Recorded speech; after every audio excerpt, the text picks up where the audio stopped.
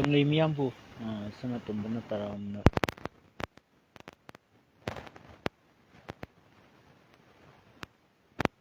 ꯈꯨꯔꯨꯝꯖꯔꯤ ꯃꯤꯌꯥꯝꯕꯨꯁꯨ ꯑꯩꯅ ꯇꯔꯥꯝꯅ ꯑꯣꯛꯆꯔꯤ ꯉꯁꯤꯁꯤ ꯑꯩꯈꯣꯏꯒꯤ ꯃꯌꯥꯝ ꯂꯥꯟꯒꯤ ꯑꯣꯏꯕ ꯈꯟꯅꯅꯕꯒꯤ ꯊꯧꯔꯝ ꯈꯔ ꯑꯩ ꯇꯧꯒꯦꯅ ꯈꯜꯂꯤ ꯑꯩꯒꯤ ꯂꯥꯏꯚ ꯂꯥꯛꯄꯤꯔꯣ ꯑꯩ 4 ꯃꯤꯅꯤꯠ ꯂꯦꯠ ꯑꯣꯏꯔꯦ ꯄꯨꯡ 9 ꯐꯥꯎꯇꯅꯤ ꯇꯧꯗꯣꯔꯤꯁꯦ ꯑꯗꯨꯅ ꯄꯨꯡ 1 ꯃꯈꯥꯏꯁꯤꯗ ꯑꯩꯈꯣꯏ ꯅꯩꯅꯕ ꯌꯥꯕ ꯅꯩꯅꯧꯁꯤ ꯐꯤꯕꯝꯁꯤ ꯈꯤꯇꯪ ꯂꯨꯁꯜꯂꯛꯑꯦ ꯍꯥꯏꯗꯅ ꯑꯩꯈꯣꯏꯒꯤ ꯂꯥꯟꯃꯤꯁꯤꯡꯅ ꯄꯥꯎ ꯄꯤꯔꯛꯏ ꯈꯨꯟ ꯉꯥꯛꯄꯁꯤꯡꯅ ꯑꯩꯈꯣꯏꯒꯤ ꯐꯤꯕꯝꯁꯦ ꯈꯔ ꯂꯨꯁꯜꯂꯛꯑꯦ ꯃꯔꯝꯗꯤ ꯀꯩꯅꯣꯕꯨ ꯍꯧꯖꯤꯛ ꯕꯤꯁꯦꯝꯄꯨꯔ ꯃꯥꯏꯀꯩꯗꯒꯤ ꯕꯤꯁꯦꯝꯄꯨꯔꯁꯦ ꯄꯨꯔꯥ ꯂꯥꯟ ꯑꯣꯏꯔꯦ ꯊꯣꯝꯖꯤꯟꯈ꯭ꯔꯦ ꯍꯦꯛꯇ ꯊꯣꯝꯖꯤꯟꯈ꯭ꯔꯦ ꯑꯗꯨꯕꯨ ꯑꯩꯈꯣꯏ ꯂꯩꯉꯥꯛꯁꯤꯗꯤ ꯑꯗꯨꯝ ꯑꯩ ꯋꯥ ꯉꯥꯡꯅꯤꯡꯗ꯭ꯔꯦ ꯑꯩꯈꯣꯏꯒꯤ ꯂꯩꯉꯥꯛꯁꯤꯗꯤ ꯃꯥꯒꯤ ꯃꯊꯧꯗꯣ ꯇꯧꯐꯝ ꯊꯣꯛꯄꯗ ꯇꯧꯔꯗꯕꯅꯤ ꯗꯦꯜꯂꯤꯒ ꯈꯟꯅꯕ ꯌꯥꯔꯕꯅꯤ ꯑꯩꯈꯣꯏꯒꯤ ꯃꯩꯇꯩ ꯁꯤꯕꯗ ꯑꯩꯈꯣꯏꯒꯤ ꯃꯩꯇꯩ ꯀꯝꯃ꯭ꯌꯨꯅꯤꯇꯤ ꯁꯤꯕꯗ ꯂꯦꯝꯅ ꯇꯣꯛꯑꯣꯏ ꯑꯩꯅ ꯇꯨꯃꯤꯟ ꯂꯩꯔꯣꯏꯒ ꯍꯥꯏꯈꯤꯕꯁꯤꯡꯗꯣ ꯍꯧꯖꯤꯛ ꯀꯗꯥꯏꯗ ꯆꯠꯈ꯭ꯔꯒꯦ ꯑꯩ ꯃꯪꯒ ꯆꯞ ꯃꯥꯟꯅꯔꯦ ꯇꯧꯔꯤꯁꯦ ꯑꯗꯨꯅ ꯑꯩꯈꯣꯏ ꯉꯥꯡꯉꯨꯔꯦ ꯐꯥꯒꯗꯒꯤ ꯄꯨꯟꯒꯗꯒꯤ ꯍꯦꯛꯇ ꯇꯧꯕ ꯑꯗꯨꯅ ꯗꯦꯃꯣꯀ꯭ꯔꯦꯁꯤ ꯈꯣꯡꯒꯥꯎꯅꯕ ꯂꯩꯉꯥꯛꯁꯤꯗꯤ ꯑꯩꯗꯤ ꯌꯥꯝ ꯍꯩꯅꯗꯦ ꯌꯥꯝ ꯇꯨꯀꯠꯆꯩ ꯀꯣ ꯑꯩꯗꯤ ꯗꯦꯃꯣꯀ꯭ꯔꯦꯁꯤ ꯏꯟꯗꯤꯌꯥꯁꯤ ꯗꯦꯃꯣꯀ꯭ꯔꯦꯁꯤ ꯆꯠꯄꯗ ꯋꯥꯔꯜꯗ ꯃꯃꯤꯡ ꯂꯩꯔꯤꯕꯅꯤ ꯀꯣ ꯀꯣꯟꯁꯇꯤꯇ꯭ꯌꯨꯁꯟ ꯏꯟꯗꯤꯌꯥꯟ ꯀꯣꯟꯁꯇꯤꯇ꯭ꯌꯨꯁꯟꯁꯦ longest constitution in the world Indian constitution is the longest constitution in the world. Minute mangada paiba loi England ki constitution je. Adu India gi di nong ju paiba ngamoi. Ko asuk yam sangba constitution draft asuk yam article asuk yamba asuk yam na India na ko advance oina kon democracy sangjali haidana masana sauthok jari bane ba. Adu leiba condition je asai life hobo ang tore mai tong.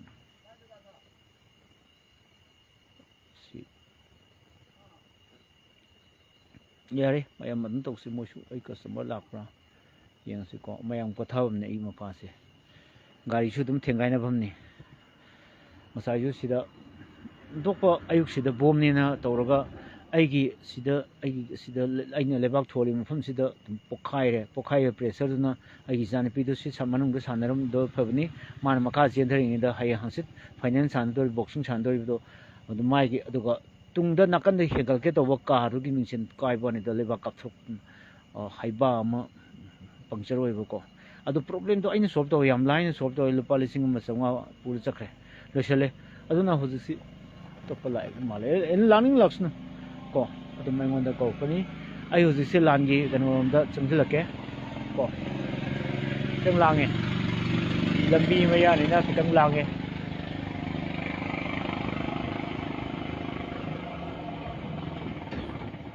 Sakimale. Anyway,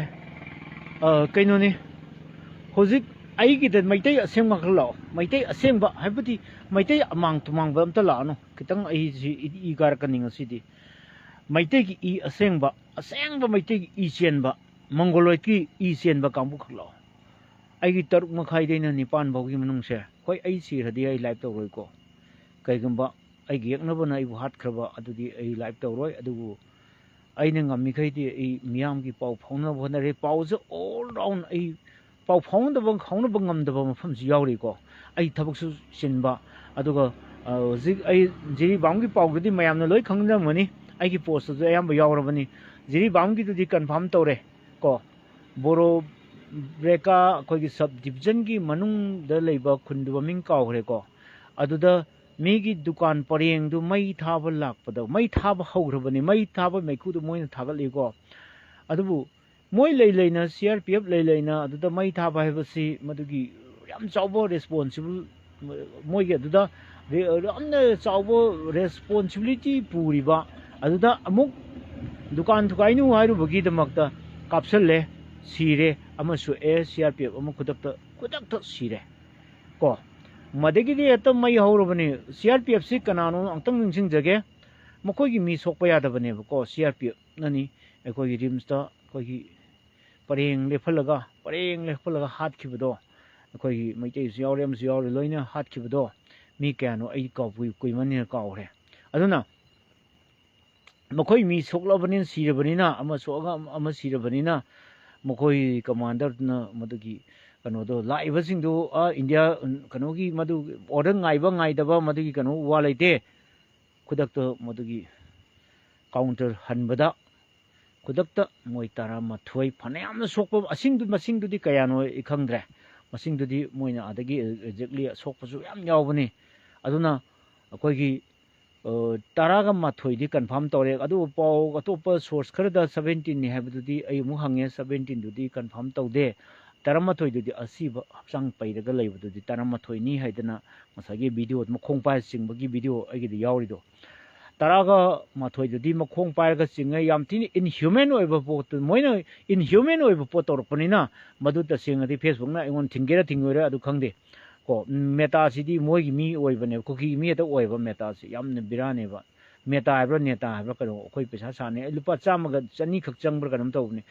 पैसा फंगसु फंगद्रसु Facebook दे पैसा फंगा अइना चुहिंग सुमजगे Facebook दे पैसा तांदे सबुदे अइ चुहिंग सुमजगे अइ चुहिंग सुमगे को अइ त कनो मपोल अनि थमगा चुहिंग सुमिनि ngसाइदगी होजिक दंदांसु चुहिंग सुमगा अइ हुजिक लोइसलिसिने को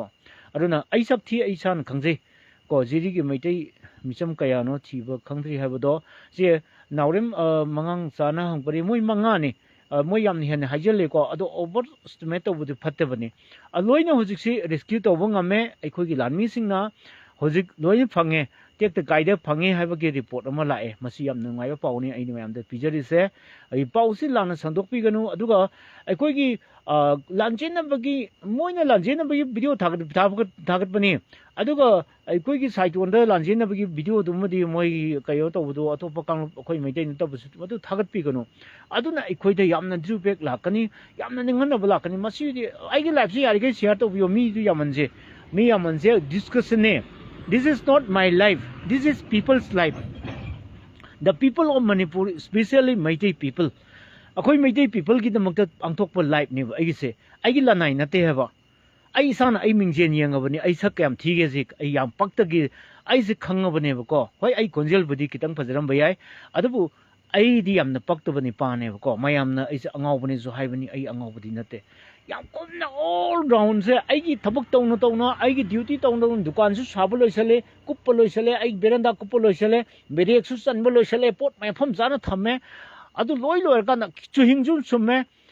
आइ सि पा लान की पाउसुम लौरिनी अदगी लानमी सिंग पाउसुम फाउनरिमनी अदु आइगी नंबर दु नुंगाइ रोयना आइना मोय मेसेंजर दम फाउनरिनी आइ नंबर लेरगसु मोय आइ नंबर लेरे मोय नंबर एगोना लेरे अदु रगसु आइगी नंबर सिदी थक्ताबन टैपिंग लेबनेबको आइगी फोन नंबर लेरगसु वा अरुबदी आइगोन आइगी फोन नंबर तौबिरकनु मामदि कैनबो सि खदोंग चादब खर लेबगिनि आइना हाइजरिसे ngasai yes मैतै पांगने चेनबदो अदु मैतै दि चेनदबनिको मोइना कीदना चेनबो अदु मोइना थागतबदसु लाले मोइना थागतबदसु मोइना चेनबदसु लाले अदुसु को यामना मिकी थिगी थबकनि अदुम तोहनिंगदे आई यामसु आई अतोप कांगुसु वांगनिंगदे आइना हाइजरिसे पाउसे लोइ लौरिबा आई बिसेमपुरदो हुजि गाड़ी आइगी वीडियो दो यंगो आइना शेयर तौबो याबसे आई पाउसुम लौनेबा सि शेयर तौबो यारबा यादबर सि पाउसु चुमबर चुमे कन्फर्म तौरबने वीडियो से हेक्ट पक्षम सेमबा याब वीडियो नते मफम दुगी मीना पाउमी की टाइप थागले इनेबको बिसेमपुरदो हुजि इंडिया की आर्मी से असु यामना नांगाई कराय गाय तुम लेबनेबको हुजि लान तो थोगलो मतम सिते मोय मथोन मतोन द मथि फोंगइनेबा मामदि कैनोबु मोय ngakpa lakpan di we are coming here to protect the lives of Kuki terrorists and Kuki people mayam na thibai kon harido moy ta singnadi aikoi lan khamba lakpan they did not come here to stop the ongoing war masi mayek na tar abani adu aina kari mayam da hai hojik lairiba film si military junta dagi he na sathi reba india government nge tawri singse लंबी चपत थिंगबिनी अदु तौबिनी मरक सिदा कोई चाको वई pot तौरेको मेरा पाइबी सिंगना कितंग सिंगबा वाटपदगी पंगबादि सावकनी अदुना मदु कोई robin मंगांग सी हौरे इजों आई सिन thinning देको सिगुम्बा Meitei साबा मैतै ओरिब्रा मैतै युजु माले को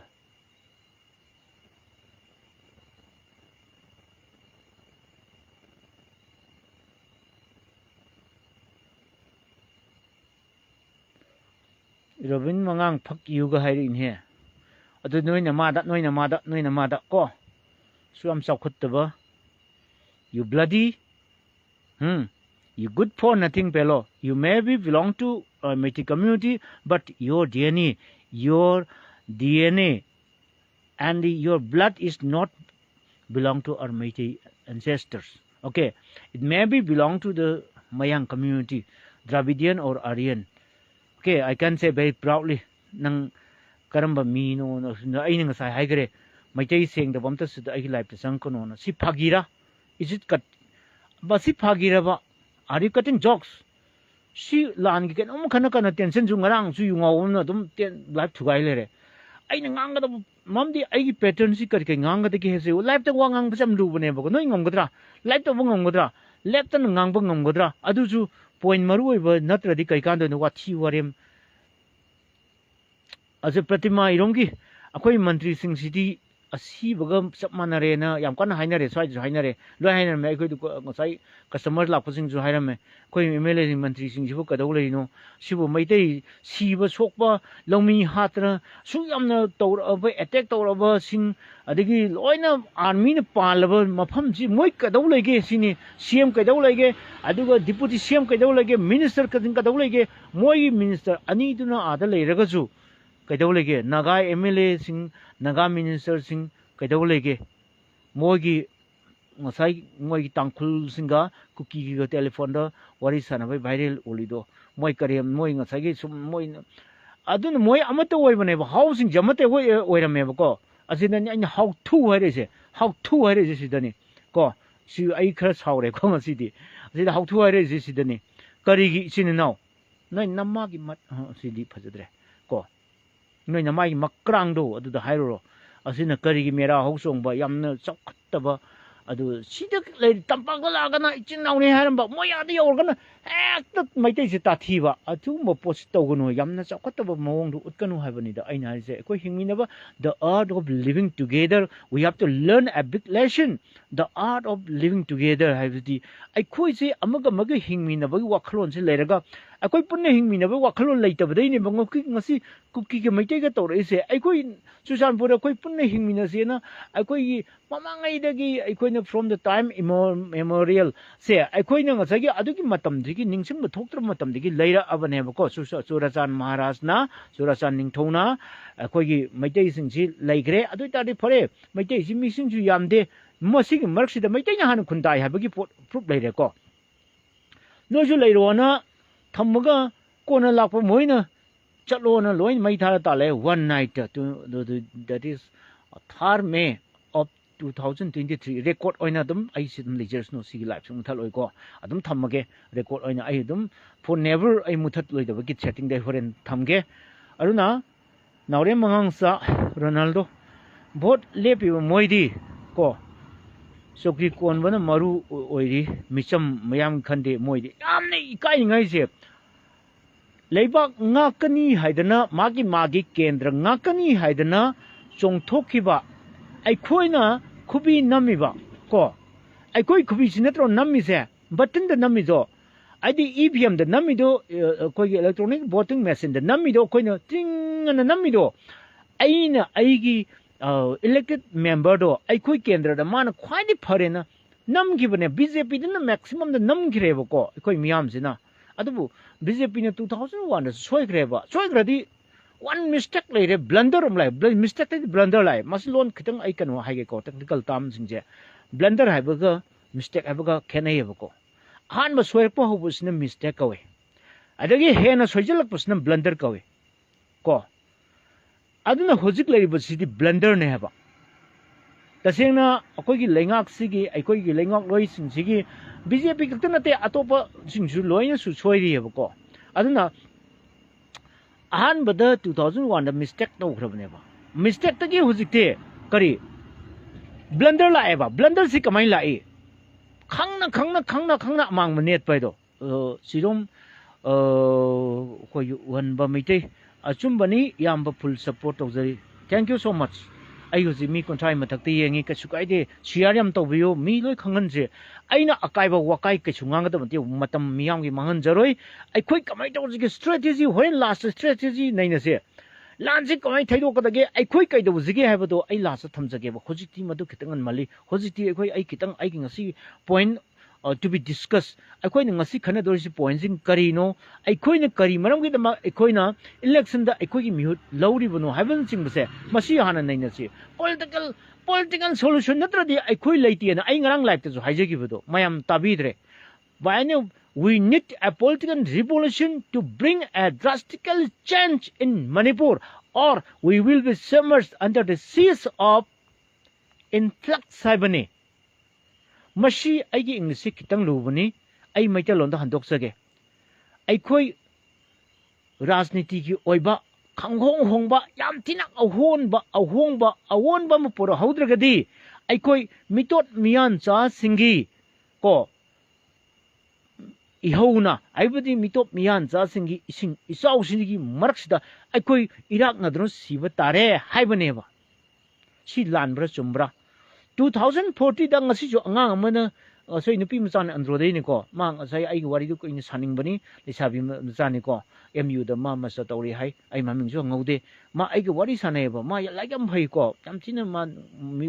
ko gi ma ngasagi andro gi lon khoi ba do ma khode yam pacha na ngang ko andro gi lon khoi ba do sukoi khoi de ai di andro nei tha se masak su nungsi adu ma ga ga wari sana bane ba ado kala ko se minority ta ni ko nai yes aina aigi Facebook ta ma Facebook ti pai de payu nang hangu horen aina haigim ne pung pa taru kamini yang kai kanu da taru kamini kuntra da aigi live ta gani ada yengo haigim ni aina ada ngasai ka bai ta bu ada aina haijeri se 2040 da ngasi deni sei tara tu ki matung da aikoi si minority ta dana aikoi gi paning da ba amana community amana number 1 da leirani ko chapok pok pusalak ba kambu umna adagi number 2 da khoi leiriba singji kuki gusi problem leirise siga moi travel punjal kosina second leirani third mai taina leirani base aigi prediction ni ko khuman chap thole political revolution ti lakba hore manipur da recent MP election was glaring example. Yes, right, you are absolutely right. Akwai political revolution ji ado aigi mangda moina election gi mamangda aidi law thokre ba aigi mangda ibane ba I see social thinker ne ba ko I'm not a social scientist. I was social scientist oina treat to viganu aidi am pangja ba yam tin pangmani adanu bu saji wal jail da anek lei ni kaina pangman na ha ai pangbai na han bagina koi 2015 da aina Delhi da ki thorok pa da masagi ego lei bai matam da aina ai mangai na leibo ko adugi ego duna ni aina jel leido ada ai paisa hui masa yon noi paisa mayam phur khau du lak hapchan bu da Delhi da khai nungai thore ba ade ai ji paisa pai bane na nupi du ne hekta mama o kai ho tor ga ai ji pha gi bane da adudi sahi du trai pan su da tha ani khatam galam da ai ne chen jel re achum mangang ba kwai da ki da mi se world ai ni ai achum I'm the king of truth analysis ai kana ta ki doino ko ai kana su ki de ai ngona hor kanu hai bane ai de ko aduna second time na ai gi yum thuai gi bage pisum gi thodok to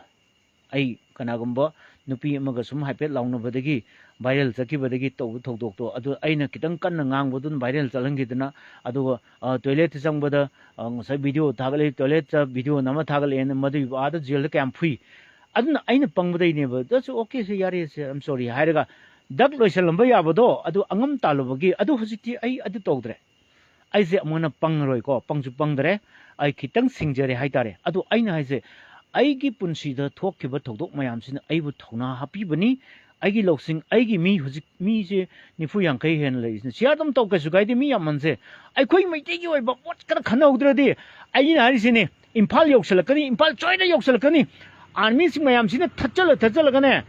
akoi leng ba yaroi doini puras kodon toksan gi doini aduna khulama ka phauno ba yada da na khoi ji phibam ma kairani heba adoi tadi akoi 2001 gi akoi gi assembly mai thabado adu civil war haubodo adu maina la aktar gadi MLA minister mayam siju phraktani magi thado iba lami singduna kanbang moy aina haijeri se ai maming dip thadi palaroi ge ai ngasi je pung ani sapna akoi lami singa ai wari sanabada pot mayam tholame manungda haidokpa yadaba pot aina life sida haidokpa yadaba pot mayam leiramieba nakoina khangdaba mayam leiramieba ko ai editor ni aigi editor ki thak sita moi gi number supire adu maina ngasai tawgan sida ngasai somda akoi kanano akoi ki kano moi masa sokte haina ko yeng don leiba tu aina han hangoi ki wari li do sengdok chabana hari se aina hangoi ning thogi wari li do ngasi amtang lege ai ngasi mi yami ngai da hangoi ning thogi wari do amtang li hoge mi yam sida amtang li hoge hangoi ning thogi wari sida mayam na kari wa noi gi kari ga no sida khogi kuman chap oza ikoi su furup konsin ba haiba ama sangi more community in Meitei ko nomenclature more will be urged and the majority always with idea of Manipur at best ado kuman chap nangi se yaroi da pot khar lei ba ko makhogi lu tong da ne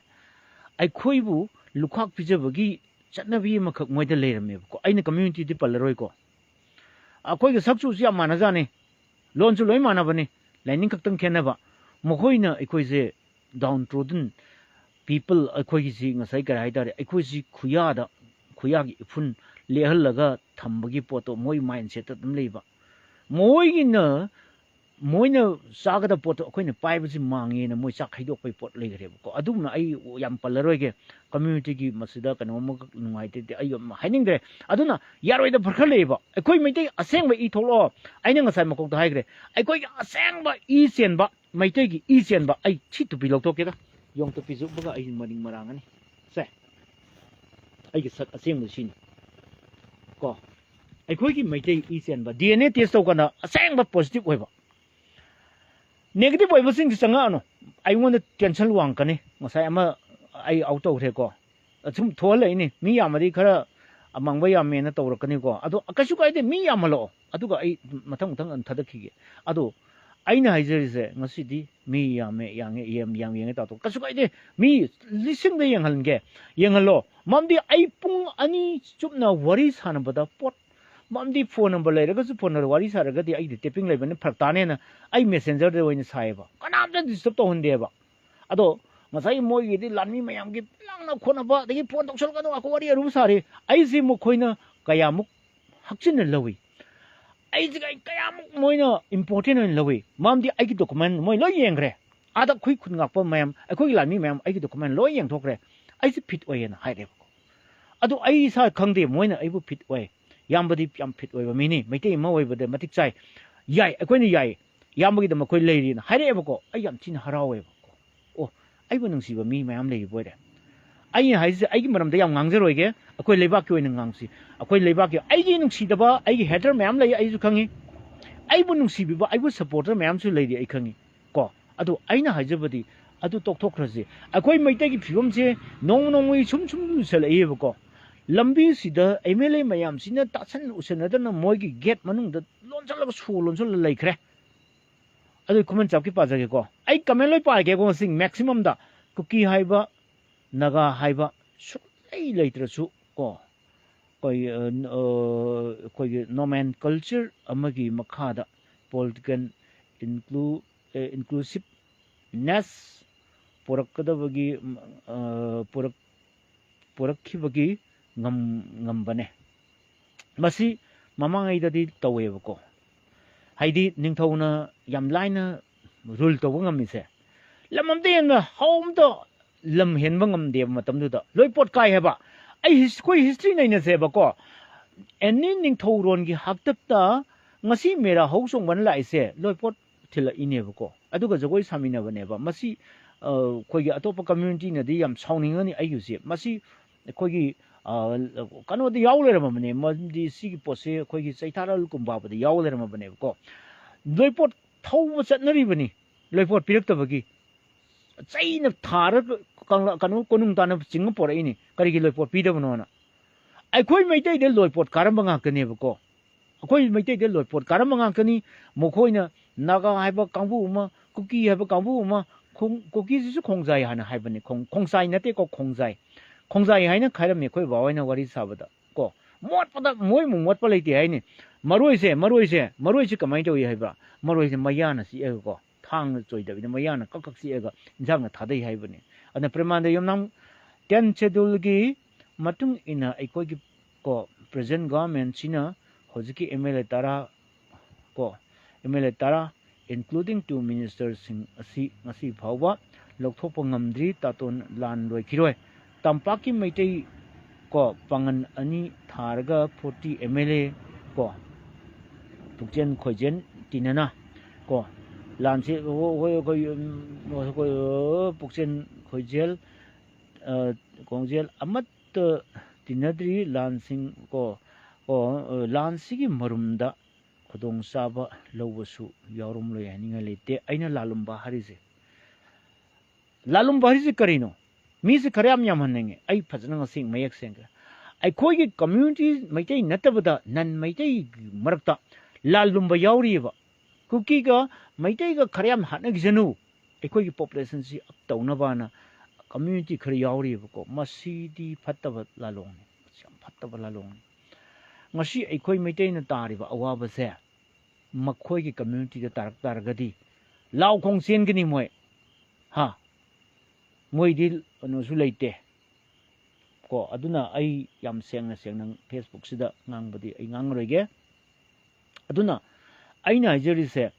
the art of living together irai bakini mamange gi ningthau singna koi meitei kholi jagadabada pangpo to pusalakre mafam sida pangpo to pusalakre ha ibo laun he hi ai ne drama kitang togi ko ha nang na kadai da pamba nang na si mafam se pamba leu lei bani leu ha ha leu ha meitei na pisu pi rage hai ai nang kan ma pami khodom mi thilo pi rage example aina harise moi ni pa ka lakhi bani community ani ngasi di community kam je multiplied double la ai ba ko adoi ta di ekoi gi I yauri bane loina koi chungsen na baya bane ba ko adu ekoi chungsen na baya dre ba ko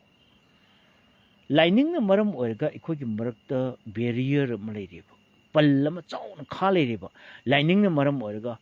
hojik lining gi pal do nam khai bi yare ba kari gi ko ekoi moina koi lakcha bi yabra ekoi lakcha bi yabra haidna chongthok kadam matam sida lan lumna leinare maitei da tatai ta hale masidi laiba khwai dei thibani ai kam nungai te ba ko wadi ngangu gati moi saul kane bai ngonda nangna koi community pan bi yabra na ai suman pande torkono ai gu suman pande pandre aduna ai gi life ta maitei gi I aseng ba tholo o na harise du gi ne ba ko aduna sagi mi se yam henkal ame hujikra handai tempo se handagre ka sukaiti no problem ai gi fen aseng busing na ka kwat na khana jage wa chingang da ba karan to ga da ba adu irang to ga da ba kangpu si da changbira kanu ai gi life si yam seng na to jage arna ngasi gi huji aina ngarang life da kari lok thoki ngarang na handagi kari lok thoki oza aduna hujiki situation sidadi misang khomba darka ne yamne any jati oishnu the enemy is my friend haido hojik landa sinagadamni no adu comment chap nangi akhoi debate tawna si yaroi da ba khara leyeba ko makoi gi laisang da pot khara laukho iba mase koi intelligence paune makoi gi laisang da pot khara laukho iba ko aduna sigi intelligence se pau phangbagi ni aini madugi do oitho oyen harise ko aduna megi tang ahumda lan thokpasi maram causes mayam in tigat pani aduna causes mayam lei madugi background da kano mayam sidu mayam leirami ko aduna posi mayam leirambana maram oirga ekoi jinga sagi koigi enemy of my enemy se masigi applicable oiroi common zap nang yam khangba mini adu orgusu hojiki situation sidadi ekoi mitei se punchen na ba natana aikoi masen se punchen na natana adubu aikoi ki khun ngak pu lan mi sing ngasi mayek seng na pan ba ya da adubu aina ngasai seng na haido boda yamba du haidor kuno haibo athing ba khra lei ba ko adu haidor kuno na channel ani chalibani lan se channel ani chalibani sibu dai haido ge lan se channel ani chalibani ko aduna channel ani da thengna ba lan ne ba aikoi se aikoi na mai soidna pa kane ba ko tangai mak phadrakadi lanjau ong thokani wa loire sida tangai mak phadrakadi lanjau achobom thokadori ngasi pot mayam se engona loina khanglak paida aina ngai ubangam da pot mayam lerameba mayam na uridu adu reality na te ko ai khoida ka haire isidi reality oiro pot ko mathang tawrakadori ba ko lanje loijenu yamba ai koi tawge hai ko pot yauri lanje loida loijenu ꯂꯥꯟꯗ ꯂꯣꯏꯖꯅꯨ ꯑꯗꯨꯒ ꯑꯩꯈꯣꯏꯅ ꯇꯧꯔꯛꯄꯗꯤ ꯏꯌꯥꯝꯕ ꯑꯃꯨꯛ ꯌꯦꯡꯉꯣ ꯍꯥꯏꯔꯦꯕ ꯁꯤ ꯄꯣꯠꯁꯤ ꯑꯩ ꯃꯌꯥꯝꯗ ꯊꯝꯅꯤꯡꯗꯕꯅꯤ ꯃꯅꯨꯡꯗ ꯄꯣꯠ ꯃꯌꯥꯝ ꯂꯩꯔꯝꯃꯦꯕ ꯃꯔꯛꯇ ꯃꯤꯊꯤꯡꯒꯥꯏ ꯃꯌꯥꯝꯁꯤꯒꯤ ꯃꯩꯇꯩ ꯃꯔꯛꯇ ꯂꯩꯕ ꯃꯤꯊꯤꯡꯒꯥꯏ ꯃꯌꯥꯝꯁꯦ ꯂꯣꯏ ꯇꯛꯈꯥꯏꯔꯛꯇꯣꯔꯤꯕ ꯑꯗꯨ ꯃꯣꯏꯅ ꯉꯝꯗꯅꯕꯒꯤꯗꯃꯛꯇ ꯑꯩꯈꯣꯏꯒꯤ ꯃꯔꯛꯇ ꯂꯩꯕ ꯃꯤꯊꯤꯡꯒꯥꯏꯁꯤꯡꯁꯤꯅ ꯈꯨꯟꯒꯥꯏꯕ ꯃꯌꯥꯝꯁꯦ ꯉꯥꯛꯇ ꯁꯨꯝ ꯈꯟꯅꯕ ꯍꯧꯏ ꯃꯣꯏꯗ ꯑꯩꯈꯣꯏꯅ ꯑꯩꯈꯣꯏꯒꯤ ꯌꯦꯛꯅꯕ ꯑꯣꯏꯔꯛꯏꯁꯤ ꯀꯔꯤꯒꯤꯅꯣ ꯍꯣꯏ ꯅꯃꯃꯠ ꯑꯩꯈꯣꯏꯅ ꯑꯩꯈꯣꯏꯒꯤ ꯌꯦꯛꯅꯕ ꯑꯣꯏꯔꯛꯏꯁꯤ ꯀꯔꯤꯒꯤꯅꯣ ꯍꯥ ꯑꯩꯒꯤ ꯂꯧꯔꯤ ꯊꯥꯡ ꯀꯥꯏ ꯂꯩꯔꯦ ꯑꯩꯈꯣꯏꯅ ꯑꯩꯈꯣꯏꯒꯤ ꯌꯦꯛꯅꯕ ꯑꯣꯏꯔꯤꯁꯤ ꯀꯔꯤꯒꯤꯅꯣ ꯅꯣꯏ ꯁꯤ ꯎꯕ꯭ꯔꯥ ꯅꯣꯏ ꯃꯩꯇꯩ ꯌꯦꯛꯅꯕ ꯑꯩꯈꯣꯏꯒꯤ ꯌꯦꯛꯅꯕ ꯃꯌꯥꯝ ꯂꯩꯔꯝꯃꯦꯕꯀꯣ ꯑꯗꯨ ꯉꯁꯤ ꯂꯣꯏ ꯈꯪꯉꯦ ꯑꯩꯈꯣꯏꯒꯤ ꯃꯔꯛꯇ ꯌꯦꯛꯅꯕ ꯃꯌꯥꯝ ꯂꯩꯔꯝꯃꯦꯕꯀꯣ ꯑꯩꯒꯤ ꯂꯧꯔꯤ ꯊꯥꯡꯖꯧꯅ ꯅꯣꯡꯃꯩ ꯃꯆꯥ ꯄꯥꯏꯕ ꯀꯣ ꯅꯣꯏ ꯄꯤꯁꯇꯣꯜ ꯃꯆꯥ ꯑꯃ ꯌꯦꯞꯄꯒ ꯅꯣꯏꯅ ꯀꯣꯏꯆꯠ ꯆꯠꯂꯒ ꯂꯥꯏꯁꯦꯟꯁ ꯒꯟ ꯑꯃ ꯄꯥꯏꯔꯒ ꯑꯩꯅ ꯀꯤꯕꯤꯗꯧ ꯃꯥꯟꯕ꯭ꯔꯥ ꯀꯣ ꯁꯛ ꯊꯨ ꯅꯣꯏ ꯍꯥꯏꯒꯦ ꯑꯗꯨꯅ ꯉꯁꯤ ꯂꯣꯏ ꯈꯪꯉꯦ ꯉꯁꯤ ꯂꯣꯏꯅ ꯋꯥꯔꯤ ꯁꯥꯟꯅꯕ ꯀꯥꯟꯗ ꯂꯣꯏ ꯆꯣꯡꯊꯣꯔꯛꯑꯦ ꯑꯩꯈꯣꯏ ꯃꯩꯇꯩꯒꯤ ꯃꯔꯛꯇ CSOꯁꯨ ꯌꯥꯎꯔꯤ ꯀꯣ ꯅꯄꯨꯛꯆꯦꯟ ꯁꯦꯡꯗꯕ ꯄ꯭ꯔꯦꯃꯥꯟꯗ ꯑꯩ ꯁꯨꯝ ꯍꯥꯏꯕ ꯌꯥꯝ ꯄꯦꯟꯗꯕꯗꯒꯤ ꯀꯣ CSO ꯑꯣꯏꯇꯥꯔꯗꯤ CSO ꯑꯣꯏꯅ ꯑꯗꯨꯝ ꯂꯩꯕꯤꯌꯨ ꯄꯣꯂꯤꯇꯤꯀꯦꯜ ꯒꯦꯝꯗ ꯌꯥꯎꯕꯤꯒꯅꯨ ꯑꯩꯅ ꯍꯥꯏꯁꯦ it is my humble appeal ꯅꯣꯏꯒ ꯑꯩꯒ ꯂꯝꯕꯥ ꯇꯧꯕꯁꯨ ꯑꯩ ꯀꯤꯕꯤꯒꯗꯕ ꯃꯤ ꯅꯠꯇꯦ ꯐꯠꯇꯕ ꯊꯕꯛ ꯇꯧꯒꯅꯨ ꯍꯧꯖꯤꯛ ꯂꯥꯟꯁꯦ ꯌꯥꯝ ꯂꯨꯁꯜꯂꯕꯅꯤ ꯃꯤꯌꯥꯝꯗꯅ ꯑꯃ ꯎꯍꯟ ꯑꯧꯂꯨꯛꯇꯅ ꯑꯃ ꯎꯍꯟ ꯅꯪꯒꯤ ꯅꯊꯝꯃꯣꯏꯗꯅ ꯅꯣꯛꯑꯒ ꯅꯣꯏꯅ ꯊꯕꯛ ꯑꯃ ꯇꯧꯅ ꯅꯣꯏꯅ ꯇꯧꯔꯤꯕ ꯒꯦꯝꯗꯣ ꯁꯅꯥꯇꯣꯝꯕ ꯑꯩ ꯑꯄꯪꯕꯩꯅ ꯂꯣꯏ ꯈꯪꯕꯅꯤ ꯀꯣ ꯑꯗꯨꯅ ꯀꯃꯦꯟ ꯄꯥꯔꯛꯑꯣ ꯇꯥꯇꯣꯟ ꯍꯤꯔꯝꯗꯨꯗꯅꯦ ꯌꯦꯁ ꯑꯣꯀꯦ ꯑꯩ ꯀꯩꯅꯣꯅꯤꯀꯣ ꯑꯗꯨꯅ ꯍꯧꯖꯤꯛ ꯑꯩ ꯀꯃꯦꯟ ꯄꯥꯔꯤ ꯑꯗꯨꯅ ꯑꯩ ꯀꯩꯅꯣꯝꯃ ꯁꯨꯝ ꯍꯥꯏꯒꯦ ꯃꯤ ꯑꯃꯨꯛ ꯌꯥꯝꯈꯠꯂꯛꯑꯦ ꯀꯩꯁꯨ ꯀꯥꯏꯗꯦ ꯑꯗꯨ ꯑꯩꯅ ꯇꯧꯍꯟꯅꯤꯡꯕꯁꯦ ꯑꯩꯈꯣꯏꯒꯤ ꯃꯩꯇꯩꯒꯤ ꯑꯣꯏꯕ CSO ꯃꯌꯥꯝ ꯂꯩꯌꯦꯕ ꯁꯤ ꯀꯗꯥꯏꯗ ꯆꯦꯟꯈ꯭ꯔꯒꯦꯕ ꯍꯧꯖꯤꯛ ꯃꯍꯩꯔꯣꯏꯁꯨ ꯃꯌꯥꯝ ꯂꯩꯕꯅꯦꯕ ꯀꯗꯥꯏꯗ ꯆꯠꯈ꯭ꯔꯒꯦ ꯑꯩ ꯈꯪꯗꯦꯕ CSO ꯃꯌꯥꯝ ꯃꯔꯛꯇ ꯀꯣ ꯑꯗꯨꯅ ꯉꯁꯥꯏ ꯊꯣꯛꯑꯝꯃꯒ ꯂꯨꯏ ꯁꯨꯏꯗ꯭ꯔꯣꯝꯒꯤ ꯄꯥꯏꯔꯛꯄ CSO ꯃꯌꯥꯝ ꯃꯔꯛꯇ ꯊꯣꯛꯑꯝꯃꯒ ꯇꯨꯃꯤꯟꯅ ꯂꯩꯔꯤꯁꯤꯅꯤ ꯃꯁꯤꯗ ꯀꯣꯏꯁꯟ ꯑꯃ ꯂꯩꯔꯤꯕ ꯀꯣꯏꯁꯟ ꯃꯥꯔꯛ ꯑꯃ ꯄꯤꯔꯤꯕ ꯉꯁꯤ ꯄꯣꯠꯁꯤ ꯈꯪꯉꯦꯕ ꯉꯁꯤ ꯄꯣꯠꯁꯤ ꯑꯩꯈꯣꯏꯒꯤ ꯏꯅꯥꯎ ꯑꯃꯅ ꯂꯣꯏ ꯍꯥꯏꯔꯛꯄꯗ ꯈꯪꯉꯦꯕ ꯑꯣꯖꯥ ꯑꯗꯨꯗꯤ ꯂꯥꯜ ꯂꯣꯏꯔꯒ ꯑꯩꯈꯣই ꯃꯁꯦꯟ ꯑꯃꯨꯛ ꯑꯣꯟꯁꯤꯟꯗꯤ ꯌꯦꯛꯅꯕꯅ ꯈꯨꯗꯣꯡꯆꯥꯕ ꯑꯣꯏ ꯅꯣ ꯑꯣꯟꯁꯤꯟꯅꯔꯣꯏ ꯑꯗꯨꯕꯨ ꯀꯩꯅꯣ ꯈꯔ ꯍꯥꯏꯗꯤ ꯃꯣꯏꯁꯤ ꯈꯔ ꯁꯦꯡꯗꯣꯛ ꯁꯦꯡꯖꯤꯟꯗꯤ ꯈꯔ ꯇꯧ ꯇꯥꯔꯦ ꯆꯩꯗꯤ ꯁꯨꯛꯊꯥ ꯊꯥꯗꯕꯤꯗ ꯁꯥꯏꯀꯣꯂꯣꯖꯤꯀꯦꯜ ꯀꯩꯅꯣ ꯈꯔ ꯊ꯭ꯔꯤꯇꯟ ꯈꯔꯗꯤ ꯇꯧꯗꯧ ꯃꯥꯜꯂꯦ ꯆꯩ ꯁꯨꯛꯊꯥ ꯊꯥꯗꯕꯤꯅꯤ ꯑꯩꯈꯣꯏ ꯃꯁꯦꯟ ꯃꯁꯦꯟ ꯁꯨꯡꯇꯧ ꯇꯧꯅꯔꯣꯏ ꯍꯥꯏꯅ ꯉꯁꯤ ꯃꯥꯅ ꯑꯩꯉꯣꯟꯗ ꯋꯥꯁꯛ ꯍꯥꯏ ꯌꯥꯝꯕ ꯑꯩꯈꯣꯏꯅ ꯈꯨꯠ ꯊꯥꯒꯦ ꯍꯥꯏꯔꯒꯗꯤ ꯅꯍꯥꯟꯅ ꯄꯨꯡꯂꯣꯏ ꯂꯣꯏꯔꯗꯝꯃꯤ ꯑꯗꯨꯕꯨ ꯑꯩꯈꯣꯏ ꯃꯁꯦꯟ ꯁꯨꯝ ꯑꯣꯟꯁꯤꯟꯅꯔꯤꯉꯩꯗ ꯑꯩꯈꯣꯏ ꯂꯥꯟꯁꯦ ꯐꯩꯔꯦꯡ ꯇꯨꯔꯦꯡ ꯆꯠꯈꯤꯗ꯭ꯔꯥꯅ ꯑꯩꯈꯣꯏ ꯈꯥꯁꯤ ꯑꯆꯦ ꯂꯩꯔꯤꯕꯅꯤ ꯑꯗꯨꯕꯨ ꯑꯩꯈꯣꯏꯗ ꯂꯣꯏ ꯔꯦꯀꯣꯔꯠ ꯂꯩ ꯍꯥꯏꯔꯦꯕ ꯑꯩꯈꯣꯏꯗ ꯂꯣꯏ ꯔꯦꯀꯣꯔꯠ ꯂꯩ ꯃꯌꯥꯝꯅ ꯀꯔꯤ ꯇꯧꯔꯤꯒꯦꯁꯦ ꯌꯥꯝꯅ ꯍꯥꯏꯕ ꯃꯌꯥꯝꯗꯣ ꯑꯩꯈꯣꯏ ꯂꯣꯏ ꯇꯥꯖꯩ ꯂꯣꯏ ꯈꯪꯉꯤ ꯂꯥꯏꯐꯇꯒ ꯍꯥꯏꯔꯤ ꯃꯌꯥꯝꯗꯣ ꯂꯣꯏ ꯈꯪꯖꯩ ꯇꯧꯕꯗꯨꯕꯨ ꯃꯪꯒꯤꯂꯥꯟ ꯐꯤꯖꯝ ꯀꯣ ꯍꯥꯏꯗꯤ ꯃꯂꯦꯝꯕ ꯒꯨꯗ ꯀꯣꯏꯁꯟ ꯌꯥꯝ ꯑꯗꯨꯅꯤ ꯁꯤ ꯀꯣꯏꯁꯟ ꯐꯖꯕ ꯑꯗꯨꯝ ꯍꯪꯕꯤꯔꯛꯑꯣ ꯑꯩ ꯈꯨꯝꯖꯒꯦ ꯑꯗꯨꯅ ꯉꯁꯥꯏ ꯀꯃꯥꯏꯅ ꯇꯧꯒꯦꯕꯨ ꯑꯩꯈꯣꯏꯒꯤ ꯀꯔꯤ ꯍꯥꯏꯇꯥꯔꯦ ꯀꯣ ꯆꯤꯡꯊꯔꯒ ꯄꯥꯕꯤꯔꯛꯑꯣ ꯍꯥꯏꯕ ꯀꯩꯅꯣ ꯆꯤꯡꯊꯔ ꯄꯥꯕꯤꯔ ꯀꯩꯅꯣꯅꯦ ꯁꯤꯗ ꯑꯩ ꯁꯤꯗ ꯄꯤꯡꯊꯕ ꯌꯥꯗꯕꯅꯤꯅꯦ ꯁꯤꯁꯦ ꯑꯩ ꯈꯔ ꯆꯦꯟꯈ꯭ꯔꯦꯅꯦ ꯑꯩ ꯑꯃꯨꯛ ꯏꯕꯤꯔꯛꯑꯣ ꯑꯥꯏ ꯑꯦꯝ ꯁꯣꯔꯤ ꯑꯩꯁꯦ ꯁꯤ ꯄꯥꯔꯤꯕꯀꯣ ꯅꯪꯍꯧꯗꯕ ꯌꯥꯎꯔꯦ ꯑꯩꯅ ꯁꯣꯝꯅꯉꯥꯏ ꯃꯤꯠ ꯅꯥ ꯈꯤꯇꯪ ꯁꯤꯡꯗꯕ ꯑꯗꯣ ꯑꯩ ꯀꯩꯅꯣꯝ ꯍꯥꯏꯖꯒꯦ ꯄꯨꯛꯆꯦꯜ ꯁꯦꯡꯅ ꯑꯩꯈꯣꯏ ꯊꯕꯛ ꯇꯧꯁꯤ ꯍꯥꯏꯕꯅꯤꯗ ꯍꯧꯖꯤꯛ ꯃꯩꯇꯩꯒꯤ ꯌꯥꯝꯅ ꯂꯨꯁꯜꯂꯕ ꯇꯟꯖꯥ ꯑꯃꯈꯛ ꯂꯥꯛꯑꯕꯅꯤ ꯑꯩ ꯇꯞꯅ ꯉꯥꯡꯒꯦꯀꯣ ꯑꯩ ꯑꯁꯥꯎꯕ ꯅꯠꯇꯦ ꯑꯩ ꯁꯥꯎꯗꯦ ꯑꯩ ꯇꯦꯟꯁꯟꯗꯤ ꯌꯥꯝ ꯊꯤꯅ ꯋꯥꯡꯉꯤꯕꯅꯤ ꯉꯁꯤꯒꯤ ꯇꯧꯔꯤꯕ ꯉꯁꯥꯏ ꯏꯅꯥꯎ ꯏꯕꯨꯡꯉꯣꯗꯨꯅ ꯍꯥꯏꯔꯛꯄ ꯃꯌꯥꯝꯁꯦ ꯇꯥꯔꯨꯕꯗ ꯑꯩꯁꯦ ꯁꯥꯊꯤꯅ ꯁꯥꯎꯔꯦꯕꯀꯣ ꯁꯦꯡꯗꯣꯛꯆꯕꯒꯤ ꯀꯣ ꯈꯪꯗꯦꯗ ꯄꯥꯕꯨꯡ ꯏꯃꯥ ꯂꯩꯕꯥꯛ ꯃꯅꯤꯄꯨꯔꯁꯦ ꯀꯔꯤ ꯐꯤꯕꯝꯗ ꯀꯣ ꯂꯥꯛꯀꯗꯕ ꯌꯦꯡꯕ ꯇꯥꯕꯅꯤ ꯕꯤꯔꯦꯟ ꯀꯣ ꯂꯧꯔꯥ ꯁꯔꯀꯥꯔ ꯑꯩ ꯂꯣꯏ ꯄꯥꯒꯦꯀꯣ ꯅꯆꯤꯟ ꯊꯤꯔꯁꯨ ꯑꯗꯨꯝ ꯄꯥꯅꯤ ꯀꯣ ꯑꯗꯨꯝ ꯅꯣꯏꯅ ꯑꯀꯥꯝꯄꯦꯠ ꯇꯪꯅꯁꯨ ꯑꯩꯗꯤ ꯂꯣꯏ ꯄꯥꯅꯤꯀꯣ ꯅꯣꯏ ꯇꯧꯅꯤꯡꯕ ꯇꯧꯔꯣ ꯃꯔꯝꯗꯤ ꯀꯩꯅꯣꯕꯨ ꯑꯩꯈꯣꯏꯒꯤ ꯐꯤꯕꯝꯁꯤ ꯌꯥꯝ ꯂꯨꯁꯜꯂꯛꯄꯩꯅꯦꯕꯀꯣ ꯑꯗꯨꯅ ꯑꯩꯅ ꯄꯣꯂꯤꯇꯤꯀꯦꯜ ꯁꯣꯂꯨꯁꯟ ꯅꯠꯇ꯭ꯔꯗꯤ ꯁꯨꯡꯌꯥ ꯌꯥꯔꯣꯏꯅ ꯍꯥꯏꯔꯤꯁꯦ ꯄꯣꯂꯤꯇꯤꯀꯦꯜ ꯔꯤꯚꯣꯂꯨꯁꯟ ꯑꯩꯅ ꯍꯥꯏꯖꯈ꯭ꯔꯦ ꯄꯣꯂꯤꯇꯤꯀꯦꯜ ꯔꯤꯚꯣꯂꯨꯁꯟꯗꯤ ꯍꯟꯗꯛꯀꯤ MPꯗ ꯂꯥꯛꯄ ꯍꯧꯈ꯭ꯔꯦ ꯑꯗꯨꯕꯨ ꯑꯩꯈꯣꯏ ꯃꯊꯪꯒꯤꯁꯤꯗꯤ ꯀꯃꯥꯏꯅ ꯇꯧꯗꯣꯏꯅꯣ ꯍꯥꯏꯕꯗꯣ ꯑꯗꯨꯒ ꯀꯩꯅꯣꯝ ꯑꯩꯈꯣꯏꯗ ꯉꯁꯥꯏꯒꯤ ꯁꯣꯝꯗ ꯀꯩꯅꯣꯝꯈꯛ ꯂꯩ मिसी मिना जम थोब सिविल वार से तोगला लाबा सी गवर्नमेंट से जो डिजॉल्व गुड जुप जुप हाइसिनी अदुदी आर्टिकल 356 लानेबा आर्टिकल 355 से हुजिक चतनरी ने खलसेबको एग्जांपल नि आई चतनरी ने लाउथोकपदि ngamde adu tardi si चतनरम तारगदि सिगी मखादा मालेबा ngasi military gi tawri pathori maya moina loina somda awang mai kaida ngasai video do ubina maitei gi bangkar chingdana kapthar ka nongmai paga da kapalga maitei gi bangkar na thugai bisi karino sibu aina adune aduda ngasai gi सिफाइना लेंगाप लम ओइने उहल्लेबा अदुदि मसी करम provision की मखादा लेगे हेबु normal government lump की मखादा दे तो बुया देबको अदम होम पाइब चीफ मिनिस्टर ना अदु तो याब्रा गाना लाव याबगी मंगोंद पावर अम लेबा अना अदुगी पावर से होजिक्ति लेतबदनो लेरबनिना अखोय आर्टिकल 355 से मनुंग द सतनरम बयाबगी ओइथोक लेबा Manipur sumaina seng na hairisi ai tomdo oramani ko atai di kiram ta hainadre kidran do hanadre bako phabla kanena phab gira pharo gira matudi ai jati atopam tana maitei nungside taton any jati oisnu ko maitei de suknung nungside yes right chumme sina ne haina nga sai kanu aini yaroi da phra le na haido yaroi da bkhal lalumbani haido ana ngasaigo aduna ngasai post ayu pajarage kuman chapki ko aduna kuman chapki hojik ki CSO mayam sidi mating yaw deda yengban nungaite bit leite haiduni NSN IM ceasefire extension matamda hokibado ko ningsing la I hojik kan gi CSO singsti yam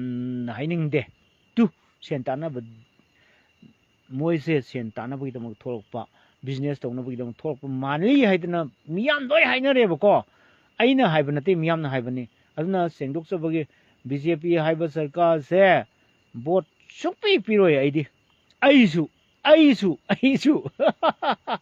होजि boss the नमद्री है आई BJP the vote नमद्री है को आइगी पिसुंगी yum थुगाई हिबदगी आइसे कितंग सावग्रब अदा अदुगी नते the युमगी आइ लनाई ओइब नुंगाइना दब नते अदा Moin तौरिब थौंगसिंगसे double इंजीनियरी हाय अदुगो मिसम मियाम असु याम sieve नाब तौरब yum मै था तौरसिबु अजि बौगुदा वा मसे मंगांगदना सुम लैबसिदा अदुम थातरगुम नुंग लोगिनी हायगिनी थातरुक्ति हेन हेलमनी anyway I पाजगे अदुना June 18 gisi mayamna ningsing bar yamna phai ai isamoksu khongti I madu ihaudu yawa ai matamdu da ai paumi oidri ko ai paumi oiramdai matangni ai matamdu da paumi di oidri paumi oiramdai oige taw matangni 2004 3 adai dagi ai hore ko ai gi paumi gi sinpham da changba hore 2003 adoi tari sai du kayam ku yegi mo ina to oire se ko sai du kuire ko ni oire se last 20 years se ai paumi gi sinpham da la abane ko paumi gi sinpham da la abane ko ai gi isana pi pok matam do ai paumi oire ba ko ai paumi oire ba 2004 adai ai paumi oiba hore eba ko matam da ai paumi oiba hore adu da di ai gi experience se kam leramani reporter dagi sum muthang karappaduna correspondent oi adugi editor oi reini muthang sang ba join editor oi reini assistant editor oi reini ado tardi aina kanu ma hajage buko ai wari libana te bu stories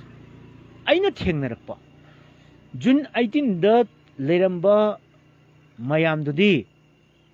political influence amata changde heba moi di tasang sense of patriotism layeba sense of patriotism laibudu nabu hekto salak sagai aduda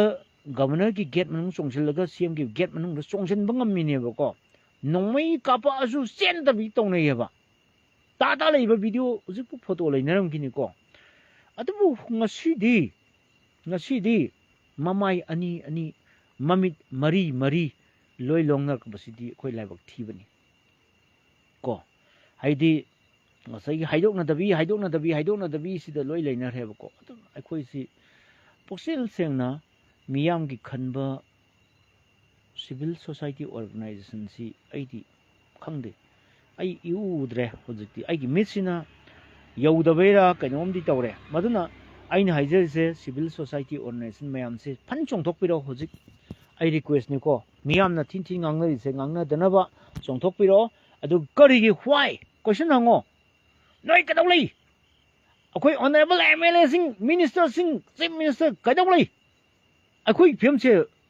ꯆꯤꯡꯈꯣꯡ ꯆꯤꯡꯌꯥꯗ ꯁꯣꯛꯄ ꯍꯧꯔꯛꯑꯗꯤ ꯇꯝꯄꯥꯛ ꯂꯝꯗ ꯂꯥꯟꯁꯤꯜꯂꯛꯄ ꯍꯧꯔꯛꯑꯗꯕꯅꯤ ꯆꯤꯡꯈꯣꯡ ꯆꯤꯡꯌꯥ ꯊꯦꯡꯅꯔꯝꯗꯅ ꯇꯝꯄꯥꯛꯇ Imphal valley ꯃꯅꯨꯡꯗ ꯆꯪꯁꯤꯜꯂꯛꯄ ꯉꯝꯃꯣꯏ ꯍꯥꯏꯕ ꯃꯤꯒꯤ ꯂꯥꯟꯒꯤ ꯁ꯭ꯇ꯭ꯔꯦꯇꯦꯖꯤꯁꯤ ꯃꯌꯥꯝ ꯈꯪꯃꯤꯟꯅꯁꯦꯕ ꯆꯤꯡꯈꯣꯡ ꯆꯤꯡꯌꯥꯒꯤ ꯄꯦꯔꯤꯐꯦꯔꯤ ꯑꯦꯔꯤꯌꯥꯁꯤ ꯇꯛꯈꯥꯏꯔ ꯃꯇꯨꯡꯗ ꯑꯩꯈꯣꯏꯁꯤ ꯏꯝꯐꯥꯜ ꯃꯅꯨꯡꯗ ꯂꯥꯟ ꯄꯨꯟꯅ ꯆꯦꯟꯁꯤꯜꯂꯛꯀꯅꯦꯕ ꯄꯨꯂꯞ ꯀꯣꯟꯇ꯭ꯔꯦꯛ ꯇꯧꯔꯒ ꯁꯨꯞꯆꯜꯂꯛꯀꯅꯦꯕ ꯀꯣ ꯁꯨꯝ ꯄꯥꯏꯁꯤꯜꯂꯛꯀꯗꯣꯏꯅꯦꯕ ꯀꯨꯀꯤꯂꯦꯟ ꯁꯦꯝꯈꯤꯗꯣꯏꯅꯦꯕꯀꯣ ꯁꯨꯝ ꯃꯣꯏꯒꯤ ꯀꯩꯅꯣ ꯁꯤꯚꯤꯂꯥꯏꯖꯦꯁꯟ ꯍꯥꯏꯇꯥꯔꯦ ꯃꯣꯏꯒꯤ ꯀꯨꯀꯤꯂꯦꯟꯁꯦ ꯁꯨꯝ ꯆꯥꯎꯊꯣꯔꯛꯇꯣꯏꯅꯦꯕ ꯃꯦꯞꯇ ꯌꯥꯎꯈ꯭ꯔꯕꯅꯦ ꯑꯩ ꯅꯍꯥꯟꯃꯨꯛꯁꯨ ꯍꯥꯏꯈ꯭ꯔꯦ ꯀꯨꯀꯤꯂꯦꯟ ꯂꯣꯛꯇꯥꯛ ꯌꯥꯎꯈ꯭ꯔꯕꯅꯤ ꯑꯩꯅ ꯍꯥꯏꯁꯦ ꯃꯦꯞ ꯑꯩꯉꯣꯟꯗ ꯂꯩꯔꯝꯒꯅꯤꯀꯣ ꯑꯗꯨꯒ ꯀꯧꯇꯨꯛ ꯌꯥꯎꯈ꯭ꯔꯕꯅꯤ ꯀꯗꯥꯡꯕꯟ ꯌꯥꯎꯈ꯭ꯔꯕꯅꯤ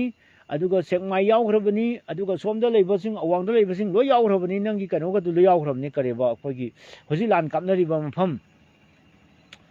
ꯗꯣꯂꯥꯏ ꯊꯥꯕꯤ ꯍꯣꯏꯗꯤ ꯀꯨꯏꯔꯦ ꯂꯧꯁꯤꯟꯈꯤꯕ ꯑꯗꯒꯤ ꯀꯩꯅꯣ ꯏꯀꯧ ꯍꯣꯏꯗꯤ ꯀꯨꯏꯔꯦ ꯂꯧꯈꯤꯕ ꯑꯗꯨꯒ ꯏꯀꯧꯗ ꯂꯩꯕꯁꯤꯡ ꯁꯣꯝꯗ ꯆꯦꯜꯂꯒ ꯑꯩꯈꯣꯏ ꯏꯀꯧꯗ ꯀꯨꯀꯤ ꯂꯣꯏ ꯇꯥꯁꯟꯈ꯭ꯔꯕꯅꯤ ꯑꯗꯨꯒ ꯃꯐꯧ ꯗꯥꯝꯁꯨ ꯇꯥꯟꯁꯟꯈ꯭ꯔꯦꯕ ꯔꯤꯄꯣꯔꯠ ꯂꯩꯔꯕꯅꯤ ꯑꯗꯨ ꯑꯣꯏꯇꯥꯔꯗꯤ ꯍꯧꯖꯤꯛ ꯃꯣꯏ ꯈꯨꯟꯁꯦ ꯃꯊꯪ ꯂꯥꯛꯑꯒ ꯁꯨꯝ ꯂꯩꯁꯜꯂꯔꯤꯕ ꯁꯨꯝ ꯆꯥꯎꯊꯣꯔꯛꯏꯕ ꯑꯗꯨꯒ ꯉꯁꯥꯏ ꯁꯣꯝꯗ ꯑꯋꯥꯡ ꯃꯥꯏꯀꯩꯒꯤ ꯕꯪꯀꯔꯁꯦ ꯁꯨꯝ ꯈꯨꯜꯂꯣꯝꯗ ꯑꯩꯈꯣꯏꯔꯣꯝꯗ ꯁꯨꯝ ꯆꯪꯁꯤꯜꯂꯒ ꯁꯨꯝ ꯁꯥꯔꯛꯏꯗꯣ ꯉꯥꯒ ꯁꯨꯝ ꯆꯪꯁꯤꯜꯂꯛꯄ ꯉꯥ ꯁꯨꯝ ꯆꯪꯁꯤꯜꯂꯛꯄ ꯑꯩꯈꯣꯏꯒꯤ ꯐꯤꯕꯝꯅ ꯃꯣꯏꯅ ꯁꯥꯎꯕꯗꯒꯤ ꯂꯥꯟ ꯆꯪꯉꯒ ꯀꯥꯞꯄꯨꯕꯅꯤꯗꯅ ꯃꯣꯏꯅ ꯑꯃꯨꯛ ꯁꯨꯃꯥꯏꯅ ꯑꯃꯨꯛ ꯆꯪꯁꯤꯜꯂꯒ ꯁꯨꯝ ꯇꯝꯄꯥꯛ ꯂꯝꯗ ꯁꯨꯝ ꯅꯣꯡꯃꯒꯤ ꯆꯪꯂꯛꯏꯕ ꯑꯗꯨ ꯑꯣꯏꯔꯗꯤ ꯐꯤꯕꯝꯁꯤ ꯁꯣꯛꯄꯁꯦ ꯀꯅꯥꯅ ꯍꯦꯜꯂꯤ ꯀꯣ ꯑꯗꯨꯅ ꯏꯟꯀꯃꯤꯡ ꯁꯔꯚꯤꯁꯅ ꯌꯥꯍꯟꯕ ꯑꯥꯎꯠꯒꯣꯌꯤꯡ ꯁꯔꯚꯤꯁꯅ ꯁꯨꯡꯌꯥ ꯌꯥꯍꯟꯗꯕ ꯅꯦꯠꯋꯥꯛ ꯃꯈꯜꯗꯨ ꯀꯔꯤꯅꯣ ꯀꯥꯟꯗ ꯑꯩꯅ ꯍꯦꯛ ꯐꯥꯒꯤ ꯇꯧꯔꯤꯗꯣ ꯑꯗꯨ ꯇꯥꯔꯗꯤ ꯍꯧꯖꯤꯛꯁꯤ ꯑꯥꯎꯠꯒꯣꯌꯤꯡ ꯁꯔꯚꯤꯁꯁꯦ ꯁ꯭ꯇꯣꯞ ꯇꯧꯈ꯭ꯔꯦꯕ ꯀꯣ ꯏꯟꯀꯃꯤꯡꯗꯤ ꯂꯣꯏ ꯌꯥꯍꯜꯂꯦꯕ ꯏꯟꯀꯃꯤꯡ ꯌꯥꯕꯩꯅꯦ ꯂꯧꯕꯨꯛꯇ ꯅꯍꯥꯟ ꯇꯨꯔꯤꯗꯣ ꯑꯩꯈꯣꯏꯒꯤ ꯃꯧ ꯅꯍꯥ ꯑꯃ ꯇꯨꯔꯤꯗꯣ ꯏꯟꯀꯃꯤꯡ ꯁꯔꯚꯤꯁ ꯌꯥꯍꯟꯕꯩꯅꯦꯕꯀꯣ ꯑꯗꯨ ꯑꯣꯏꯇꯥꯔꯗꯤ ꯁꯤ ꯀꯔꯝꯕ ꯂꯩꯉꯥꯛꯅꯣ ꯑꯩꯁꯨ ꯈꯪꯗ꯭ꯔꯦꯕꯀꯣ ꯑꯩꯒꯤ ꯃꯤꯆꯝ ꯃꯤꯌꯥꯝ ꯍꯦꯛ ꯁꯣꯛꯄ ꯇꯥꯔꯒꯗꯤ ꯑꯩ ꯇꯨꯃꯤꯟ ꯂꯩꯔꯣꯏ ꯍꯥꯏꯔꯝꯕ ꯑꯩꯈꯣꯏ ꯑꯣꯅꯔꯦꯕꯜ ꯁꯤ ꯑꯦꯝ ꯇꯥꯃꯣ ꯕꯤꯔꯦꯟꯁꯤ ꯀꯗꯥꯏꯗ ꯆꯠꯈ꯭ꯔꯒꯦ ꯀꯣꯏꯁꯟꯅꯤ ꯍꯧꯖꯤꯛ ꯃꯌꯥꯝ ꯉꯁꯥꯏ ꯑꯩ ꯐꯦꯁꯕꯨꯛꯇ ꯍꯪꯕꯅꯤ ꯐꯦꯁꯕꯨꯛꯀꯤ ꯀꯣꯠꯅꯦ ꯑꯩꯅ ꯍꯧꯖꯤꯛ ꯂꯧꯈꯠꯆꯔꯤꯁꯦ ꯃꯌꯥꯝ ꯆꯨꯝꯃꯤ ꯂꯥꯜꯂꯦ ꯑꯝꯇ ꯍꯥꯏꯕꯤꯌꯨ ꯈꯨꯕꯤ ꯑꯃꯃꯝꯇ ꯅꯝꯕꯤꯌꯨ ꯑꯩꯈꯣꯏꯒꯤ ꯁꯤ ꯑꯦꯝꯅꯦꯅ ꯂꯩꯔꯤꯑꯕ ꯄꯥꯋꯔ ꯌꯥꯎꯒꯦꯔꯥ ꯌꯥꯎꯔꯣꯏꯒꯦꯔꯥ ꯑꯩꯈꯣꯏ ꯁꯤ ꯑꯦꯝꯅꯦꯅ ꯃꯌꯥꯝ ꯂꯩꯔꯕꯅꯤꯅ ꯑꯩꯈꯣই ꯁꯤ ꯑꯦꯝ ꯃꯊꯧ ꯇꯧꯕꯤꯔꯣ ꯑꯩꯈꯣꯏꯁꯦ ꯐꯤꯕꯝ ꯑꯩꯒꯤ ꯏꯆꯥ ꯏꯁꯨ ꯌꯥꯎꯗꯦ ꯑꯩ ꯑꯗꯨꯝ ꯇꯧꯗꯦꯅ ꯁꯨꯝ ꯂꯩ ꯇꯥꯔꯒꯗꯤ ꯑꯩꯈꯣꯏ ꯆꯤꯡꯈꯣꯡ ꯆꯤꯡꯌꯥꯗ ꯃꯥꯏ ꯂꯥꯟ ꯇꯧꯖꯕꯅꯤ ꯑꯩꯈꯣꯏ ꯌꯥꯎꯗꯦꯅ ꯁꯨꯝ ꯂꯩꯊꯣꯛꯄ ꯇꯥꯔꯒꯗꯤ ꯑꯩꯈꯣই ꯐꯤꯕꯝ ꯅꯣꯡ ꯁꯣꯛꯆꯤꯜꯂꯛꯀꯅꯤ ꯑꯩꯈꯣꯏꯒꯤ ꯂꯥꯟ ꯉꯥꯛꯄꯁꯤꯡꯒꯤꯗꯤ ꯃꯣꯏ ꯃꯊꯧ ꯆꯨꯝꯅ ꯇꯧꯔꯤ ꯑꯩꯈꯣꯏ ꯕꯦꯁ ꯂꯦꯚꯦꯜꯗ ꯇꯧꯔꯤ ꯑꯗꯨꯕꯨ ꯉꯁꯤ ꯑꯩ ꯁꯣꯝꯒꯤ ꯂꯥꯟꯃꯤꯁꯤꯡꯒꯤ ꯑꯩꯈꯣꯏꯒꯤ ꯂꯥꯟꯃꯤꯁꯤꯡꯒꯤ ꯈꯨꯟ ꯉꯥꯛꯄꯁꯤꯡꯒꯤ ꯈꯨꯗꯣꯡ ꯆꯥꯗꯕ ꯈꯔ ꯃꯥꯌꯣꯛꯅꯕꯗꯨ ꯑꯩ ꯁꯤꯗ ꯑꯩ ꯂꯥꯏꯐꯇ ꯂꯥꯎꯊꯣꯛꯆꯒꯦ ꯑꯋꯥꯡ ꯃꯥꯏꯀꯩꯒꯤꯁꯤ ꯐꯤꯕꯝ ꯈꯔ ꯂꯨꯏꯌꯦꯕꯀꯣ ꯄ꯭ꯔꯦꯃꯥꯟꯗ ꯌꯨꯝꯅꯥꯝ 10 ꯁꯦꯗꯨꯜꯒꯤ ꯃꯇꯨꯡ ꯏꯟꯅ ꯑꯩꯈꯣꯏꯒꯤ ꯄ꯭ꯔꯦꯖꯦꯟ ꯒꯚꯔꯟꯃꯦꯟꯁꯤꯅ ꯀꯣ ꯁꯤ ꯉꯁꯥꯏ ꯄꯥꯈ꯭ꯔꯦ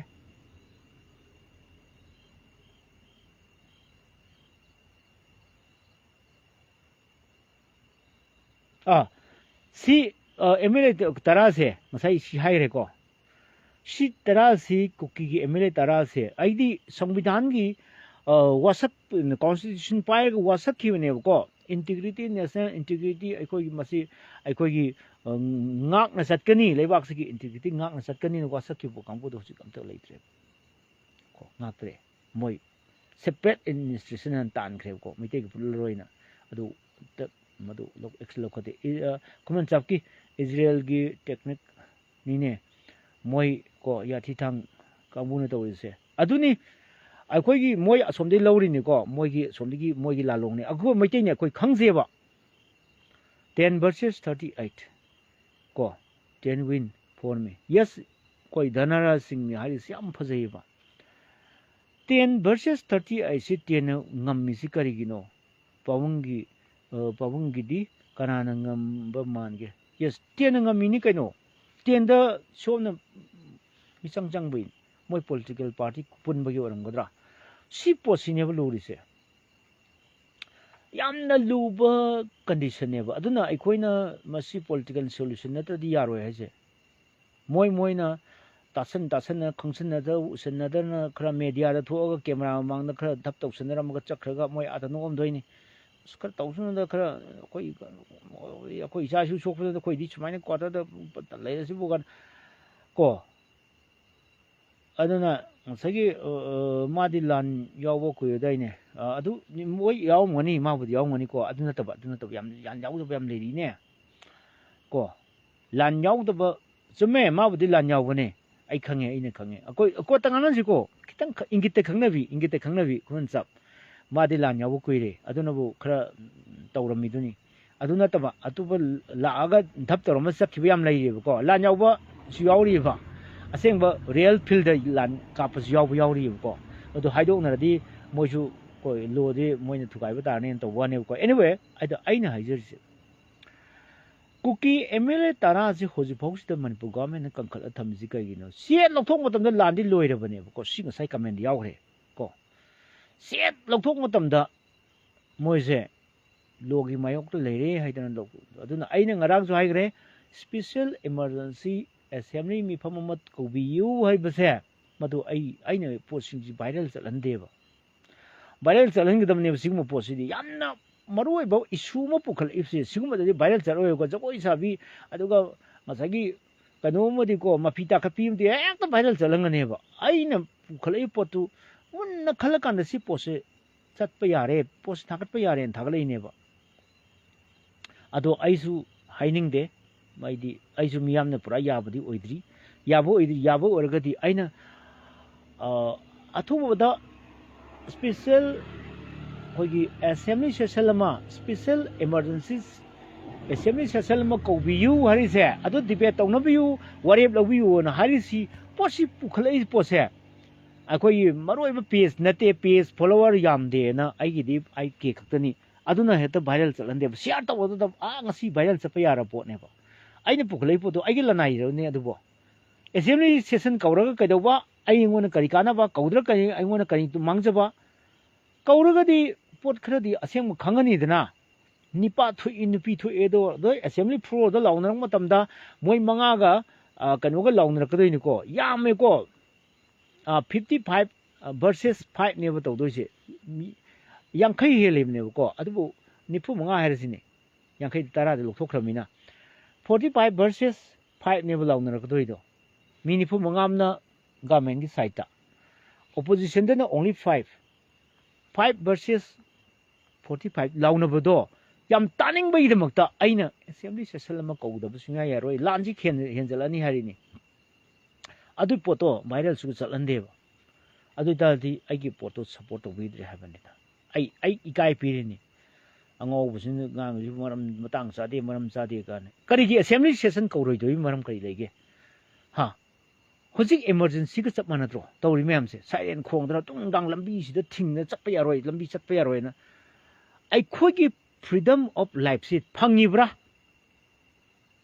ꯑꯩꯈꯣꯏꯒꯤ ꯐ꯭ꯔꯤꯗꯝ ꯑꯣꯐ ꯂꯥꯏꯐꯁꯤ ꯑꯥꯔꯇꯤꯀꯜ 19ꯁꯤ ꯌꯥꯝꯅ ꯑꯩꯈꯣꯏꯒꯤ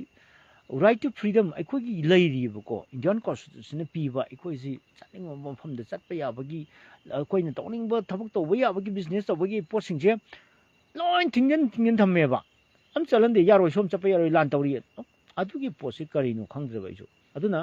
ꯄꯥꯕꯨꯡ ꯅꯆꯥꯗꯤ ꯐꯣꯟ ꯀꯨꯏꯅ ꯌꯦꯡꯕꯁꯦ ꯉꯝꯗꯦ ꯁꯤꯌꯥꯔ ꯇꯧꯔꯕꯅꯦ ꯄꯥꯕꯨꯡꯒꯤ ꯂꯥꯏꯐꯁꯦ ꯉꯥꯡꯕꯀꯣ ꯌꯦꯡꯕ ꯌꯥꯝꯅ ꯀꯔꯤꯕ ꯂꯥꯏꯐꯁꯦ ꯌꯦꯡꯕ ꯌꯥꯝ ꯅꯨꯡꯉꯥꯏ ꯐꯨꯜ ꯁꯞꯄꯣꯔꯠꯅꯤꯀꯣ ꯍꯌꯦꯡ ꯑꯃꯨꯛ ꯊꯦꯡꯅꯔꯁꯦ ꯑꯣꯀꯦ ꯑꯗꯨꯝ ꯁꯦꯡꯗꯣꯛꯆꯕ ꯑꯗꯨꯝ ꯆꯪꯕꯤꯔꯛꯑꯣ ꯅꯪ ꯅꯃꯤꯡꯁꯤꯕꯨꯗꯤ ꯈꯪꯗ꯭ꯔꯦꯍꯦ ꯇꯁꯦꯡꯅ ꯃꯤꯡ ꯈꯪꯗꯕꯁꯨ ꯌꯥꯎꯔꯤ ꯈꯨꯃꯟ ꯆꯥꯛꯀꯤ ꯑꯣꯖꯥ MLA ꯃꯌꯥꯝ ꯋꯥꯁꯛꯄꯗ ꯅꯦꯁꯅꯦꯜ ꯏꯟꯇꯤꯒ꯭ꯔꯤꯇꯤ ꯉꯥꯛꯀꯅꯤ ꯀꯣ ꯑꯗꯣ ꯅꯦꯁꯅꯦꯜ ꯏꯟꯇꯤꯒ꯭ꯔꯤꯇꯤ ꯉꯥꯛꯀꯅꯤ ꯍꯦꯟꯅ ꯀꯣ ꯍꯥꯏꯕꯗꯤ ꯇꯥꯏ ꯑꯗꯨꯕꯨ ꯃꯅꯤꯄꯨꯔꯒꯤꯗꯤ ꯉꯥꯛꯀꯅꯤ ꯍꯥꯏꯕꯁꯨ ꯌꯥꯎꯕ꯭ꯔꯥ ꯈꯪꯖꯅꯤꯡꯉꯤꯀꯣ ꯑꯗꯩꯗꯤ ꯉꯥꯛꯀꯅꯤ ꯍꯥꯏꯕꯁꯨ ꯌꯥꯎꯕ꯭ꯔꯥ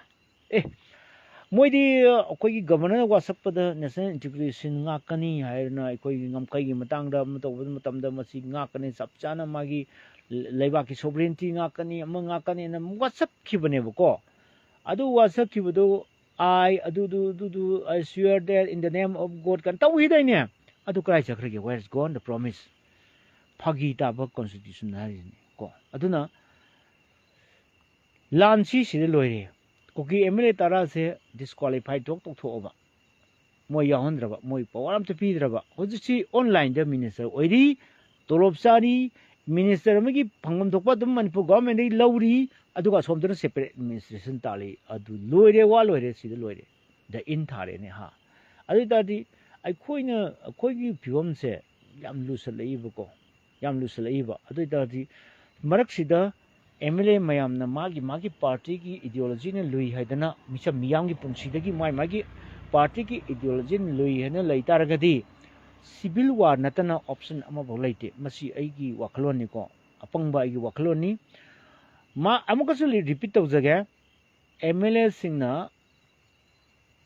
minister singna magi party ki ideology ne hena lui misa miyam ki punsidagi hena lui na khanki bataragadi ख्वाइदगी लाइबक थीबनी सिविल वार नतना अतोप ऑप्शन अमत लेतेब को इम्फाल मनुंगदा इम्फाल के अकोइबदा मी तरा कुन हेक सिरअबा कमाई तौगियो मैते से नोंसालोय ओलकदय नुपीस नुपासु मसागी मोय मिचंग चंगंबा तौरी मयामदो अमत तौरोय मतमदे को असेंग सक्तम दुलोइना पाइथोकनरकनेबा सेन पामो ओय मतमदा स्टेटस पामो ओय आई संगतवी मागा आई ऑफिसर संगतवी आई मिनिस्टर संगतवी आई अदु तवी आई मा खल्ली मान आई बुयाबी हाइब पोट सकतो मागी मागी मरी मता मागी मचान पी काप हलाबा माई मचान पा सिराबा अदे मतम तो खंगदमनी मतम दु यौद्री कोई वाबा यौद्री बय खोजे सिंखों सिंगा द खत मी सिबनेबा इम्फाल मनुंग द पंक्सी सिद्री को अदुना अखोजी पुक्चेन यामना खोगी पिकपा ततोंगसी कुकिलेन यौखिसे confirm कयानो कुकिलेन यौरिसी ngasai moina khoi thaglakpada video da yawbadu 11 ni confirm tawre 11 ni adubu akhoi swagi oina su khara dum tatpani ai mafam du de hairoige ko so mai kaida kha mai kaida khaju tatpani ko aduna wadu wawal tawba yadabagi ko leibani adu moi zum pur ga thang khar chen bagi wari leibani ko aduna yamdrabada ai 14 15 gumadi talam godra na khale ko sai ga tharaga ada awang mai kai gi di khara khudong sa da mayong na awang mai kai gi di akoi lan mi jing je marak ta chang le ne du kham nom de sel e ne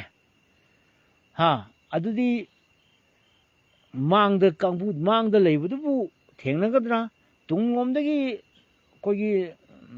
kapa idubu ngasai sum chingdi kapthre na mo ju kap khaliba adu mayai da akoi lan mi changraba kap ti da kha e adu ngasai moina tamakpada megi khara hawru sai chaningai silektaba thokpham leitraba thokhe ju som da moi ge thengna doriba khoi gi lan mi singje akoi khun ngak pa singje changjan lo su som de no li adu moi gi la long sina kai do ai mayam da lok thoke ko yes central forces sama ngasai moi makut pan bani ko somda awang mai kaida adu sume aduna kogi se khuman chapki parke manipur gi integrity di yaudaba male wasakpada aduna separate administration or union territory under indian domain haina ko talakpane aduna su oiramgani action lawdabase mamdi kainabu manipur gi integrity se yaudo male yes adu national gi da manipur yaude na hai taragadi patudi ai khangdre sai yam watpani national integration haibasi da manipur gi state ki yaugodam ne ko akoi manipur si india gi manung legidab ne ko national integration hai tar manipur si yaugom thokpodo moina du yahonda bida akoi exclusive oina ta inclusive na ta exclusive oi bagi ne ko adigi amung lai ada central forces sing tungom dagi mu kape awang mai gi sei na sai kap ning he ko oh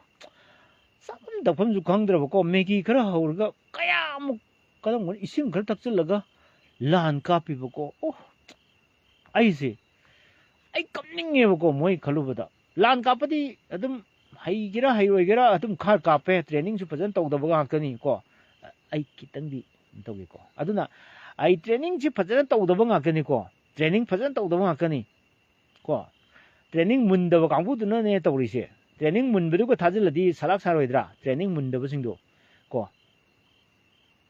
aduna moine marak chappa lerga somda central forces na mo mathak tai kape ena mo sum khut hai hanba adi pandana batung om de kapu chu nai thok na bhona ba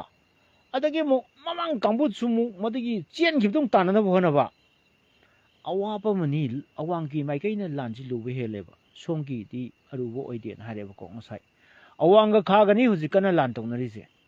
marak tu koktuk ki kutu tak tak khar dita urabani ngasigi adu koktuk ki sidi adu khana kan bo oide haidana ngasagi kogi ong sangpa si video share tawningba yaumara kogi live te yawning gadi dum thokpiro hoji ai kogi ai pahudaba khar yawram mani madu waru biganu ko khatang khutong chadaba khara kogi yaure aduna aina huji aina hajidoise central forces ke agenda se fajana khangba masangi central forces ke agenda di adagi moi mapudun hairak podo do tawdaba ngasi gi ar tawri du di central forces ke agenda do gi amade beyond the agenda ni ngasi gi du di moi mi sirakpagi CRPF ki moi gi ama leibani ko moi gi masing mason ama leibani moi mi sokpa yadaba yam nuksine moi di moi ji principal yam leiba kangbu ne ba moi CRPF ki kangbu sinje Central Reserve Police Forces singje moi gi principal yam phajabane ko aduna moi gi di ai gi mi leite mi misang leite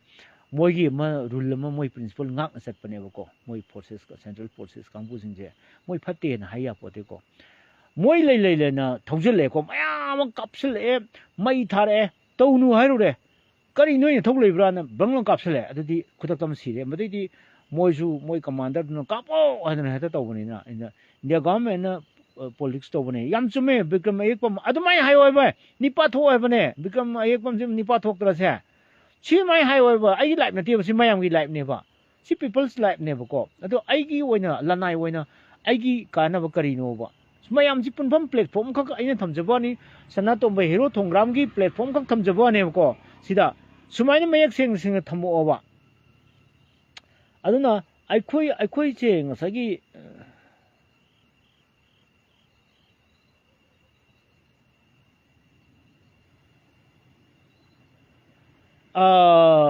ai hale CRPF na ninga si kapi mayam do ko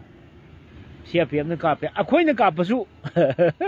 si sieng na haibi ya da bai si akhoi na kapasu CRPF na kapi moi kapasu akhoi na kap ko mo gari de manung da yam sieng na ya da khara lei bani ko aduna kapadi kape ko kapadi kape ko amona boro so mona su sire dana cingge dana soro la singge dana pele adum di pele makhong pairaga goro chingbudo khangaba madu kalak pelabani aduna khogi kanom da pajage aigi si kanono kanano si si aina kono to si khogi ai si singdaba yadri si kana oza yamna supung sontharo ise problem khuding lambi adum leigani hot pohon rabadi ko maite ikhoi hotnaba lepoise maite gi araiba jati nate ai maite na mai pakani yes right yam chumme ko si yam chumme mamdi kaino bu ai kaino haijage aina su masi mamang da su thamgrabani world mi kangrup ahum khak leyeba ko aina masa khangba film gi oin documentation ai documentary film am yengeba number 1 da aina masa khangisi Irish kampu Ireland leba British na ne akhoi dawn na het piraba British ki loilam makha dagi moi maning tam khiba khunju thangnari mi lamju thangnari mi ko England ga Ireland ki thangnari ne ko England ga Ireland ga moi di bawel na hobak party ne ko amana ina hobani amana ngasai aina hobani ina hobasina aina hobasi sai kaya namdhabiraga ekta langnabagi pot ama leibane ko adudi akhoi kano su khoi sumang lila da su utkhre na ko aduna ngasagi ꯁꯤꯁꯤꯅ ꯀꯌꯥꯝ ꯃꯣꯏ ꯁꯤꯔꯤꯕꯁꯤꯡꯗꯨ ꯃꯃꯜ ꯂꯩꯇꯕ ꯉꯥꯛꯇꯅꯤ ꯃꯣꯏ ꯀꯣ ꯃꯣꯏ ꯆꯥꯝꯃꯒ ꯑꯩꯈꯣꯏꯒ ꯑꯃꯒ ꯚꯦꯂꯨ ꯃꯥꯟꯅꯩ ꯌꯥꯝ ꯆꯨꯝꯃꯦ ꯀꯦꯜꯀꯨꯂꯦꯇꯔ ꯃꯦꯝ ꯑꯩ ꯀꯩꯅꯣꯝ ꯍꯥꯏꯒꯦ ꯏꯅꯥꯎ ꯏꯕꯨꯡꯉꯣ ꯑꯩ ꯀꯩꯅꯣꯝ ꯍꯥꯏꯖꯒꯦ ꯍꯧꯖꯤꯛ ꯑꯩꯈꯣꯏ ꯋꯥꯔꯜꯗ ꯑꯩꯈꯣꯏꯒꯤ ꯀꯩꯅꯣ ꯈꯇꯪ ꯅꯩꯅꯁꯤꯀꯣ ꯑꯩꯈꯣꯏꯁꯤ ꯃꯣꯔꯦꯜ ꯕꯨꯁ ꯑꯞ ꯇꯧ ꯑꯩ ꯇꯧꯖꯒꯦ ꯑꯩꯈꯣꯏ ꯃꯩꯇꯩꯒꯤ ꯃꯔꯛꯇ ꯑꯩꯈꯣꯏ ꯃꯩꯇꯩꯁꯤꯗ ꯑꯩ ꯃꯩꯇꯩꯅꯦꯅ ꯆꯥꯎꯊꯣꯛꯆꯧꯕ ꯑꯩ ꯍꯤꯟꯗꯨ ꯂꯥꯏꯅꯤꯡ ꯆꯠꯂꯒ ꯃꯌꯥꯡ ꯍꯦꯛꯇ ꯑꯣꯏꯕ ꯌꯥꯔꯣꯏ ꯍꯥꯏꯕ ꯇꯥꯟꯊꯣꯔꯛꯀꯅꯦꯕ ꯑꯗꯒꯤ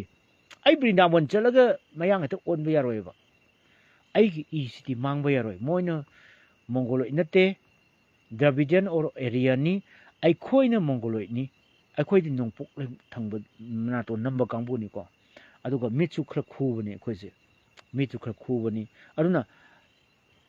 ꯑꯥꯏꯔꯤꯁ ꯀꯥꯡꯕꯨꯁꯤ ꯃꯤ ꯋꯥꯡ ꯆꯥꯎꯋꯦꯕꯀꯣ ꯃꯣꯏꯁꯤ ꯃꯔꯤꯟ ꯌꯥꯝ ꯈꯥꯏ ꯑꯗꯨꯒ ꯑꯥꯏꯔꯤꯁꯇꯒꯤ ꯑꯩꯈꯣꯏꯅ ꯇꯝꯕ ꯌꯥꯕꯁꯦ ꯑꯥꯏꯔꯤꯁ ꯄꯤꯄꯜꯗꯒꯤ ꯑꯩꯈꯣꯏꯅ ꯑꯌꯔꯂꯦꯟꯗ ꯂꯩꯕ ꯑꯥꯏꯔꯤꯁ ꯄꯤꯄꯜꯗꯒꯤ ꯑꯩꯈꯣꯏꯅ ꯇꯝꯕ ꯌꯥꯕꯁꯦ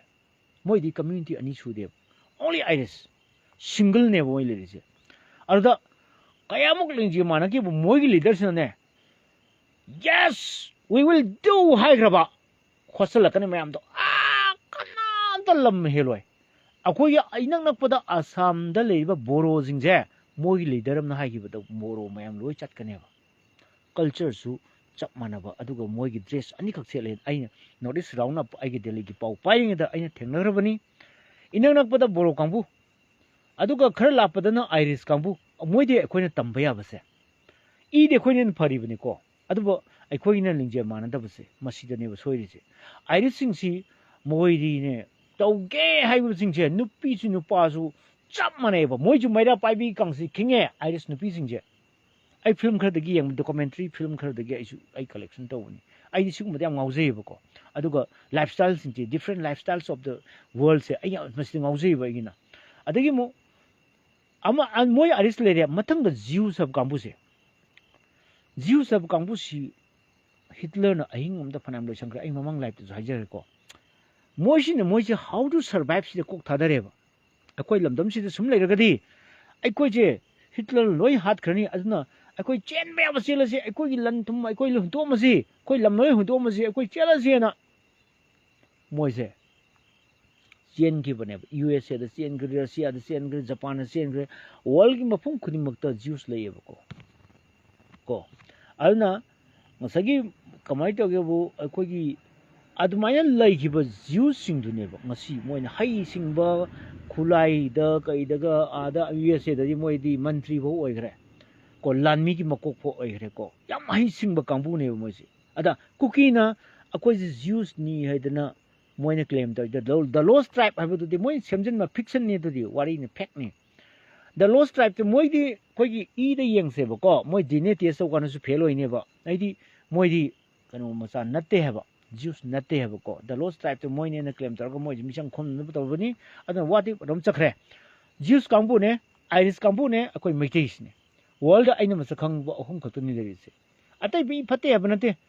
ꯖꯄꯥꯟꯒꯁꯤ ꯐꯔꯖꯥꯅꯤ ꯑꯗꯨꯕꯨ ꯑꯩꯈꯣꯏꯒ ꯖꯄꯥꯟꯒ ꯈꯦꯠꯅꯕ ꯂꯩꯌꯦꯕ ꯃꯣꯏꯒꯤꯅ ꯆꯍꯤ 14 ꯍꯦꯛ ꯁꯨꯕ ꯇꯥꯔꯒꯗꯤ ꯅꯨꯄꯤꯁꯤ ꯑꯣꯛꯇꯕ ꯌꯥꯏ ꯍꯥꯏ ꯑꯣꯛꯇꯕꯤ ꯑꯣꯏꯕ ꯌꯥꯏ ꯍꯥꯏꯗꯅ ꯃꯣꯏꯒꯤ ꯂꯣꯗ ꯌꯥꯎꯕꯅꯤꯅ ꯑꯩꯅ ꯖꯄꯥꯟꯗꯤ ꯀꯌꯥ ꯃꯁꯤꯡ ꯊꯥꯗꯦꯕ ꯃꯣꯏ ꯐꯅꯌꯥꯝ ꯆꯥꯎꯈꯠꯂꯒꯁꯨ ꯃꯣꯔꯦꯜ ꯀꯦꯔꯦꯛꯇꯔꯔꯣꯝꯗ ꯌꯦꯡꯕ ꯃꯇꯝꯁꯤꯗ ꯃꯣꯏꯁꯤ ꯌꯥꯝ ꯏꯀꯥꯏꯅꯤꯡꯉꯥꯏ ꯑꯣꯏꯕ ꯋꯥꯔꯜꯒꯤ ꯃꯤꯌꯥꯝ ꯃꯃꯥꯡꯗ ꯃꯣꯏꯁꯤ ꯃꯃꯥꯏ ꯈꯨꯝꯃꯦꯕꯀꯣ ꯑꯗꯨꯅ ꯀꯦꯌꯔ ꯀꯤꯔꯣꯁꯣꯚꯥꯒꯤ ꯐꯤꯂꯝꯗꯁꯨ ꯌꯥꯎꯕꯅꯦ ꯃꯥꯒꯤ ꯅꯨꯄꯤꯕꯨ ꯃꯥꯒꯤ ꯅꯨꯄꯥꯗꯒꯤ ꯃꯃꯥꯡꯗ ꯅꯨꯄꯤꯗꯨ ꯔꯦꯞ ꯇꯧꯕ ꯃꯇꯝꯗ ꯃꯥꯒꯤ ꯅꯨꯄꯥꯗꯨꯅ ꯃꯥꯒꯤ ꯅꯨꯄꯤꯗꯨ ꯀꯟꯕ ꯉꯝꯗꯦꯕ ꯑꯗꯨꯒꯨꯝꯕ ꯀꯥꯡꯂꯨꯞꯁꯦ ꯑꯩꯅ ꯇꯨꯀꯠꯆꯩꯌꯦꯕ ꯀꯣ ꯑꯗꯨꯅ ꯂꯦꯅꯤꯟ ꯁꯔꯃ ꯈꯨꯔꯨꯝꯖꯔꯤ ꯑꯩꯁꯨ ꯇꯥꯝꯅ ꯑꯣꯛꯆꯔꯤ ꯁꯔꯃ ꯂꯦꯅꯤꯟ ꯁꯔꯃ ꯑꯩꯅ ꯍꯥꯏꯖꯔꯤꯁꯦ ꯑꯩꯈꯣই ꯃꯩꯇꯩꯗꯤ ꯕꯥꯃꯣꯟꯁꯨ ꯑꯗꯨꯝ ꯊꯧꯕꯅꯦ ꯃꯔꯝꯗꯤ ꯑꯩꯈꯣꯏꯒꯤ ꯕꯥꯃꯣꯟꯒꯤꯁꯨ ꯂꯦꯅꯤꯟ ꯋꯥꯔꯧꯕ ꯌꯥꯗꯦꯀꯣ ꯀꯩꯒꯤꯅꯣꯕꯨ ꯑꯁꯣꯝꯗꯒꯤ ꯂꯥꯛꯄ ꯃꯇꯝꯗ ꯆꯨꯝꯅꯒꯤ ꯅꯤꯄꯥ ꯈꯛꯇ ꯂꯥꯛꯑꯦꯕꯀꯣ ꯅꯨꯄꯤ ꯌꯥꯎꯔꯛꯇꯦꯕ ꯀꯣ ꯎꯔꯤꯁꯥꯗꯒꯤ ꯂꯥꯛꯏ ꯑꯗꯒꯤ ꯀꯩꯅꯣ ꯕꯦꯡꯒꯣꯜꯗꯒꯤ ꯂꯥꯛꯏ ꯑꯗꯒꯤ ꯉꯁꯥꯏꯒꯤ ꯑꯇꯩ ꯃꯔꯨꯑꯣꯏꯅ ꯎꯔꯤꯁꯥꯒ ꯕꯦꯡꯒꯣꯜꯗꯒꯅꯦꯕꯀꯣ ꯕ꯭ꯔꯥꯍꯃꯟ ꯃꯅꯤꯄꯨꯔꯗ ꯂꯥꯛꯈꯤꯕꯁꯤꯡꯁꯦ ꯑꯩꯈꯣꯏꯅ ꯊꯤꯖꯤꯟꯕ ꯃꯇꯝꯗ ꯑꯗꯨꯕꯨ ꯅꯤꯡꯊꯧꯅ ꯅꯨꯡꯁꯤꯗꯅ ꯂꯥꯏꯅꯤꯡ ꯁꯟꯗꯣꯛꯄ ꯂꯥꯛꯄ ꯑꯣꯏꯒꯦꯔꯥ ꯑꯃ ꯑꯣꯏꯒꯦꯔꯥ ꯃꯩꯇꯩ ꯅꯨꯄꯤ ꯂꯣꯏꯅ ꯄꯤꯁꯜꯂꯦꯕ ꯄꯤꯁꯟꯕꯗꯣ ꯀꯔꯤ ꯀꯧꯏ ꯊꯧꯅꯥ ꯐꯅ ꯆꯣꯡꯊꯣꯛꯄ ꯉꯝꯕ ꯊꯣꯛꯂꯛꯑꯣ ꯃꯅꯥ ꯃꯊꯨꯝ ꯆꯥꯎꯅ ꯄꯤꯒꯅꯤ ꯍꯥꯏꯕꯅ ꯉꯁꯥꯏꯒꯤ ꯍꯥꯏꯕ ꯀꯥꯟꯁꯤꯗ ꯑꯩ ꯂꯩꯖꯔꯒꯦ ꯍꯥꯏ ꯀꯥꯟꯁꯤꯗ ꯃꯅꯥ ꯃꯊꯨꯝ ꯆꯥꯎꯅ ꯄꯤꯗꯅ ꯂꯨꯍꯣꯡꯕꯤꯗꯅ ꯊꯧꯅꯥ ꯐꯅ ꯆꯣꯡꯊꯣꯛꯏ ꯍꯥꯏꯕꯒꯤꯗꯃꯛꯇ ꯃꯩꯇꯩ ꯅꯨꯄꯤ ꯕ꯭ꯔꯥꯍꯃꯟꯗ ꯑꯣꯡꯕꯁꯤꯡꯁꯤꯕꯨ ꯀꯔꯤ ꯀꯧꯔꯤ ꯊꯧꯅꯥꯅꯤ ꯍꯥꯏꯅ ꯀꯧꯏ ꯃꯁꯤ ꯍꯤꯁꯇ꯭ꯔꯤꯗ ꯌꯥꯎꯖꯕꯅꯤꯀꯣ ꯑꯗꯨꯅ ꯉꯁꯥꯏꯒꯤ ꯅꯤꯡꯇꯝ ꯂꯥꯟꯃꯤ ꯀꯥꯡꯆꯨꯞ ꯂꯣꯝꯗꯁꯨ ꯍꯧꯔꯦ ꯀꯨꯀꯤ ꯂꯣꯏꯁꯤꯜꯍꯧꯔꯁꯦ ꯂꯥꯛꯅꯔꯣ ꯄꯥꯎ ꯄꯥꯎ ꯄꯤꯕꯤꯌꯣ ꯌꯦꯁ ꯑꯩ ꯅꯤꯡꯇꯝ ꯂꯥꯟꯃꯤ ꯑꯩꯅ ꯂꯥꯎꯊꯣꯛꯀꯦ ꯀꯥꯡꯆꯨꯞꯀꯤꯗꯣ ꯑꯩ ꯉꯁꯥꯏ ꯀꯥꯕꯥꯔꯣꯡ ꯇꯥꯔꯝꯃꯕꯅꯤ ꯀꯧꯇ꯭ꯔꯨꯛ ꯐꯌꯦꯡ ꯀꯧꯇ꯭ꯔꯨꯛ ꯐꯌꯦꯡ ꯑꯦꯔꯤꯌꯥꯗ ꯃꯈꯣꯜ ꯊꯣꯛꯂꯦ ꯑꯣꯖꯥ ꯌꯥꯝ ꯅꯤꯡꯇꯝ ꯂꯥꯟꯃꯤ ꯅꯣꯏ ꯍꯣꯠꯆꯜꯂꯣ ꯇꯧꯔꯣ ꯅꯣꯏꯒꯤ ꯄꯥꯔꯇꯤ ꯂꯣꯏꯅ ꯍꯧꯖꯤꯛ ꯍꯣꯠꯆꯟꯈ꯭ꯔꯣ ꯅꯣꯏ ꯈꯨꯜ ꯉꯥꯛꯄꯈꯩ ꯍꯧꯖꯤꯛ ꯇꯧꯔꯣ ꯑꯣꯖꯥ ꯁꯨꯒꯨꯅꯨ ꯔꯣꯝꯒꯤꯁꯨ ꯄꯥꯎ ꯇꯥꯏꯁꯦ ꯀꯌꯥꯝ ꯆꯨꯝꯖꯥꯠꯅꯣ ꯁꯨꯒꯨꯅꯨꯁꯤ ꯌꯥꯝꯅ ꯑꯗꯨ ꯀꯟꯅ ꯑꯣꯏ ꯀꯟꯕꯗꯤ ꯄꯥꯎꯗꯤ ꯇꯥꯔꯦ ꯑꯗꯨ ꯑꯣꯏꯔꯒꯁꯨ ꯁꯨꯒꯨꯅꯨꯁꯤ ꯑꯩꯅ ꯄꯥꯎ ꯂꯧꯕꯗ ꯌꯥꯝ ꯀꯟꯕꯃꯛꯇꯤ ꯑꯣꯏꯗꯦ ꯍꯥꯏꯗꯅ ꯍꯥꯏ ꯑꯗꯨ ꯉꯁꯥꯏꯒꯤ ꯑꯗꯨꯗꯣ ꯇꯧꯋꯦꯅ ꯄꯥꯎꯁꯦ ꯑꯩꯈꯣꯏ ꯇꯣꯉꯥꯁꯤꯅꯦ ꯃꯈꯣꯡ ꯌꯥꯝ ꯄꯥꯜꯂꯤꯁꯦ ꯉꯁꯥꯏꯃꯛꯇ ꯑꯩꯈꯣꯏ ꯆꯦꯜꯂꯦ ꯍꯥꯏꯔꯦ ꯑꯩ ꯄꯥꯎꯁꯤ ꯀꯩꯅꯣ ꯅꯣꯏ ꯄꯥꯎꯁꯤ ꯂꯥꯜꯂꯕ꯭ꯔꯥꯅ ꯍꯥꯏ ꯏꯌꯥꯝꯕ ꯀꯩꯁꯨ ꯂꯥꯟꯗꯦ ꯍꯥꯏꯔꯦ ꯑꯗꯨ ꯀꯩꯅꯣꯒꯤꯗꯤ ꯈꯨꯟ ꯂꯥꯟꯖꯦꯟꯅꯕꯗꯣ ꯑꯩꯈꯣꯏꯅ ꯆꯪꯉꯒ ꯆꯤꯡꯗ ꯇꯛꯈꯥꯏꯔꯨꯕꯗꯨꯕꯨ ꯉꯁꯥꯏ ꯃꯣꯏ ꯀꯔꯤ ꯂꯝꯃꯤ ꯉꯁꯥꯏꯗꯣ ꯑꯩ ꯉꯁꯥꯏ ꯃꯣꯏ ꯈꯨꯟꯁꯦ ꯌꯥꯝ ꯀꯥꯎꯒꯜꯂꯦꯕ ꯗꯝꯄꯤ ꯑꯦꯔꯤꯌꯥꯁꯦ ꯑꯩꯈꯣꯏꯅ ꯑꯣꯀꯨꯄꯥꯏ ꯇꯧꯁꯜꯂꯕꯁꯤꯕꯨ ꯗꯝꯄꯤꯗ ꯂꯩꯕ ꯃꯌꯥꯝꯅꯅꯦ ꯉꯁꯥꯏ ꯚꯤꯗꯤꯑꯣꯗ ꯌꯥꯎꯔꯤꯁꯤꯡ ꯃꯌꯥꯝꯗꯣ ꯑꯩꯅ ꯃꯣꯏ ꯗꯝꯄꯤ ꯍꯥꯏꯕꯗꯣ ꯃꯣꯏꯅ ꯉꯁꯥꯏ ꯍꯥꯏꯗꯅ ꯁꯥꯏꯇꯣꯟꯗ ꯂꯩꯕ ꯀꯨꯀꯤ ꯂꯣꯏ ꯆꯦꯟꯈ꯭ꯔꯦ ꯍꯥꯏꯗꯣ ꯗꯝꯄꯤ ꯍꯥꯏꯕꯅꯤꯀꯣ ꯗꯝꯄꯤ ꯁꯤꯗ ꯌꯥꯎꯔꯦ ꯑꯩꯅ ꯉꯁꯥꯏ ꯅꯣꯠ ꯇꯧꯁꯜꯂꯛꯄꯅꯤ ꯃꯣꯏꯅ ꯍꯥꯏꯕꯁꯤꯡꯗꯣ ꯑꯗꯨꯒ ꯁꯤꯗ ꯉꯥꯅꯨ ꯀꯣꯟ ꯍꯥꯏꯕ ꯑꯃꯁꯨ ꯌꯥꯎꯔꯤꯕꯀꯣ ꯁꯥꯏꯇꯣꯟ ꯃꯥꯏꯀꯩꯁꯤ ꯂꯩꯔꯤ ꯋꯥꯊ ꯂꯝꯕꯤ ꯍꯥꯏꯕ ꯑꯃꯅꯦ ꯗꯝꯄꯤꯁꯦ ꯗꯝꯄꯤ ꯀꯨꯀꯤ ꯚꯤꯂꯦꯖꯁꯦ ꯍꯧꯖꯤꯛ ꯂꯣꯏꯅ ꯀꯅꯥꯝ ꯂꯩꯇ꯭ꯔꯕꯅꯤ ꯉꯥꯅꯨ ꯌꯦꯟ ꯑꯣꯛ ꯁꯟ ꯈꯔ ꯂꯩꯒꯦꯔꯕ ꯉꯥꯏꯔꯦ ꯑꯗꯨꯅ ꯗꯝꯄꯤꯒꯤ ꯃꯤ ꯃꯌꯥꯝꯗꯨꯅꯦꯕ ꯍꯧꯖꯤꯛ ꯀꯔꯣꯝ ꯆꯠꯈꯤꯕ ꯈꯪꯗꯅ ꯃꯌꯥꯝꯅ ꯂꯥꯟꯖꯦꯟꯅꯔꯤꯗꯣ ꯑꯗꯨ ꯃꯣꯏꯅ ꯄꯪꯅꯝ ꯅꯝꯕ ꯅꯠꯇꯦꯕ ꯑꯦꯛꯇꯤꯡꯗ ꯌꯦꯡꯉꯣ ꯑꯦꯛꯇꯤꯡ ꯅꯠꯇꯦꯀꯣꯗꯣ ꯔꯤꯌꯦꯂꯤꯇꯤꯅꯤ ꯃꯣꯏꯅ ꯇꯧꯔꯤ ꯃꯌꯥꯝꯗꯣ ꯑꯦꯛꯇꯤꯡ ꯑꯁꯤꯗꯤ ꯃꯌꯥꯛ ꯈꯤꯒꯠꯂꯗꯕꯅꯤ ꯑꯗꯨ ꯑꯦꯛꯇꯤꯡ ꯑꯣꯏꯇꯥꯔꯗꯤꯅꯦ ꯃꯣꯏꯅ ꯚꯤꯗꯤꯑꯣ ꯈꯛꯇꯒꯤ ꯑꯣꯏꯇꯥꯔꯗꯤ ꯑꯩꯗꯤ ꯚꯤꯗꯤꯑꯣꯁꯤ ꯃꯨꯟꯅ ꯌꯦꯡꯉꯦꯕ ꯃꯁꯤ ꯑꯦꯛꯇꯤꯡꯂꯥ ꯑꯁꯦꯡꯕꯒꯤ ꯔꯤꯌꯦꯂꯤꯇꯤꯔ ꯍꯥꯏ ꯔꯤꯌꯦꯂꯤꯇꯤ ꯑꯣꯏꯔꯝꯃꯦꯕ ꯃꯣꯏ ꯆꯣꯛꯊꯕꯒꯤ ꯃꯃꯤ ꯇꯥꯔꯦ ꯚꯤꯗꯤꯑꯣꯁꯤꯡꯗꯣ ꯑꯩꯗꯤ ꯍꯟꯖꯟ ꯍꯟꯖꯟ ꯌꯦꯡꯉꯤ ꯗꯝꯄꯤ ꯑꯦꯔꯤꯌꯥꯗꯒꯤ ꯃꯣꯏꯁꯦ ꯆꯨꯔꯆꯥꯟꯄꯨꯔꯝꯗ ꯆꯠꯂꯤꯔꯥ ꯀꯔꯝ ꯆꯦꯜꯂꯤꯅꯣ ꯕꯔꯃꯥꯗꯗꯤ ꯅꯠꯇ꯭ꯔꯦ ꯕꯔꯃꯥ ꯆꯦꯜꯂꯤꯔꯥ ꯀꯥꯏꯅꯣ ꯆꯦꯜꯂꯦ ꯂꯥꯟꯖꯦꯟꯅꯔꯤꯕꯅꯤ ꯑꯗꯨꯒꯁꯨ ꯑꯩꯈꯣꯏ ꯃꯩꯇꯩꯅ ꯇꯝꯄꯥꯛ ꯌꯧꯁꯜꯂꯦ ꯑꯩꯈꯣꯏ ꯂꯣꯏ ꯁꯤꯕ ꯇꯥꯔꯦꯅ ꯁꯟꯇꯣꯛꯑꯦ ꯃꯁꯤꯅꯤ ꯑꯩꯅ ꯈ꯭ꯋꯥꯏꯗꯒꯤ ꯋꯥꯔꯤꯁꯦ ꯂꯥꯟꯒꯤ ꯄꯥꯎꯁꯤ ꯑꯩꯈꯣꯏꯅ ꯂꯧꯒꯗ꯭ꯔꯥ ꯃꯤꯆꯝ ꯃꯤꯌꯥꯝꯅ ꯂꯧꯒꯗ꯭ꯔꯥ ꯑꯗꯣ ꯑꯩꯈꯣꯏ ꯁꯤꯟꯐꯝꯁꯤ ꯇꯣꯛꯄꯅ ꯐꯔꯕ꯭ꯔꯥꯅ ꯈꯜꯂꯛꯑꯦꯕ ꯁꯨꯝ ꯁꯥꯎꯅꯤꯡꯉꯛꯑꯦꯕꯀꯣ ꯄꯥꯎꯃꯤꯒꯤ ꯁꯤꯟꯐꯝꯗꯒꯤ ꯃꯤꯆꯝ ꯃꯤꯌꯥꯝꯅ ꯍꯦꯟꯅ ꯄꯥꯎꯁꯦ ꯑꯦꯗꯚꯥꯟꯁ ꯑꯣꯏꯅ ꯐꯪꯉꯕ꯭रा ꯀꯔꯤꯅꯣ ꯇꯧꯔꯤꯁꯤꯕꯣꯅ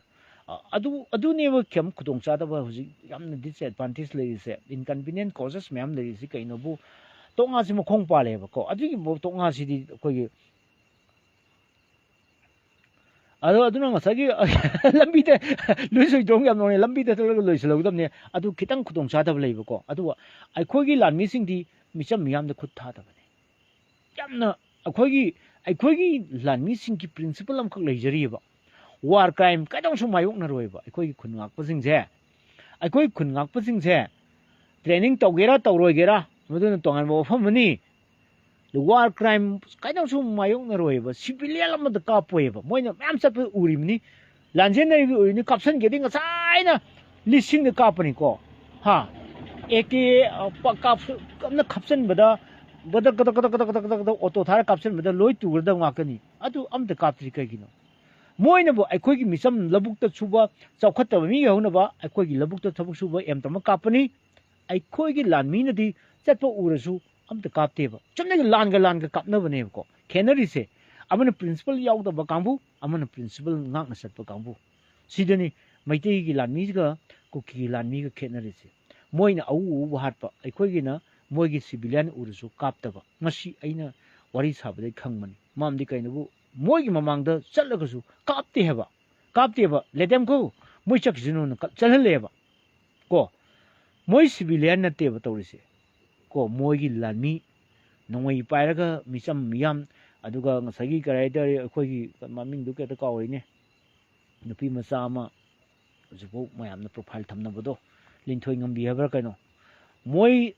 30-40 ꯆꯪꯅ ꯃꯥꯁ ꯔꯦꯞ ꯇꯧꯕꯗꯣ ꯑꯃꯗꯨꯕꯨ ꯑꯗꯨ ꯌꯥꯝ ꯊꯤꯅ ꯂꯥꯛꯅꯕꯤ ꯃꯀꯣꯛ ꯊꯣꯝꯃ ꯍꯥꯠꯄꯗꯣ ꯑꯗꯨꯒꯨꯝꯕ ꯁꯥꯔꯝ ꯆꯠꯄꯁꯤꯡꯗꯣ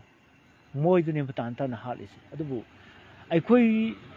ꯆꯨꯔꯆꯥꯟꯄꯨꯔꯒꯤ ꯒꯦꯡ ꯔꯦꯞꯁꯦ ꯃꯁꯤ ꯑꯩꯈꯣꯏꯗ ꯄꯤꯔꯛꯄ ꯄꯥꯎꯗꯗꯤ ꯌꯥꯝ ꯁꯦꯡꯉꯦ ꯆꯨꯔꯆꯥꯟꯄꯨꯔꯒꯤꯁꯤꯃꯗꯤ ꯑꯍꯤꯡꯗꯨꯃ ꯅꯩꯈ꯭ꯔꯦ ꯅꯨꯄꯤꯁꯤꯡ ꯅꯩꯈ꯭ꯔꯦꯅ ꯍꯥꯏꯕꯅꯤ ꯑꯗꯨꯕꯨ ꯃꯣꯏꯅ ꯀ꯭ꯂꯦꯝ ꯇꯧꯔꯤꯗꯤ ꯅꯨꯄꯤ ꯑꯅꯤꯈꯛꯇꯅꯤ ꯊꯣꯛꯏꯁꯦ ꯑꯗꯨꯁꯨ ꯇꯨꯃꯤꯟꯅ ꯂꯩꯁꯟꯅꯔꯦ ꯀꯣ ꯑꯗꯨꯅ ꯑꯦꯐ ꯑꯥꯏ ꯑꯥꯔꯒ ꯄꯥꯟꯗꯅ ꯇꯧꯅꯈꯤꯕꯅꯤ ꯑꯗꯨꯕꯨ ꯃꯥꯡꯈ꯭ꯔꯦ ꯀꯃꯥꯏꯅ ꯇꯧꯔꯤꯅꯣ ꯇꯨꯃꯤꯟ ꯂꯩꯅ ꯌꯥꯅꯈ꯭ꯔꯕ ꯀꯩꯅꯣ ꯈꯪꯗꯦ ꯑꯗꯨ ꯑꯩ ꯐꯤꯕꯝꯁꯤ ꯇꯧꯈ꯭ꯔꯦ ꯍꯥꯏꯕꯁꯤ ꯍꯥꯏꯗꯣꯛꯄ ꯉꯝꯗꯕ ꯃꯩꯇꯩ ꯅꯨꯄꯤꯁꯤꯡꯁꯤꯁꯨ ꯏꯖꯠꯅ ꯂꯨꯕ꯭ꯔꯥ ꯀꯩꯅꯣ ꯇꯧꯕ꯭ꯔꯥ ꯑꯗꯨ ꯈꯔ ꯈꯨꯗꯣꯡꯆꯥꯗꯦ ꯑꯁ ꯑꯁꯣꯝꯗ ꯐꯣꯟ ꯇꯧꯔꯛꯑꯦ ꯑꯩꯈꯣꯏ ꯃꯔꯤ ꯃꯇꯥꯒꯤꯀꯣ ꯑꯗꯨ ꯌꯥꯝ ꯇꯦꯟꯅ ꯑꯩ ꯁꯦꯀꯦꯟ 3-4 ꯂꯣꯏꯁꯤꯜꯂꯦ ꯑꯗꯨ ꯑꯣꯏꯇꯥꯔꯗꯤ ꯑꯩꯈꯣꯏꯁꯦ ꯃꯩꯇꯩꯁꯦ ꯊꯧꯅꯥ ꯐꯅ ꯀꯨꯀꯤ ꯅꯨꯄꯤ ꯑꯅꯤ ꯐꯅꯦꯛ ꯊꯣꯛꯎꯕꯒꯤ ꯋꯥꯔꯤꯗꯤ ꯑꯩꯅ ꯅꯍꯥꯟꯃꯨꯛꯁꯨ ꯍꯥꯏꯖꯈ꯭ꯔꯦ ꯃꯗꯨ ꯑꯩꯅ ꯄꯥꯎ ꯂꯧꯋꯦ ꯁꯣꯝꯗ ꯅꯣꯡꯄꯣꯛ ꯃꯥꯏꯀꯩꯗ ꯂꯧꯋꯦ ꯁꯣꯝꯗ ꯀꯔꯤ ꯎꯈꯣꯡꯁꯥꯡ ꯑꯗꯒꯤ ꯑꯩꯈꯣꯏꯒꯤ ꯅꯣꯡꯄꯣꯛ ꯁꯦꯡꯃꯥꯏ ꯑꯩꯈꯣꯏꯁꯤ ꯅꯛꯑꯦꯀꯣ ꯃꯁꯤ ꯂꯧꯕ ꯀꯥꯟꯁꯤꯗ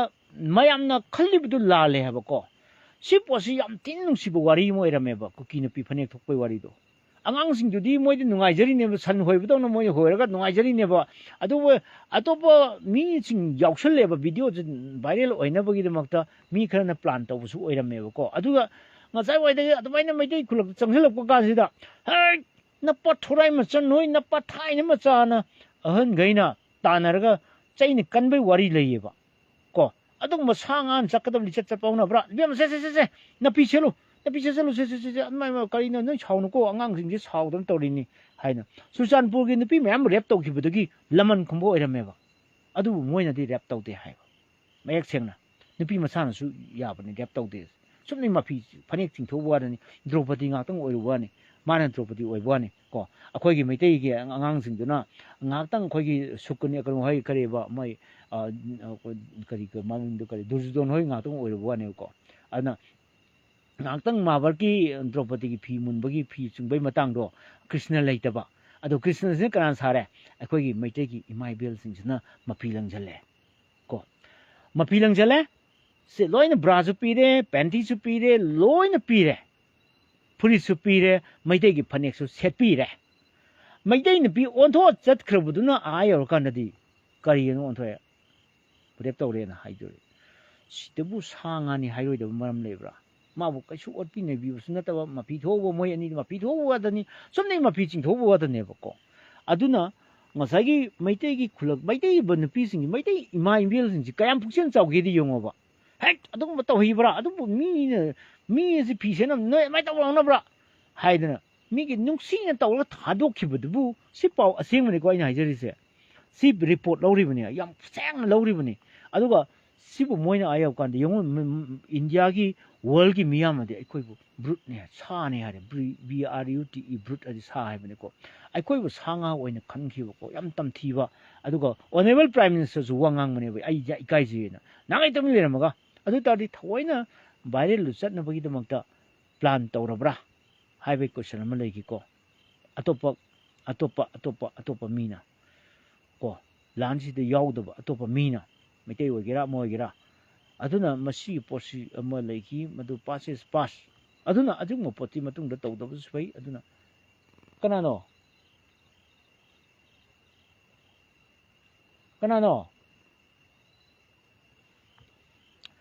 ꯑꯗꯨꯅ ꯑꯩꯈꯣꯏ ꯃꯩꯇꯩ ꯂꯥꯟꯃꯤꯁꯤꯡꯁꯦ ꯑꯩꯈꯣꯏꯅ ꯃꯥꯏ ꯄꯥꯛꯀꯗꯕ ꯃꯔꯝꯁꯦ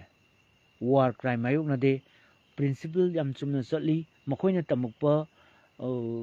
ꯂꯥꯟꯒꯤ ꯂꯥꯂꯣꯡꯁꯤꯡꯗꯣ ꯃꯗꯨ ꯈꯛꯇ ꯇꯧꯋꯦꯕꯀꯣ ꯌꯦꯛꯅꯕꯗ ꯀꯅꯥ ꯌꯦꯛꯅꯕ ꯑꯣꯏ ꯁꯤꯚꯤꯂꯤꯌꯟꯁꯤꯡꯁꯤꯗ ꯀꯥꯞꯁꯟꯗꯦ ꯁꯤꯚꯤꯂꯤꯌꯟ ꯑꯃꯇ ꯃꯣꯏꯅ ꯍꯥꯠꯇꯦ ꯑꯗꯨꯒ ꯉꯁꯥꯏ ꯀꯃꯥꯏꯅ ꯇꯧꯒꯦꯕꯨ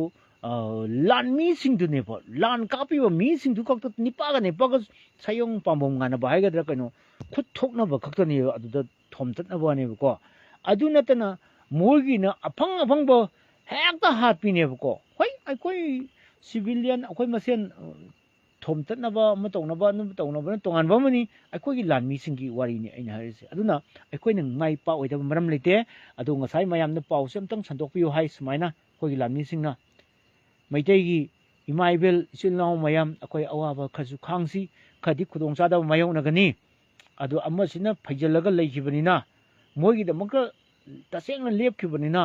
ꯈꯨꯗꯣꯡꯆꯥꯗꯕ ꯈꯔꯗꯤ ꯃꯥꯌꯣꯛꯅꯒꯅꯤ ꯑꯋꯥꯕꯁꯤꯡꯁꯦ ꯈꯪꯕꯤꯌꯨ ꯏꯃꯥ ꯏꯕꯦꯜ ꯃꯌꯥꯝ ꯂꯩꯕꯒꯤꯗꯃꯛꯇ ꯑꯩꯈꯣꯏꯅ ꯂꯥꯟ ꯆꯪꯕ ꯉꯝꯕꯅꯤ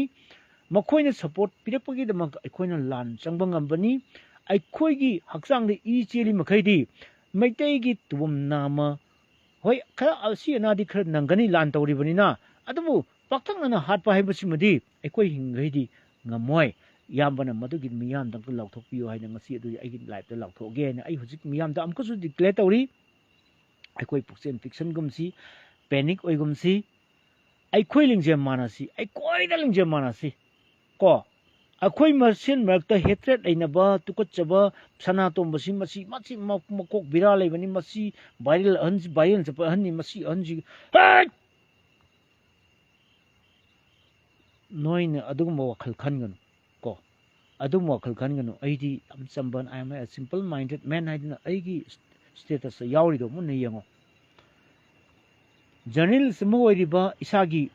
ꯖꯔꯅꯦꯂꯤꯖꯝ ꯏꯊꯤꯛꯁ ꯉꯥꯛꯅ ꯆꯠꯂꯤꯕ ꯑꯩꯒꯤ ꯏꯁꯥꯒꯤ ꯄ꯭ꯔꯤꯟꯁꯤꯄꯜ ꯉꯥꯛꯅ ꯆꯠꯂꯤꯕ ꯃꯤꯁꯛ ꯑꯩꯕꯨ ꯑꯁꯨꯛ ꯇꯣꯟꯊꯅ ꯑꯁꯨꯛ ꯍꯟꯊꯅ ꯈꯟꯕꯗꯤ ꯇꯧꯒꯅꯨ ꯐꯠꯇꯕꯅꯤ ꯑꯗꯨꯅ ꯍꯧꯖꯤꯛ ꯃꯤꯅꯤꯠ 9-10 ꯈꯛꯇ ꯉꯥꯏꯁꯜꯂꯛꯑꯦ ꯍꯧꯖꯤꯛ ꯑꯩꯒꯤ ꯂꯥꯏꯐꯁꯤ ꯂꯣꯏꯁꯤꯟꯒꯗꯕ ꯑꯗꯨꯅ ꯑꯩꯅ ꯉꯁꯥꯏ 3 ꯃꯈꯥꯏꯗ ꯍꯧꯕꯅꯤ ꯍꯧꯖꯤꯛ ꯑꯩ ꯄꯨꯡ 1 ꯃꯈꯥꯏ ꯆꯪꯅ ꯑꯩ ꯃꯌꯥꯝꯗ ꯑꯩ ꯁꯨꯝ ꯑꯩꯈꯣꯏꯒꯤ ꯏꯟꯇꯔꯦꯛꯁꯟ ꯄ꯭ꯔꯣꯒ꯭ꯔꯥꯝ ꯇꯧꯏ ꯃꯤꯁꯨ ꯑꯗꯨꯝ ꯌꯥꯝꯃꯤ ꯃꯤ 40 ꯌꯦꯡꯉꯤꯀꯣ ꯃꯤ 40 ꯃꯌꯥꯗꯤ ꯌꯦꯡꯉꯤ ꯌꯥꯝ ꯅꯨꯡꯉꯥꯏꯖꯩ ꯑꯗꯣ ꯑꯩꯅ ꯍꯥꯏꯖꯔꯤꯁꯤ ꯁꯤꯅꯤ ꯃꯣꯏꯅ ꯍꯥꯏꯕꯗꯣ ꯑꯩꯈꯣꯏꯒꯤ ꯂꯥꯟꯃꯤꯁꯤꯡꯅ ꯑꯩꯈꯣꯏ ꯃꯤꯆꯝ ꯃꯤꯌꯥꯝꯗ ꯄꯥꯎ ꯂꯥꯟꯅ ꯁꯟꯗꯣꯛꯄꯁꯤꯁꯨ ꯁꯥꯎꯋꯦ ꯃꯣꯏꯅ ꯂꯥꯟꯅ ꯃꯣꯏ ꯑꯥꯗ ꯆꯤꯡꯗ ꯇꯧꯔꯦꯀꯣ ꯆꯪꯁꯜꯂ ꯇꯧꯕꯅꯦ ꯃꯣꯏꯅ ꯀꯥꯞꯄ ꯃꯐꯝꯗꯨ ꯇꯥꯟꯅꯕꯅꯦ ꯇꯥꯟꯅꯔꯒ ꯀꯥꯞꯄꯅꯦ ꯃꯣꯏꯅ ꯆꯦꯟꯕꯅꯦ ꯃꯣꯏꯅ ꯑꯩꯈꯣꯏꯗ ꯇꯥꯟꯅꯔꯛꯄ ꯅꯠꯇꯦ ꯍꯥꯏꯕ ꯀꯣ ꯑꯗꯨ ꯁꯣꯝꯒꯤ ꯑꯋꯥꯡꯒꯗꯤ ꯈꯤꯇꯪ ꯈꯦꯠꯅꯩꯌꯦꯕ ꯑꯋꯥꯡꯁꯤꯅ ꯀꯥꯞꯄꯝꯃ ꯁꯨꯝ ꯆꯦꯟꯁꯤꯟꯈꯤꯕ ꯑꯗ ꯉꯁꯥꯏꯒꯤ ꯁꯦꯟꯇ꯭ꯔꯦꯜ ꯁꯦꯀ꯭ꯌꯨꯔꯤꯇꯤ ꯐꯣꯔꯁꯦꯁꯁꯤꯅ ꯑꯩꯈꯣꯏꯒꯤ ꯂꯥꯟꯃꯤꯁꯤꯡꯁꯦ ꯑꯃꯨꯛ ꯇꯥꯟꯅ ꯑꯃꯨꯛ ꯀꯥꯞꯄ ꯇꯧꯔꯤꯁꯦ ꯑꯗꯨꯒꯨꯝꯕꯗ ꯈꯨꯗꯣꯡꯆꯥꯗꯕ ꯈꯔꯗꯤ ꯂꯩꯌꯦꯕꯀꯣ ꯍꯥꯏꯗꯤ ꯉꯁꯥꯏꯒꯤ ꯃꯣꯏꯅ ꯀꯥꯞꯄꯤꯅ ꯑꯩꯈꯣꯏ ꯂꯥꯟꯃꯤ ꯂꯩꯌꯦꯅ ꯀꯥꯞꯄ ꯑꯣꯏꯔꯝꯗꯕꯁꯨ ꯌꯥꯏ ꯑꯁꯣꯝꯗ ꯀꯥꯞꯄꯒꯤ ꯃꯥꯏꯀꯩꯗꯨꯗ ꯁꯨꯝ ꯇꯨꯡꯇꯥꯡ ꯁꯨꯝ ꯀꯥꯞꯁꯤꯟꯕꯗꯣ ꯑꯗꯣ ꯐꯔꯛ ꯇꯥꯗꯅ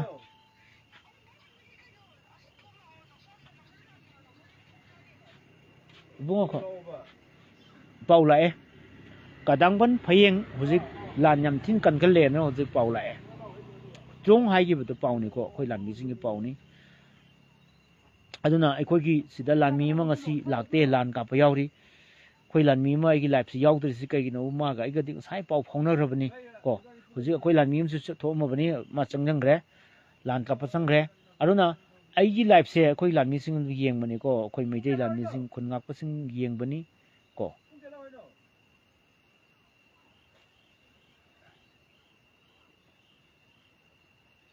ꯑꯗꯨ ꯑꯣꯏꯇꯥꯔꯒꯗꯤ ꯃꯤꯌꯥꯝꯗ ꯑꯩꯅ ꯑꯃꯨꯛꯁꯨ ꯂꯥꯎꯊꯣꯛꯆꯔꯤ ꯑꯩꯒꯤ ꯂꯥꯏꯐꯀꯤ ꯈꯨꯗꯣꯡꯆꯥꯕ ꯂꯧꯔꯒ ꯃꯈꯣꯏꯅ ꯍꯥꯏꯔꯛꯄꯒꯤ ꯑꯩ ꯍꯥꯏꯕꯅꯤ ꯑꯗꯨꯒꯤ ꯃꯊꯛꯇ ꯑꯩꯅ ꯈꯪꯖꯕ ꯅꯣꯂꯦꯖꯇ ꯑꯩꯒꯤ ꯅꯣꯂꯦꯖꯇ ꯑꯩꯅ ꯏꯕꯨꯙꯧ ꯄꯥꯈꯪꯕꯁꯨ ꯈꯨꯔꯨꯝꯖꯔꯤ ꯑꯩꯈꯣꯏꯒꯤ ꯂꯥꯟꯃꯤꯁꯤꯡꯁꯦ ꯇꯨꯝ ꯅꯥꯝꯃ ꯇꯦꯛꯍꯟꯕꯤꯒꯅꯨ ꯀꯣ ꯉꯁꯥꯏ ꯑꯩꯈꯣꯏꯒꯤ ꯑꯅꯤꯒꯨꯝꯕ ꯁꯣꯛꯄꯗꯣ ꯑꯦꯝꯕꯨꯂꯦꯟꯁ ꯊꯧꯗꯣꯛꯄꯗꯣ ꯃꯗꯨꯃꯗꯤ ꯅꯨꯡꯉꯥꯏꯇꯦ ꯑꯃ ꯑꯔꯥꯝꯕꯣꯏꯕꯨ ꯑꯣꯏꯔꯝꯃꯣ ꯑꯩꯈꯣꯏꯒꯤ ꯈꯨꯟ ꯉꯥꯛꯄꯕꯨ ꯑꯣꯏꯔꯝꯃꯣ ꯑꯃ ꯑꯣꯏꯔꯁꯨ ꯃꯗꯨꯃꯗꯤ ꯅꯨꯡꯉꯥꯏꯇꯦ ꯑꯩꯈꯣꯏ ꯃꯩꯇꯩ ꯃꯆꯥꯅꯤꯅ ꯀꯣ ꯑꯗꯨꯃꯗꯤ ꯑꯩ ꯑꯋꯥꯕ ꯐꯣꯡꯗꯣꯛꯆꯔꯤ ꯀꯣ ꯌꯥꯝ ꯊꯨꯅ ꯑꯁꯣꯛꯄꯗꯣ ꯐꯒꯠꯂꯛꯄ ꯑꯣꯏꯁꯅꯨ ꯍꯥꯏꯗꯨꯅ ꯍꯥꯎ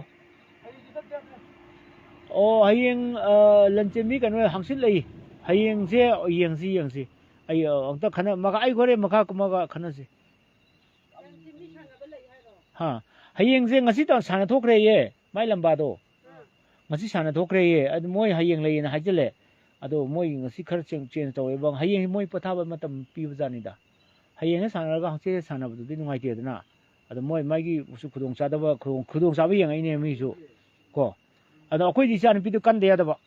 ꯀꯣ ꯃꯤꯒꯤꯗꯤ ꯄꯣꯊꯥꯅꯕ ꯃꯇꯝ ꯄꯤꯔꯤꯗꯅ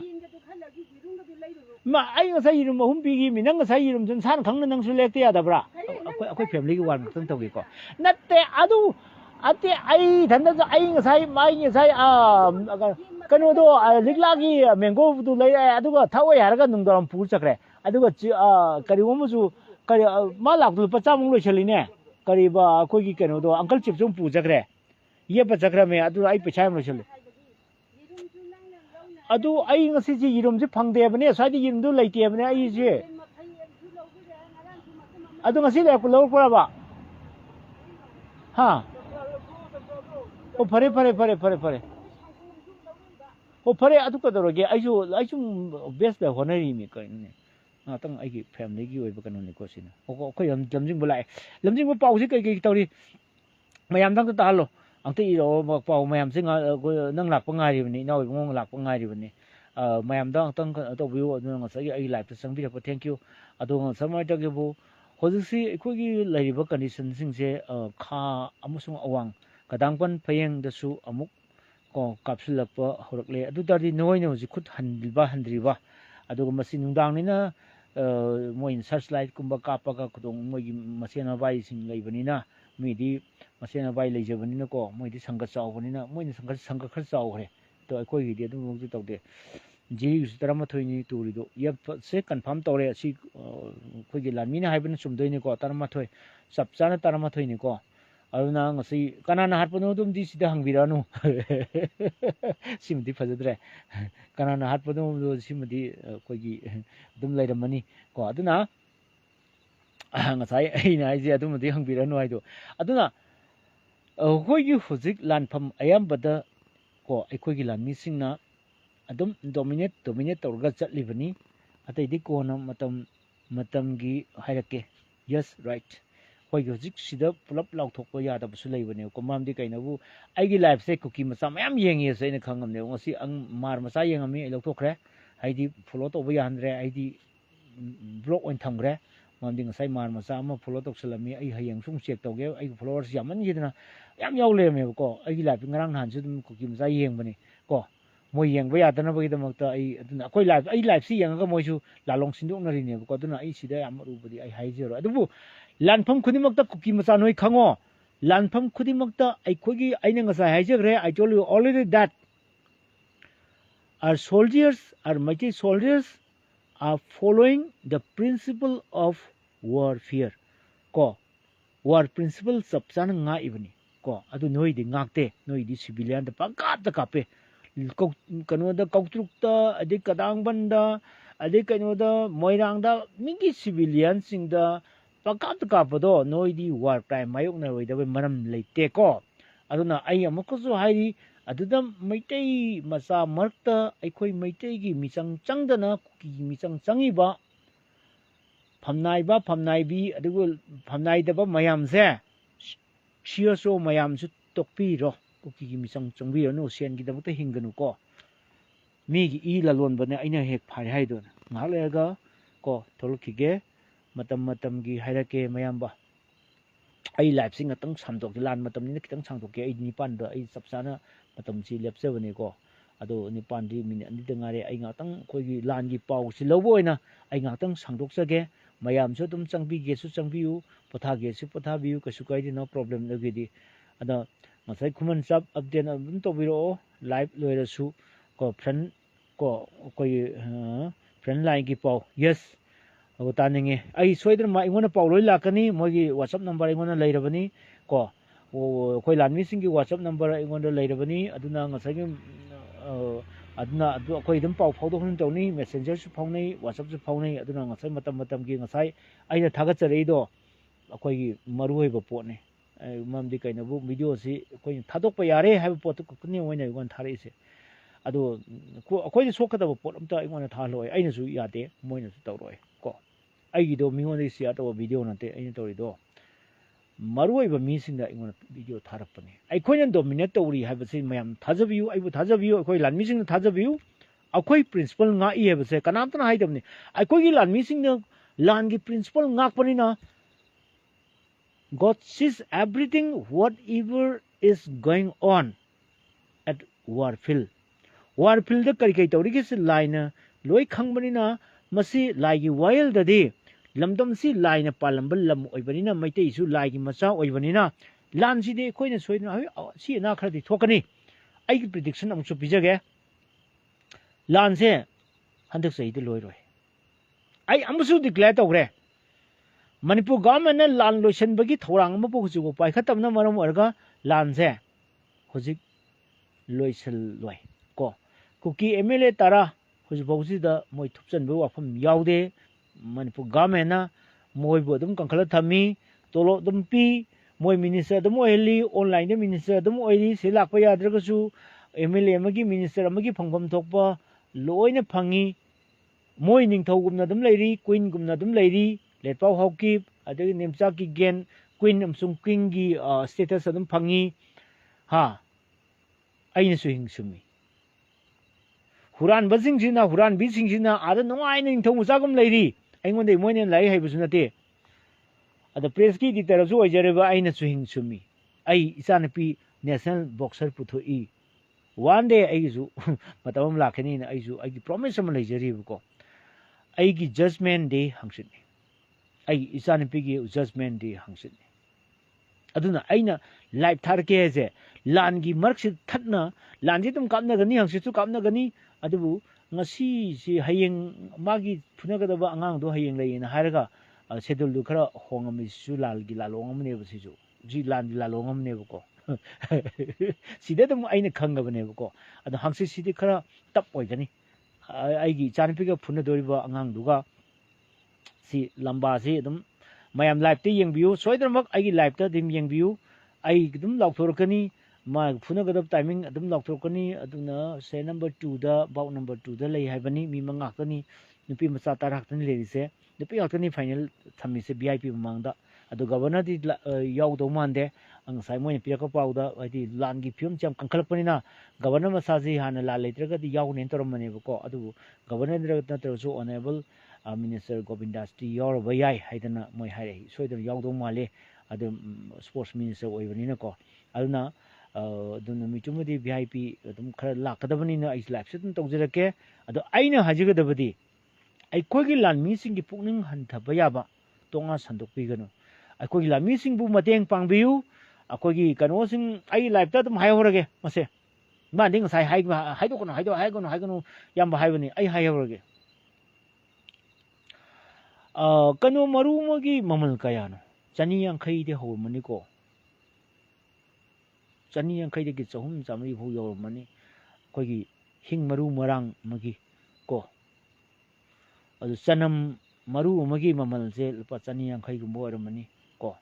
aduga ngasai ga maita gebu kano sing khitang chawpa khogi ngasai lafudro ju singju chawa mathau taidana lafudro gumba sidi maman khara dum yame ko aduna lafudro gumba singju chana na ba chingda singju chana na ba lafudro gumba leina na ba aduga ngasai thong thakpada sin na ba chanam gumba tilau gumba leina na ba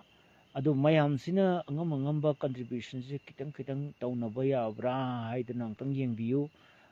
ai ju tanja charagadi ai ju kanoda gp gumba leiragadi dum ai kano dum ai ngamjaba lupa chama darusu ai dum mari leinaba singda ai kapsarake akoi sponsor du dang tobiro aduga ai gi telephone number do ai amukasu ai thamjage ai gi telephone number si ngasai ju maita gebo आगे telephone number से तुम lock हो गए ई बत नुंगाइत्रे 7000539631 दरकार लेरगदी मथौ तारगदी आइगोन call तौसन बिरौ मियाम गिनी आइदी मियाम गी दमकता आइ चोंथोरबनी 7000539631 मसी आइ personal number नि मियाम दा आइ प्रेजेंट तौजरिसिनी एनी पाउ खनिंगबा कोनिंगबा तुम आइगोन हंबिरौ अदुगा आइ सुमाइरौना आइ जीपे नंबर दगी आइ पैसा कापसरके लुपा चामदरसु आइ लानमी सिंगी दमकता कापसरके आइ ngамजबा आइ नोमदा लुपा 500 कोनदे आइ जानपि होजिक तो ममान ngamdo जुम ताहो मयाम तारंगनी कोना सा नंग जात न चाग जुख लेबे याइना आदि लुपा लिसिंग मंगा दिन तारा बौ चाएबा मोय आइएस ता आइ सिदे लाकन अब आइ साना बतोगे गाना ममांग सैद हाइगिब लेबको मसा सोंदरपदगी अदना आई जु मैक्स लेवल द आई सा चुइंग चुमिसे आई सा की मिंगोन हाइदसु आई सा की माम दिंगसी मा पिथक पयाबा आई जु तौबा याबा तौरी आई बेस्ट लेवल दा को yirum ohum ka ai chagen thomudo yirum ohum du yirum su phangde hojik lan plairi na aduna yirum ohum se ai san pin pudar chakhibo ko mama na yirum khar lai wa lek tabagi adu anyway hayeng di soidan leirani aina khoi gi lamjing bagi ang ta pathok jage lan songnari banina maikai animak asok apan leigani ko alna sajama ge masagi singna seksina ko thengnaba changi thengnariba anigi manung mapan khetnaba khara leigani ko thengnari si section minasi ai khoi ko akwai amatani ko ana BB singna koi kari na se sing section na koi village volunteer have ni ko village volunteer sing section na thengna mina na ba hotna mina si have ni village volunteer forces ka thengna bane ba ko masida aruna akogi village volunteer sing si koina kitang akogi sopan yaudana bagi ta tamit na se akogi training di kitang wal akrabani na kitang section ji haibani akoi lanmina hari se ana village volunteer so open ko koi nang basi nungaite aduna section na akogi haina thengna si haibani ko akoi village volunteer daiba mayam se arambai bo oiro mo oiro asi haisingna mukosu leibaki nen chongthorei na thamoi sengna leibaki oina thengnabiu arambai su ngaire adudi akoi village volunteer kun gi thokleiba mayam si su ngaire aduga akoi meitei lanmi mayam se amatani hojiti kana su khaido gom se akoi masen makta tham tharum narum tawbasing se masi tamo ai live changlakpa da ngairi mi ai lo salam dai de ranbi nang thoklai ranbi ko mayam sa aidi tasen hoi matam kha chon thajage na khoi lan gi somda khoi lan mi sing leibani na aise lan di lo san mangam draba adu sak si asom de kawra da ba aduna akoi gi changpa ngai ri ngasi gi asengba kari pau lege asengba pau di tamodana ko phangmani na amata paudam biu ai tamjage amakasu haijage jiri gi si confirmation ahen bang sai tarate kan haire matudi I can't trust it aidi overestimate tawgandabani ko aidi pause exactly si pibana phayena public ta asengma information pihona phaba ngasai kare haitare akogi ngasai chen gibdo kun thadok chen gibdo madu kana karai dim chen bono do amta haidok na deba khangna dabina moina thagalpa kun chen bagi lanjena bagi potok to ni mayam thaglaido adu aina adugidu sigi area ni haidana masagi poto koigi somda saiton gini haibda aina he thaglu dai mayam se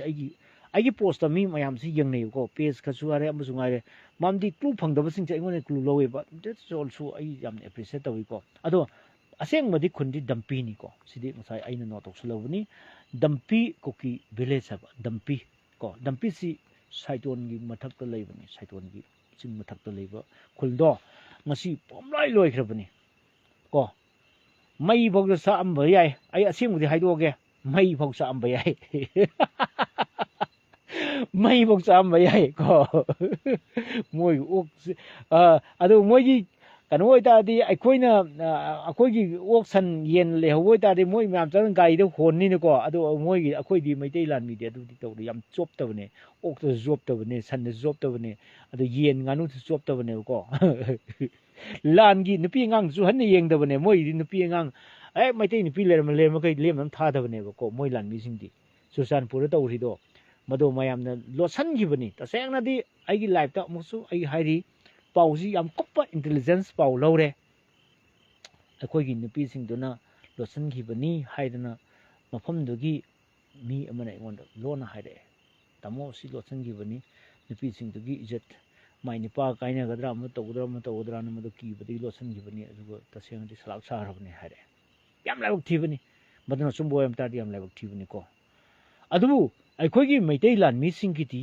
landa nupi angang yengba yade ko ai ji war crime de yingli bani to kari behind the enemy lines hanjan jan yenge ko adagi karo sutter yenge ain to ju war crime war gi picture kan ain yeng se adon ai ju lalong am khange ba war picture yang mandra behind enemy lines series ni yeng ni behind enemy lines to pi ri ba tori ma yam un mak to kan ba ta na ba aduna ngasai hero du mai te yu mane ko amadu no bet na cookie gu mane ko tori do ngasai un mak to gi tor loisali kap thari du ni ma bu tan ko ma ngasai mi gi ri na ba pham na chang salang sar ni behind enemy lines series yang biyo war gi wari patan ta ba nungai na bi de makta adom nong gi net ting atang ting dare behind enemy lines to pachanang te yeng biyo ko adu moi ne tori ba moi film pangchau to do ni moi gi adu gi film sing series ti ne behind enemy lines 1 2 3 adu gi do pachanang te yeng biyo madudang sa yek na ba gi ꯑꯦꯔꯤꯌꯥꯗ ꯆꯪꯈ꯭ꯔꯕ ꯂꯥꯟꯃꯤ ꯑꯃꯅ ꯀꯃꯥꯏꯅ ꯇꯧꯅ ꯃꯥꯒꯤ ꯌꯦꯛꯅꯕꯒꯤꯗꯣ ꯂꯣꯏꯁꯤꯜꯂꯝꯃꯒ ꯊꯣꯛꯂꯛꯈꯤꯒꯦꯁꯦ ꯑꯩꯈꯣꯏ Meitei ꯂꯥꯟꯃꯤꯁꯦ apply ꯇꯧꯕ ꯌꯥꯏꯑꯕ ꯀꯣ ꯑꯗꯨꯅ ꯑꯩꯈꯣꯏꯁꯨ ꯕꯤꯍꯥꯏꯟ ꯑꯦꯅꯤꯃꯤ ꯂꯥꯏꯟꯁ ꯌꯥꯝ ꯇꯧꯈ꯭ꯔꯕꯅꯤ ꯌꯦꯛꯅꯕꯒꯤ ꯂꯥꯟꯕꯟꯗ ꯆꯪꯉꯨꯔꯕ ꯑꯩꯈꯣꯏꯒꯤ ꯊꯣꯛꯂꯛꯈꯤꯕ ꯑꯩꯈꯣꯏꯒꯤ ꯂꯥꯟꯃꯤ ꯍꯤꯡꯅ ꯊꯣꯛꯂꯛꯈꯤꯕ ꯌꯥꯝ ꯂꯩꯕꯅꯤꯀꯣ ꯑꯗꯨꯅ ꯑꯩꯅ ꯍꯧꯖꯤꯛ ꯃꯌꯥꯝꯗ ꯑꯩ ꯍꯥꯏꯖꯅꯤꯡꯉꯤꯁꯦ ꯑꯩ ꯃꯤꯁꯨ ꯑꯗꯨꯝ ꯃꯤ 90ꯃꯨꯛ ꯃꯌꯥ ꯃꯩ ꯌꯦꯡꯉꯤꯀꯣ 40ꯃꯨꯛ ꯌꯦꯡꯉꯤ ꯀꯩꯁꯨ ꯀꯥꯏꯗꯦ ꯊꯦꯡꯛ ꯌꯨ ꯑꯩꯁꯦ ꯂꯥꯏꯚ ꯂꯣꯏꯁꯤꯜꯂꯕꯅꯤ ꯃꯌꯥꯝꯁꯤꯅꯅꯦ ꯑꯗꯨꯝ ꯂꯣꯏꯁꯟꯅꯨ ꯍꯥꯏꯕꯒꯤ ꯁꯤꯒꯅꯦꯜꯅꯤ ꯑꯗꯣ ꯑꯩꯅ ꯍꯧꯖꯤꯛ ꯃꯌꯥꯝꯗ ꯍꯥꯏꯖꯔꯤꯁꯦ ꯑꯩꯈꯣꯏ ꯂꯥꯏ ꯑꯃꯇ ꯈꯨꯔꯨꯝꯃꯤꯟꯅꯁꯤ ꯀꯣ ꯑꯩ ꯂꯥꯏ ꯑꯃꯇ ꯈꯨꯔꯨꯝꯃꯤꯟꯅꯁꯤ ꯑꯩ ꯅꯥꯀꯣꯡꯁꯤ ꯑꯃꯇ ꯂꯧꯊꯣꯛꯀꯦ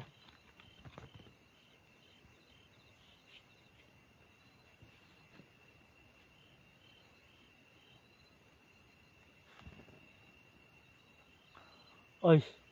ꯂꯥꯏ ꯈꯨꯔꯨꯝꯒꯦ ꯇꯧꯔꯒ ꯀꯣ ꯑꯩ ꯂꯥꯏ ꯈꯨꯔꯨꯝꯒꯦ ꯂꯥꯏ ꯈꯨꯔꯨꯝꯕꯁꯦ ꯑꯩꯈꯣꯏꯒꯤꯗꯤ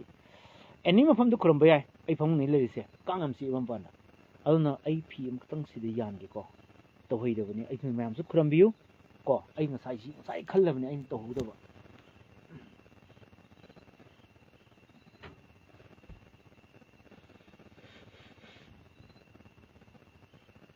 ꯅꯨꯄꯤꯒꯤ ꯐꯤꯅꯤꯀꯣ ꯅꯨꯄꯤꯒꯤ ꯐꯤ ꯑꯣꯏꯔꯁꯨ ꯂꯩꯔꯝꯃꯃꯤꯅ ꯑꯗꯨꯝ ꯌꯥꯔꯦ ꯂꯣꯛꯇꯥꯛ ꯃꯌꯥꯏꯗ ꯇꯥꯏꯔꯦꯟ ꯐꯪꯗꯕꯅꯤꯅ ꯇꯥꯏꯔꯦꯟꯒꯤ ꯃꯍꯨꯠꯇ ꯀꯩꯅꯣꯅ ꯀꯕꯣꯛ ꯀꯪꯅꯧ ꯑꯣꯏꯌꯦꯅ ꯑꯩ ꯅꯣꯡꯃ ꯍꯥꯏꯈꯤꯕ ꯂꯩꯀꯣ ꯃꯥꯏꯕꯝꯗ ꯑꯁ ꯌꯥꯝ ꯆꯨꯝꯈ꯭ꯔꯦ ꯑꯣꯖꯥꯅ ꯍꯥꯏꯔꯛꯄꯅꯦ ꯃꯥꯏꯕꯅ ꯑꯩꯉꯣꯟꯗ ꯍꯪꯉꯛꯏꯅꯦ ꯂꯣꯛꯇꯥꯛ ꯃꯌꯥꯏꯗ ꯇꯥꯏꯔꯦꯟꯁꯤ ꯐꯪꯗꯦ ꯑꯗꯣ ꯇꯥꯏꯔꯦꯟ ꯍꯧꯖꯤꯛ ꯀꯩ ꯁꯤꯟꯕ ꯌꯥꯏ ꯅ ꯍꯥꯏ ꯀꯥꯟꯗ ꯑꯩꯅ ꯀꯕꯣꯛ ꯀꯪꯅ ꯁꯤꯜꯂꯣ ꯇꯥꯏꯔꯦꯟꯅꯦ ꯀꯕꯣꯛ ꯀꯪꯗꯣ ꯇꯥꯏꯔꯦꯟ ꯑꯣꯜꯂꯦꯅ ꯑꯗꯣ ꯅꯨꯄꯤꯒꯤ ꯐꯤꯅꯦꯕꯀꯣ ꯑꯩꯈꯣꯏ ꯅꯨꯄꯤ ꯐꯤꯅꯦꯕꯀꯣ ꯑꯩ ꯉꯥꯛꯇꯪ ꯌꯥꯟꯒꯦ ꯑꯩꯈꯣꯏꯒꯤ ꯂꯥꯏ ꯈꯨꯔꯝꯕꯒꯤ ꯀꯥꯡꯂꯣꯟꯅꯤꯀꯣ ꯁꯦ ꯑꯩ ꯁꯤ ꯉꯥꯛꯇꯪ ꯊꯝꯒꯦ ꯑꯗꯨꯝ ꯇꯥꯅꯤ ꯁꯤ ꯅꯥꯀꯣꯡꯁꯦ ꯈꯤꯇꯪ ꯇꯥꯍꯟꯒꯦꯀꯣ ꯁꯤ ꯁꯥꯏ ꯊꯝꯒꯦ ꯑꯗꯨꯅ ꯉꯁꯤꯒꯤ ꯃꯇꯝ 3 ꯂꯨꯋꯥꯡ ꯄꯨꯟꯁꯤꯒꯤ ꯃꯇꯝ ꯑꯌꯨꯛꯀꯤ ꯄꯨꯡ 12ꯗ ꯂꯣꯏꯈ꯭ꯔꯦ ꯄꯨꯡ 12 ꯍꯦꯛ ꯂꯥꯟꯊꯈꯤꯕꯗꯒꯤ ꯀꯣ ꯑꯌꯨꯛꯀꯤ ꯄꯨꯡꯖꯥꯗꯕꯨꯅ ꯃꯉꯥꯡ ꯄꯨꯟꯁꯤꯕꯒꯤ ꯃꯇꯝ ꯑꯌꯨꯛꯀꯤ ꯄꯨꯡ 6ꯇꯒꯤꯅ ꯄꯨꯡ 12 ꯐꯥꯎꯗ ꯃꯉꯥꯡ ꯄꯨꯟꯁꯤꯕꯒꯤ ꯃꯇꯝ ꯍꯧꯈ꯭ꯔꯦ ꯂꯥꯟꯗꯤ ꯑꯗꯨꯝ ꯇꯧꯈꯤ ꯑꯗꯒꯤ ꯑꯃꯨꯛ ꯄꯨꯡ 12 ꯃꯇꯨꯡꯗꯒꯤ ꯂꯨꯋꯥꯡ ꯄꯨꯟꯁꯤꯕꯒꯤ ꯃꯇꯝ ꯂꯨꯋꯥꯡ ꯄꯨꯟꯁꯤꯒꯤ ꯃꯇꯝꯗꯅꯤ ꯉꯁꯤ ꯊꯣꯛꯈ꯭ꯔꯤꯕ ꯊꯧꯗꯣꯛ ꯃꯌꯥꯝꯗꯣ ꯂꯨꯋꯥꯡ ꯄꯨꯟꯁꯤꯕꯒꯤ ꯃꯇꯝꯗꯅꯤ ꯃꯣꯏ 12 ꯇꯠꯇꯅ ꯑꯗ ꯑꯩꯈꯣꯏ ꯁ꯭ꯋꯥꯏꯗꯁꯨ ꯈꯔ ꯑꯗꯨꯝ ꯇꯠꯄ ꯌꯥꯎꯗꯅ ꯃꯣꯏ ꯉꯁꯥꯏ ꯄꯨꯟꯅ 13-5 ꯑꯃꯨꯛ ꯑꯣꯏꯔꯝꯒ ꯌꯥꯏꯅ ꯑꯩꯁꯦ ꯄꯥꯔꯤꯀꯣ ꯃꯁꯤꯡꯗꯨ ꯑꯦꯛꯖꯦꯛꯂꯤ ꯑꯩꯈꯣꯏꯅ ꯃꯁꯤ ꯂꯥꯎꯊꯣꯛꯑꯔꯣꯏꯒꯦ ꯗꯦꯟ ꯄꯨꯡ ꯍꯦꯛ 12 ꯍꯦꯛ ꯋꯥꯡꯃ ꯂꯥꯟꯈꯤꯕꯗꯒꯤꯅ ꯄꯨꯡ 6 ꯐꯥꯎꯁꯦ ꯃꯁꯤꯕꯨꯅ ꯃꯃꯤ ꯇꯧꯕ ꯃꯇꯝꯁꯤꯐꯥꯎꯅ ꯂꯨꯋꯥꯡꯒꯤ ꯃꯇꯝꯅꯤ ꯂꯨꯋꯥꯡꯒꯤ ꯃꯇꯝꯁꯦ ꯃꯁꯤꯒꯤ ꯍꯦꯛ ꯂꯩꯁꯟꯈꯤꯕ ꯄꯨꯡ 6ꯀꯤ ꯃꯇꯨꯡꯁꯤꯗꯒꯤꯗꯤꯀꯣ ꯍꯌꯦꯡ ꯑꯌꯨꯛꯀꯤ ꯄꯨꯡ 6 ꯃꯃꯥꯡꯁꯦ ꯃꯁꯤꯒꯤ ꯑꯃꯝꯕꯒꯤ ꯃꯇꯝꯁꯤꯕꯨꯅꯤ ꯀꯔꯤ ꯈꯨꯃꯟ ꯄꯨꯟꯁꯤꯕꯒꯤ ꯃꯇꯝꯅꯦꯕ ꯃꯉꯥꯡ ꯄꯨꯟꯁꯤꯕ ꯑꯩꯈꯣꯏꯒꯤ ꯂꯨꯋꯥꯡ ꯄꯨꯟꯁꯤꯕ ꯈꯨꯃꯟ ꯄꯨꯟꯁꯤꯕ ꯑꯗꯨꯅ ꯑꯩꯈꯣꯏ ꯉꯁꯥꯏꯒꯤ ꯈꯣꯌꯨꯝ ꯂꯥꯏ 3ꯁꯤꯒꯤ ꯃꯇꯝꯒꯤ ꯇꯥꯡꯀꯛ 3ꯕꯨ ꯄꯨꯡ 24ꯒꯤ ꯃꯇꯝꯒꯤ ꯇꯥꯡꯀꯛ 3ꯕꯨ ꯀꯣꯟꯕꯤꯔꯤꯕ ꯑꯩꯈꯣꯏꯒꯤ ꯃꯉꯥꯡ ꯄꯨꯟꯁꯤꯕꯅꯦ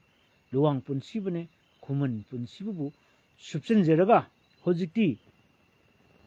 ꯈꯨꯃꯟ ꯄꯨꯟꯁꯤꯕꯒꯤ ꯃꯇꯝ ꯌꯧꯔꯛꯑꯕꯅꯤꯅ ꯈꯣꯌꯨꯝ ꯂꯥꯏ 3ꯕꯨ ꯑꯩꯅ ꯈꯨꯔꯨꯝꯖꯔꯤ ꯑꯗꯨꯅ ꯑꯩꯈꯣꯏꯒꯤ ꯃꯌꯥꯝꯁꯨ ꯑꯗꯨꯝ ꯈꯨꯔꯨꯝꯕꯤꯌꯨꯀꯣ ꯔꯟꯕꯤ ꯃꯉꯥꯡꯆꯥꯗꯤ ꯈꯨꯔꯨꯝꯃꯛꯑꯦ ꯁꯨꯃꯥꯏꯅ ꯃꯌꯥꯝꯁꯤ ꯁꯨꯃꯥꯏꯅ ꯑꯝꯇ ꯇꯧꯕꯤꯔꯛꯑꯣ ꯑꯩꯈꯣꯏ ꯃꯩꯇꯩ ꯑꯁꯦꯡꯕꯅꯤ ꯎꯅꯅꯕꯒꯤꯗꯃꯛꯇ ꯑꯗꯨꯅ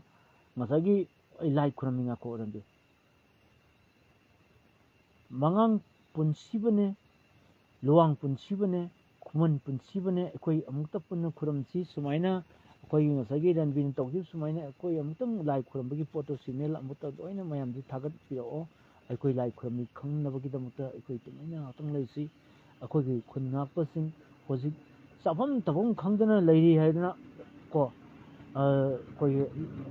ꯂꯥꯏꯌꯨꯝꯕ ꯁꯣꯔꯤ ꯂꯝꯌꯥꯟꯕ ꯅꯥꯎꯔꯦꯝ ꯐꯖꯩ ꯊꯦꯡꯛ ꯌꯨ ꯁꯣ ꯃꯆ ꯊꯥꯒꯠꯆꯔꯤ ꯑꯗꯨꯅ ꯑꯩꯈꯣꯏ ꯍꯧꯖꯤꯛꯁꯤ ꯌꯥꯈꯤꯒꯠꯂꯛꯏꯒꯨꯝꯁꯤ ꯀꯣ ꯑꯩꯈꯣꯏ ꯍꯧꯖꯤꯛ ꯍꯤꯔꯤ ꯀꯣꯟꯁꯤꯜꯂꯒ ꯑꯩ ꯊꯅꯝꯗꯣꯏꯅꯤꯀꯣ ꯑꯗꯨꯅ ꯈꯨꯃꯟ ꯄꯨꯟꯁꯤꯕꯒꯤ ꯃꯇꯝꯁꯤꯗ ꯑꯩꯈꯣꯏꯒꯤ ꯂꯥꯟꯃꯤꯁꯤꯡꯁꯦ ꯎꯃꯪ ꯋꯥꯃꯪꯗ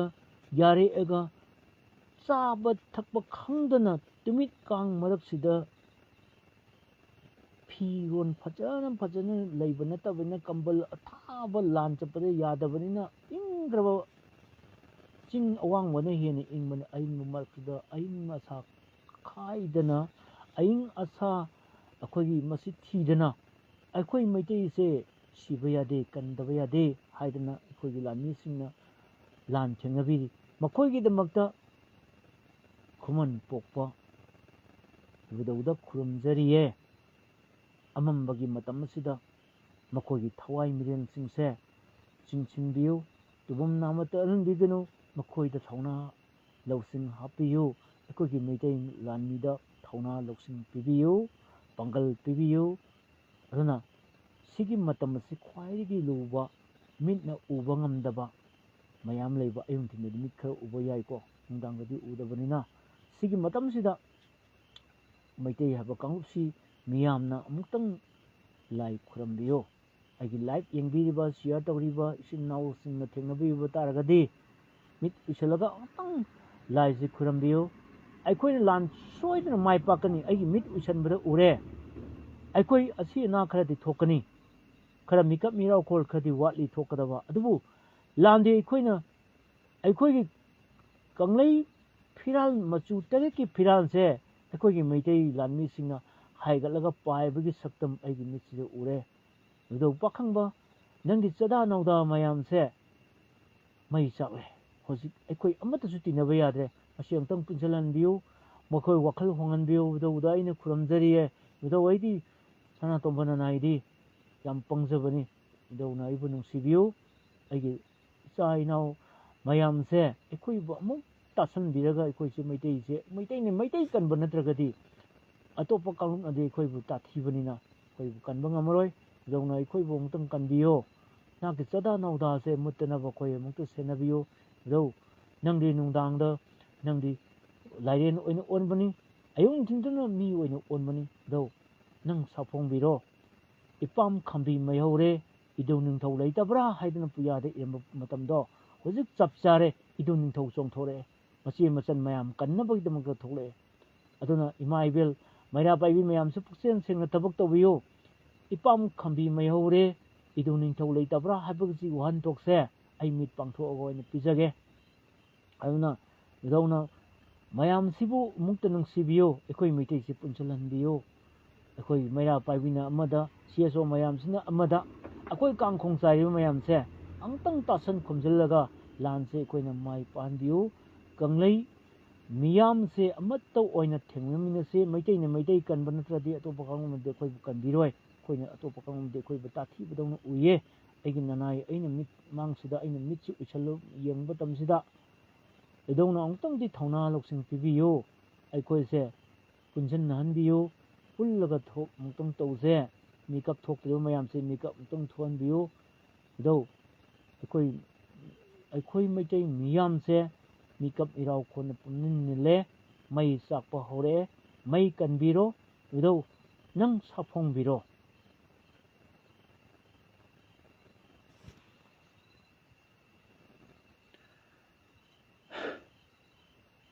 आई गातंग पी ताये अइदि माइ पसु नते माइ बिसु नते अइना खंजबा अइ लाइसोन तिनसोन खर तौजबनी अइना हाइबसिंदो अइ खरा पुनिंग सिंग असिदे अखोइ मैतै हाटकदगी होनरपसिदी अइ बुदौना अकन्म चैरक हाइक पीगिसनो अइगी लाइ खुरम मनुंगदि हाइदे अदुबु अइगी मिसिदा उ मतमदा अइगी कंगलै फिरानसु उरei मचु तरेकी फिरानसि मचु सेरान तुरानन तौबो कांपुसुंग थोलै सिदा फयेंग फुलिंग तौबो कांपुता अमत्ता ओइना पुंजनबा नत्रदि उपाय सुले लेते अइना हुजिक हाइजरिबदो फागी नते अखोइना अमत्ता ओइना पुनबा नुमितुदा अखोइना लान ngame लोइरे अदुना पी ताखिबा खंगुदे तु चुंगे लमयान बनावरेम अइजु कप्पे अइदी वन डे अइना कइगुम खरा ओइगेना खनबा लेबको अइ मसी मियामदा लाउथोके अइ सुमाइना सुंले लेरोय अइगी लाइफ अइना हेंग निंथौ ओइरसु अइ लाइफ अदुम तौनी मियाम का पुनगनी अइना मिनाय ओइरसु अइ लाइफ अदुम तौनी चानिंगाय लेत्रसु अइ लाइफ अदुम तौनी अइगी चानपिना ओलंपिक गोल लौरसु अइ लाइफ अदुम तौनी ꯑꯩ ꯃꯤꯌꯥꯝꯅ ꯑꯩꯕꯨ ꯅꯨꯡꯁꯤꯕꯤꯌꯨ ꯑꯩ ꯀꯥꯏꯗꯧꯅꯁꯨ ꯑꯩ ꯃꯤꯌꯥꯝꯗꯒꯤ ꯑꯩ ꯅꯥꯟꯊꯣꯛꯑ ꯆꯦꯜꯂꯣꯏ ꯑꯩ ꯃꯤꯀꯤ ꯊꯤ ꯅꯠꯇꯦ ꯑꯩ ꯊꯧꯅꯥ ꯐꯕ ꯃꯤ ꯅꯨꯄꯥ ꯑꯃꯅꯤ ꯀꯣ ꯈꯨꯃꯟ ꯑꯁꯦꯡꯕ ꯑꯣꯏꯔꯝꯗ꯭ꯔꯥ ꯈꯜꯂꯦ ꯑꯩꯁꯦ ꯑꯩ ꯈꯨꯃꯟ ꯅꯤꯡꯊꯧ ꯁꯣꯏꯗꯕ ꯑꯣꯏꯒꯅꯤ ꯑꯩꯈꯣꯏ ꯈꯨꯃꯟꯗ ꯍꯌꯦꯡ ꯌꯦꯡꯊꯤꯔꯛꯄ ꯑꯩꯕꯨ ꯌꯦꯡꯊꯤꯕ ꯈꯨꯃꯟ ꯃꯆꯥ ꯃꯌꯥꯝ ꯊꯣꯛꯂꯛꯀꯅꯤ ꯑꯗꯨꯁꯨ ꯑꯩꯅ ꯎꯏ ꯑꯩ ꯈꯨꯃꯟ ꯂꯥꯟꯃꯤ ꯃꯌꯥꯝ ꯊꯝꯈ꯭ꯔꯕꯅꯤ ꯈꯨꯃꯟ ꯃꯆꯥꯗ ꯑꯩꯒꯤ ꯂꯥꯟꯃꯤ ꯃꯌꯥꯝ ꯊꯝꯈ꯭ꯔꯕꯅꯤ ꯀꯣ ꯇꯥꯇꯣꯟꯒꯤ ꯃꯈꯥꯗ ꯑꯩꯈꯣꯏ ꯇꯥꯇꯣꯟꯒꯤ ꯃꯈꯥ ꯊꯕꯛ ꯇꯧꯖꯒꯦ ꯍꯥꯏꯅ ꯋꯥꯁꯛꯅꯕ ꯃꯌꯥꯝ ꯂꯩꯔꯦ ꯈꯨꯃꯟ ꯃꯆꯥꯗ ꯑꯗꯨꯕꯨ ꯈꯨꯃꯟꯁꯤꯗꯤ ꯑꯩꯈꯣꯏ ꯃꯁꯦꯟ ꯂꯤꯡꯖꯦꯜ ꯌꯥꯝ ꯃꯥꯟꯅꯗꯕꯅꯤ ꯈꯨꯃꯟ ꯃꯆꯥꯗ ꯃꯌꯥꯝ ꯑꯩꯕꯨ ꯇꯥꯊꯤꯕ ꯃꯌꯥꯝ ꯊꯣꯛꯂꯛꯀꯅꯤ ꯊꯣꯛꯅꯤꯡꯕ ꯊꯣꯛꯁꯨ ꯀꯩꯁꯨ ꯀꯥꯏꯗꯦ ꯑꯩꯒꯤ ꯀꯤꯡꯗꯝ ꯑꯃꯈꯛ ꯁꯦꯝꯒꯠꯀꯅꯤ ꯃꯁꯤ ꯑꯩ ꯃꯤꯌꯥꯝꯗ ꯂꯥꯎꯊꯣꯛꯆꯔꯤ ꯑꯩꯈꯣꯏꯁꯦ ꯋꯥꯒꯗꯕ ꯃꯇꯝꯁꯦ ꯈꯔ ꯋꯥꯠꯂꯦ ꯑꯩꯈꯣꯏ ꯅꯪꯒꯟ ꯄꯥꯏꯒꯗꯕ ꯃꯇꯝ ꯋꯥꯠꯂꯤ ꯂꯝꯖꯤꯡꯕ ꯅꯪꯁꯨ ꯈꯪꯕꯤꯔꯣ ꯑꯩꯅ ꯉꯥꯛꯇꯪ ꯃꯤꯠ ꯎꯏꯁꯟ ꯀꯥꯟꯁꯤꯗ ꯑꯩꯈꯣꯏꯒꯤ ꯂꯥꯟꯃꯤꯁꯤꯡ ꯌꯥꯝ ꯑꯦꯛꯇꯤꯚ ꯑꯣꯏꯅ ꯊꯕꯛ ꯇꯧꯕ ꯑꯩꯒꯤ ꯃꯤꯠꯁꯤꯗ ꯎꯔꯛꯑꯦꯕꯀꯣ ꯑꯩꯅ ꯏꯕꯨꯙꯧ ꯄꯥꯈꯪꯕꯒꯤ ꯀꯩꯒꯤꯅꯣ ꯑꯩꯅ ꯅꯠꯇꯦ ꯑꯩꯁꯤꯗ ꯄꯣꯠ ꯑꯃ ꯌꯥꯎꯔꯤ ꯁꯤꯅ ꯑꯣꯏꯍꯜꯂꯛꯏꯅꯤ ꯑꯩꯅ ꯁꯤꯔꯤꯁꯤ ꯏꯕꯨꯙꯧ ꯄꯥꯈꯪꯕꯅꯤ ꯑꯩꯕꯨ ꯍꯥꯠꯀꯦ ꯂꯥꯛꯄ ꯃꯤꯁꯤꯡ ꯈꯨꯗꯣꯡꯊꯤꯕ ꯅꯪꯒꯅꯤ ꯀꯣ ꯑꯗꯨꯅ ꯑꯩꯅ ꯃꯐꯝꯁꯤꯗ ꯀꯥꯔꯛꯄꯗꯒꯤ ꯑꯩꯒꯤ ꯃꯐꯝꯁꯦ ꯒꯥꯔꯤ ꯊꯦꯡꯒꯥꯏꯅꯐꯝ ꯍꯦꯛ ꯑꯣꯏꯔꯦꯕꯀꯣ ꯑꯩꯅ ꯅꯍꯥꯟꯗꯤ ꯑꯅꯤꯃꯛ ꯆꯦꯟꯈꯤ ꯒꯥꯔꯤ ꯅꯨꯡꯁꯦꯟ ꯊꯨꯒꯥꯏꯕꯁꯤꯡꯗꯣ ꯉꯁꯤꯗꯤ ꯆꯦꯟꯗꯦ ꯑꯗꯨꯕꯨ ꯇꯥꯡꯈꯨꯜꯒꯤ ꯅꯤꯄꯥꯗꯨ ꯄꯨꯛꯆꯦꯟ ꯄꯤꯛꯄꯒꯤ ꯑꯩꯅ ꯈꯔ ꯉꯥꯡꯉꯤ ꯀꯣ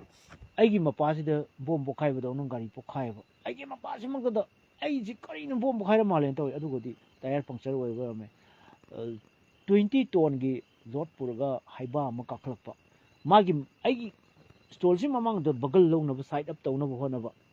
ꯀꯣ ꯑꯁꯣꯝꯗꯒꯤꯅꯦ ꯍꯥꯏ ꯆꯟꯗ꯭ꯔꯈꯣꯡ ꯃꯊꯛꯀꯤ ꯇꯥꯡꯈꯨꯜꯅꯦꯀꯣ ꯑꯗꯣ ꯑꯩ ꯉꯁꯤ ꯄꯨꯡ ꯑꯃ ꯑꯅꯤ ꯃꯇꯝ ꯃꯥꯡꯍꯜꯂꯦꯕ ꯃꯣꯏꯅ ꯑꯩꯉꯣꯟꯗ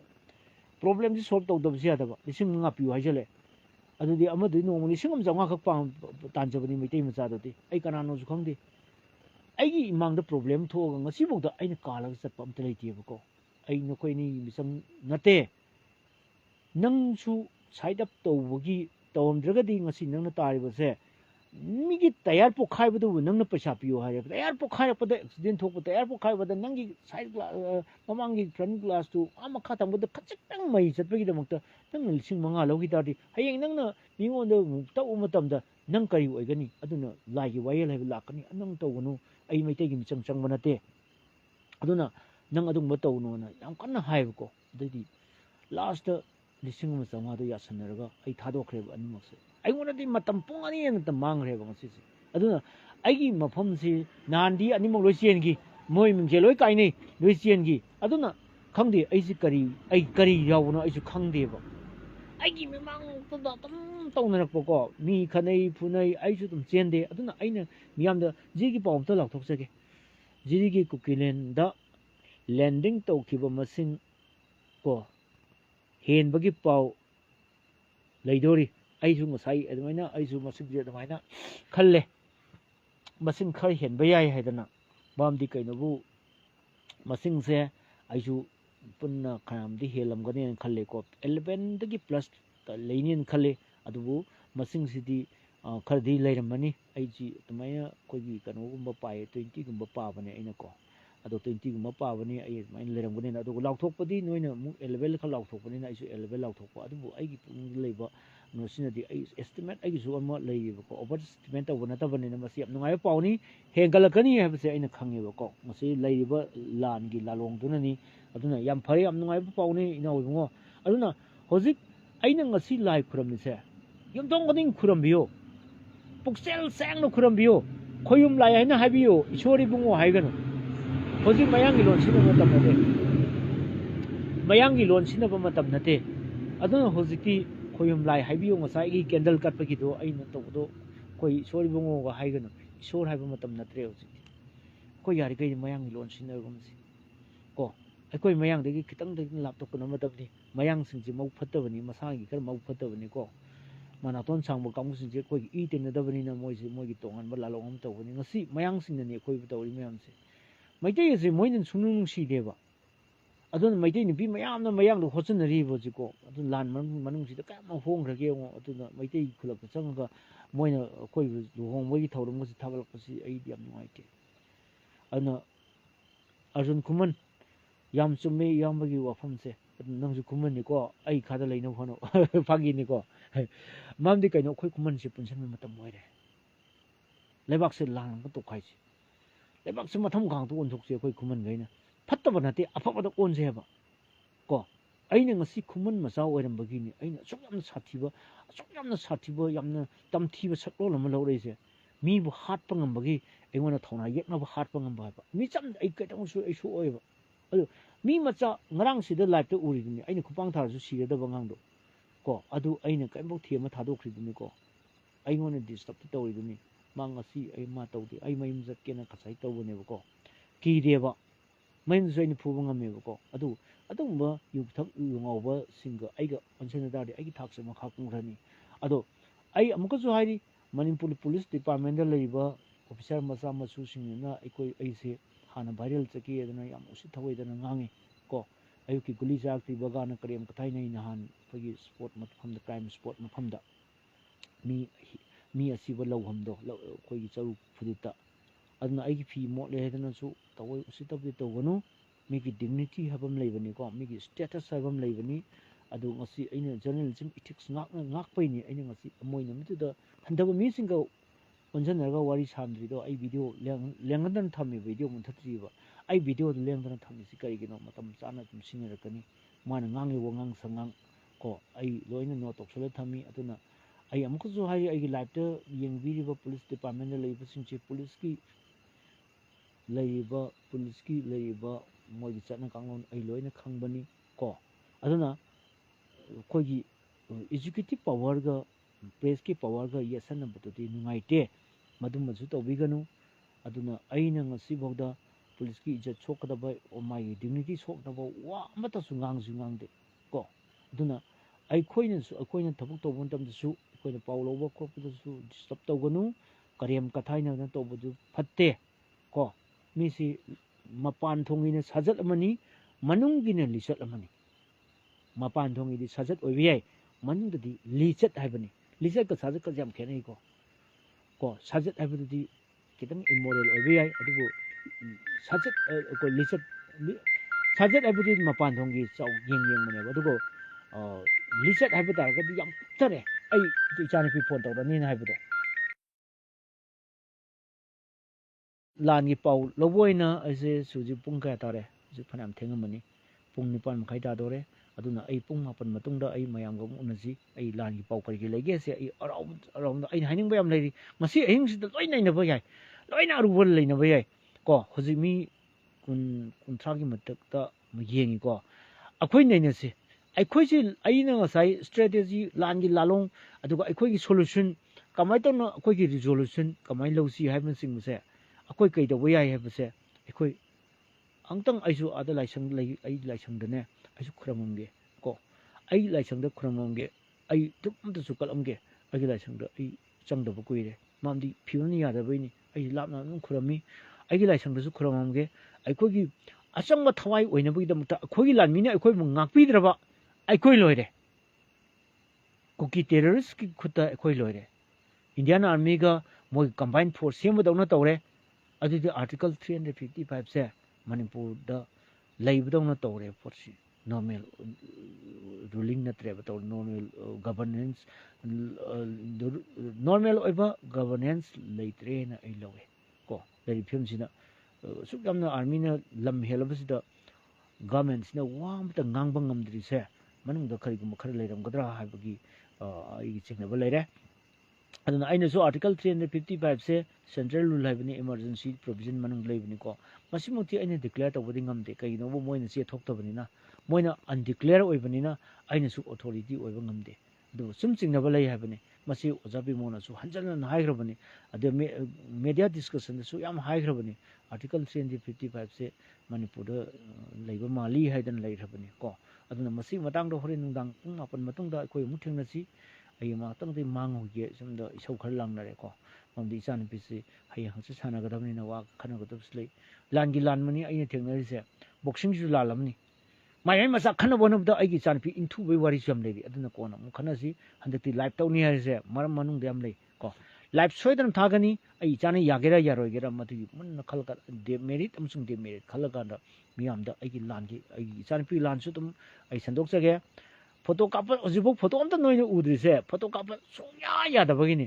ꯐꯣꯇꯣ ꯀꯥꯞꯄꯁꯦ ꯃꯥꯅ ꯌꯥꯝ ꯇꯥꯊꯤꯔꯦꯕ ꯐꯣꯇꯣ ꯀꯥꯞꯄꯁꯦ ꯁꯨꯡꯌꯥ ꯌꯥꯗꯦꯕ ꯉꯁꯥꯏ ꯕꯣꯛꯁꯤꯡꯁꯤꯗ ꯃꯥꯒꯤ ꯊꯦꯗꯣ ꯇꯧꯕ ꯀꯥꯟꯗ ꯑꯩ ꯐꯣꯇꯣ ꯀꯥꯞꯄ ꯌꯥꯏꯕꯀꯣ suya yadaba aduna kanogi akhoi sur kuman jam thengmale aigi lanmi akhoi kuman gi aigi ko kano jing aigi lalumbani aigi kanoni ko aduna masagi kare haitare aigi sathobo kawe aina magi court ne sathobo kawe akhoi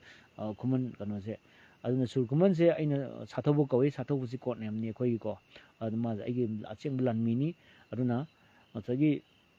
kanglaipak khunai ai ko kano pa jage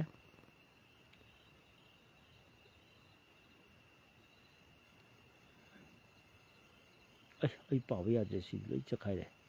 kanglaipak khunai asida inaw lamjing bagi asida leiriba miyam gi lusing ba sing ko ai khoi tuminna leithok i khoi tuminna leithok i khanganu na khoi da su phibam matam ko phibam matam na ko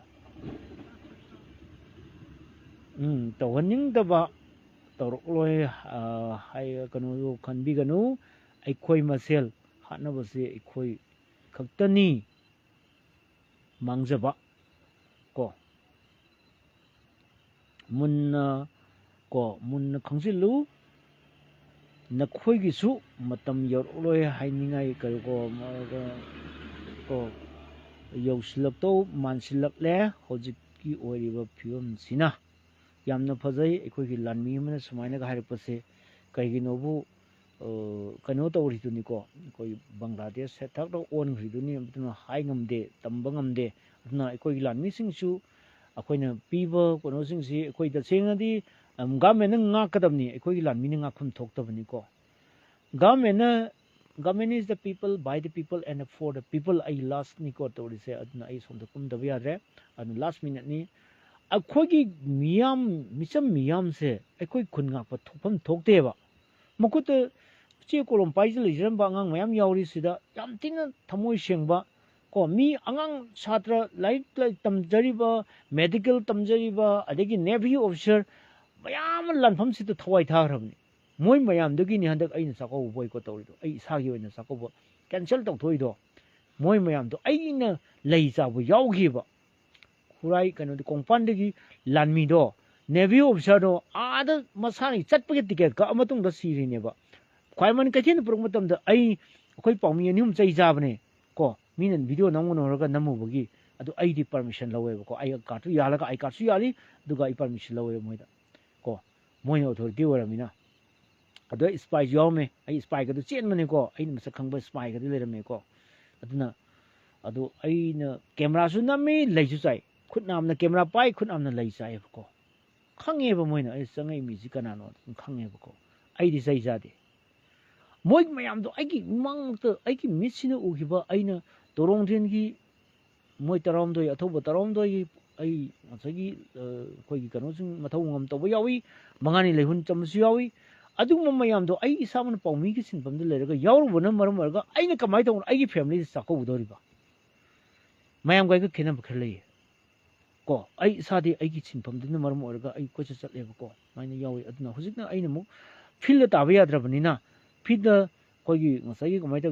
thing ba lei bani na ai fil da matam khara potharo na ai card ka jam jun phajala thami ba ko freeze social thami ba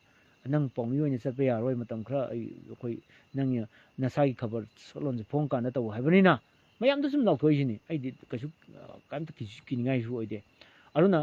aina aigi pawmi gi sinpham da fil da ai card yalaga thabuk chasba yandramina aigi uniform sela chalpa yandrabani na aigi khabar phongdre na hairabani na aina masida aigi pawmi gi sinpham ta dum tawbani sidi aigi right ni moina kasu haninga su leite ko sidi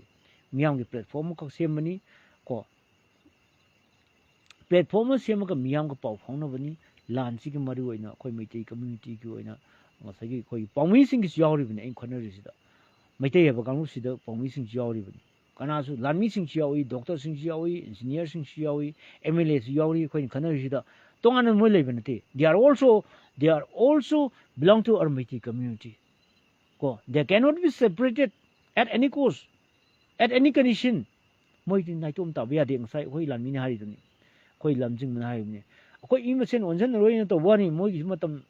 fium ni yadragadi moi de su konchalo ya ninga leiten haiduni si singmane ado wakhal kitang khoi lengak yawriba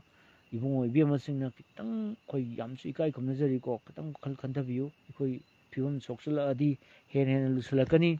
ko civil war romda onjalin gini ko tuna lengak su kairakani kangkong sai chelakani lambi da maikhu karakani ho tiar gas makon pungin nilagani civil war lakpa taragadi kana so phawai rai ko aduna government is the people by the people and for the people have said lengak sina angtang no toksin bi ai ta sen government gi against leba mi nate ai atu angna phata mi din nate afabada oyening ba aduma well wisher ni ai di ta sen ai gi poksen sengna ai ni hurala su hurale na lauthokam bani ai di aina ran ba tawru su tawre na lauthokam ba yam thamoi sengba ai di misak ama oibani na lining bani pa mo oibani na ibudau na su yari ai ichan pi na ngasi national gi thakta india pom gi oina phuna bada mamang sai gi khelo india youth games khoi gi bhopal da tawhibadu da madhya pradesh tawhibada goal logi basu aina nati heba ai ibudau buna ai wona thauja lapane ko hangsi chu ai ibudau gi laisang da changaga magi laiko lam leiri ko no ba makhong karam changba ngam na dabdo ai changi na numitumadi ai hakumgi hongki bagin sahi adugi nutudi ahingi pung ahum da changka mayam na thawak ene is engdin bok changma ngam da phang nang din nungdang changni ba changi ai hangsi chu khrang mane ba ko aduna ai hangsi ki chu angang no hojik phone torido khoi chan pilan chen bini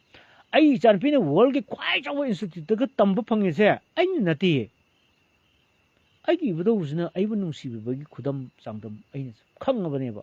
mana ai bu koi tan naurem thong lei tanari amara tangkham da chale tanai amada chale taunai a maibam lekai le tanai singam khale tanai pichum le tanari se aingona kari gum khara ibdo usna tau haibagi neba nangdi aigi asang ba chada naudani nang khara tawro haidna aingona power pisal ine ba aduna bu chakam da chahili singam le re kana khangti se maidai me karana ege je khangi se aina expert sing da hangbuda amda khangomde aina hangba wang moina bu aingona hangbude gi pakum piba ngami adubu expert amta na aina hangbuda wang moina pakum pi ngamde moina hangbude ai heta piba ngame ba aina ai maidai me karani ege loi ngaure makok loi chai maidai me karani ege ngamni khangdi loi ai mayam da haidongke maidai me se khoi khuyum lain ibane ko tawroi nai haiba ibdo pakhang bagi mamangi lawondo mane iramane kayam ko yake mo ana asagi live leibo asagi live se khun chap ai horen pung mapan matang torke ai angang na ko dare ngatang chap ke mamdi kaino bu ngasi nundang se khana udragadi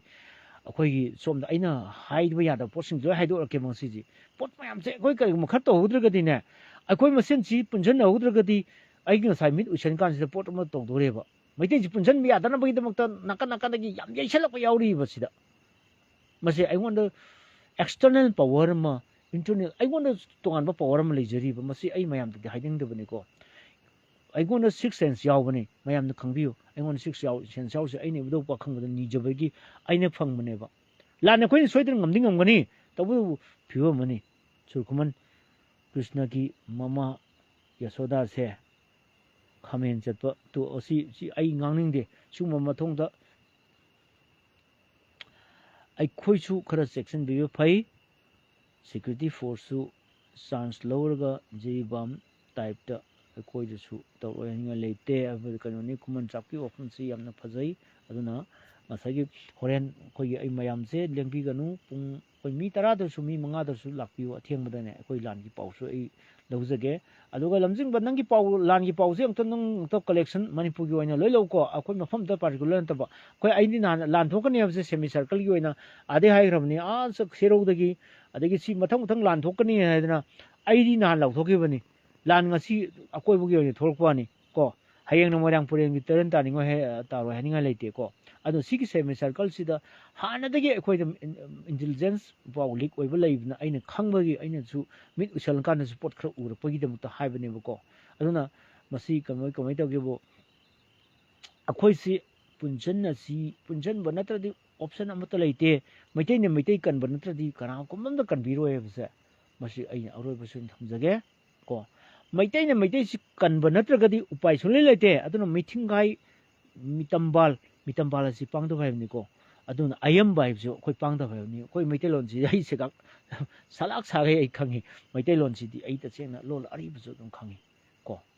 ꯑꯩ ꯃꯩꯇꯩꯂꯣꯟꯁꯦ ꯊꯤꯖꯤꯟꯕꯅꯤ ꯌꯥꯝꯅ ꯏꯁꯥꯒꯤ ꯏꯂꯣꯟꯁꯦ ꯑꯩꯈꯣꯏꯒꯤ ꯌꯥꯝ ꯀꯟꯅ ꯑꯩ ꯊꯤꯖꯤꯜꯂꯤꯀꯣ ꯂꯣꯟ ꯑꯔꯤꯕꯁꯦ ꯑꯌꯝꯕ ꯃꯤꯇꯝꯕꯥꯜ ꯑꯩꯈꯣꯏꯒꯤ ꯑꯌꯝꯕ ꯅꯠꯇꯦ ꯀꯣ ꯊꯧꯅꯥ ꯐꯕꯅꯤ ꯑꯗꯨꯅ ꯀꯣ ꯆꯥꯛꯀꯧꯕ ꯅꯣꯡꯉꯥꯟꯕꯗꯤ ꯑꯩꯗꯤ ꯅꯍꯥꯟ ꯍꯥꯏꯕꯅꯦ ꯆꯥꯛꯀꯧꯕ ꯅꯣꯡꯉꯥꯜꯂ ꯇꯧꯅꯤ ꯑꯩꯒꯤ ꯂꯥꯏꯐꯇ ꯃꯃꯥꯡꯗ ꯍꯪꯒꯠꯂꯒ ꯌꯦꯡꯕꯤꯌꯨꯅꯦ ꯆꯥꯛꯀꯧꯕꯁꯤ ꯚꯥꯏꯔꯦꯜ ꯆꯠꯅꯕꯒꯤꯗꯃꯛꯇ ꯃꯤ ꯈꯔꯅ ꯄ꯭ꯂꯥꯟ ꯇꯧꯔꯦ ꯆꯥꯛꯀꯧꯕꯁꯦ ꯑꯗꯨꯒ ꯆꯥꯛꯀꯧꯕ ꯍꯦꯛ ꯂꯣꯏꯕꯒ ꯀꯩ ꯊꯣꯛꯀꯦ ꯌꯦꯡꯉꯣꯅ ꯍꯥꯏꯈꯤꯕꯅꯦ ꯑꯩꯅ ꯀꯝꯗꯧꯏ ꯑꯩꯒꯤ ꯋꯥꯁꯦ ꯂꯥꯏꯅ ꯍꯥꯏꯕꯅꯦꯅ ꯈꯜꯂꯣ ꯑꯩꯅ ꯍꯥꯏꯕ ꯅꯠꯇꯦ ꯂꯥꯏꯅ ꯍꯥꯏꯕꯅꯦꯅ ꯈꯜꯂꯣ ꯏꯕꯨꯙꯧ ꯄꯥꯈꯪꯕꯅ ꯑꯩꯉꯣꯟꯗ ꯏꯟꯖꯜꯂ ꯍꯥꯏꯍꯟꯕꯅꯦꯅ ꯈꯜꯂꯣ ꯑꯩ ꯂꯣꯏ ꯇꯣꯡꯕ ꯃꯤꯁꯨ ꯅꯠꯇꯦ ꯃꯥꯏꯕꯤꯁꯨ ꯅꯠꯇꯦ ꯃꯥꯏꯕꯁꯨ ꯅꯠꯇꯦ ꯇꯧꯕꯇꯕꯨ ꯑꯩꯅ ꯏꯆꯝ ꯆꯝꯅ ꯑꯩ ꯅꯤꯡꯊꯧ ꯑꯝꯇ ꯑꯣꯏꯖꯒꯦꯅ ꯏꯕꯨꯙꯧꯗ ꯈꯨꯔꯝꯕꯁꯨ ꯂꯩꯌꯦꯕꯀꯣ ꯑꯩ ꯈꯨꯃꯟ ꯅꯤꯡꯊꯧ ꯑꯝꯇ ꯑꯣꯏꯖꯒꯦ ꯏꯙꯧ ꯑꯩ ꯑꯝꯇ ꯅꯤꯡꯊꯧ ꯑꯣꯏꯍꯟꯕꯤꯌꯨ ꯂꯩꯉꯥꯛꯁꯦ ꯑꯩ ꯂꯩꯕꯥꯛꯁꯦ ꯑꯃꯨꯛꯇꯪꯗꯤ ꯑꯩ ꯐꯖꯅ ꯑꯣꯛꯈꯥꯏꯒꯦ ꯍꯥꯏꯕꯅꯤ ꯂꯩꯕꯥꯛꯁꯦ ꯑꯃꯨꯛꯇꯪꯗꯤ ꯃꯊꯪ ꯀꯥꯎ ꯑꯣꯟꯊꯣꯛꯀꯦ ꯍꯥꯏꯕꯅꯤ ꯍꯥꯏꯗꯤ ꯉꯁꯥꯏꯒꯤ ꯀꯃꯥꯏꯅ ꯇꯧꯒꯦꯕꯨ ꯑꯐꯕꯁꯤꯅ ꯃꯊꯛꯇ ꯑꯣꯟꯈꯠꯍꯟꯒꯦ ꯍꯥꯏꯕ ꯑꯗꯨꯒ ꯐꯠꯇꯕꯁꯤꯅ ꯃꯈꯥꯗ ꯏꯟꯊꯈꯤꯒꯦ ꯍꯥꯏꯕꯅꯤꯗ ꯃꯊꯪ ꯀꯥꯎ ꯑꯣꯟꯊꯣꯛꯀꯦ ꯍꯥꯏꯕꯅꯤ ꯍꯧꯖꯤꯛꯇꯤ ꯑꯐꯕꯅ ꯃꯈꯥꯗ ꯂꯣꯏ ꯂꯩꯔꯦ ꯑꯗꯨꯒ ꯐꯠꯇꯕꯅ ꯃꯊꯛꯇ ꯂꯣꯏ ꯑꯣꯟꯈꯠꯂ ꯂꯩꯔꯦꯕꯀꯣ ꯁꯤꯒꯤꯁꯤ ꯃꯊꯪ ꯃꯈꯥ ꯑꯩꯅ ꯇꯛꯅ ꯑꯣꯟꯊꯣꯛꯍꯟꯒꯦ ꯃꯗꯨꯒꯤ ꯈꯨꯗꯣꯡꯆꯥꯕ ꯑꯝꯇ ꯑꯩꯉꯣꯟꯗ ꯄꯤꯕꯤꯌꯨ ꯑꯩ ꯏꯆꯥꯅꯨꯄꯤꯁꯦ ꯑꯃꯨꯛꯇꯪꯗꯤ ꯃꯌꯥꯝ ꯑꯃꯇ ꯁꯞꯄꯣꯔꯠ ꯇꯧꯕꯤꯌꯨ ꯀꯩꯗꯧꯔꯒꯦ ꯑꯩ ꯏꯆꯥꯅꯨꯄꯤ ꯑꯃꯇ ꯁꯦꯝꯖꯒꯦ ꯀꯩꯗꯧꯔꯒꯦ ꯑꯣꯖꯥ ꯎꯈ꯭ꯔꯨꯜ ꯂꯝꯕꯤꯁꯨ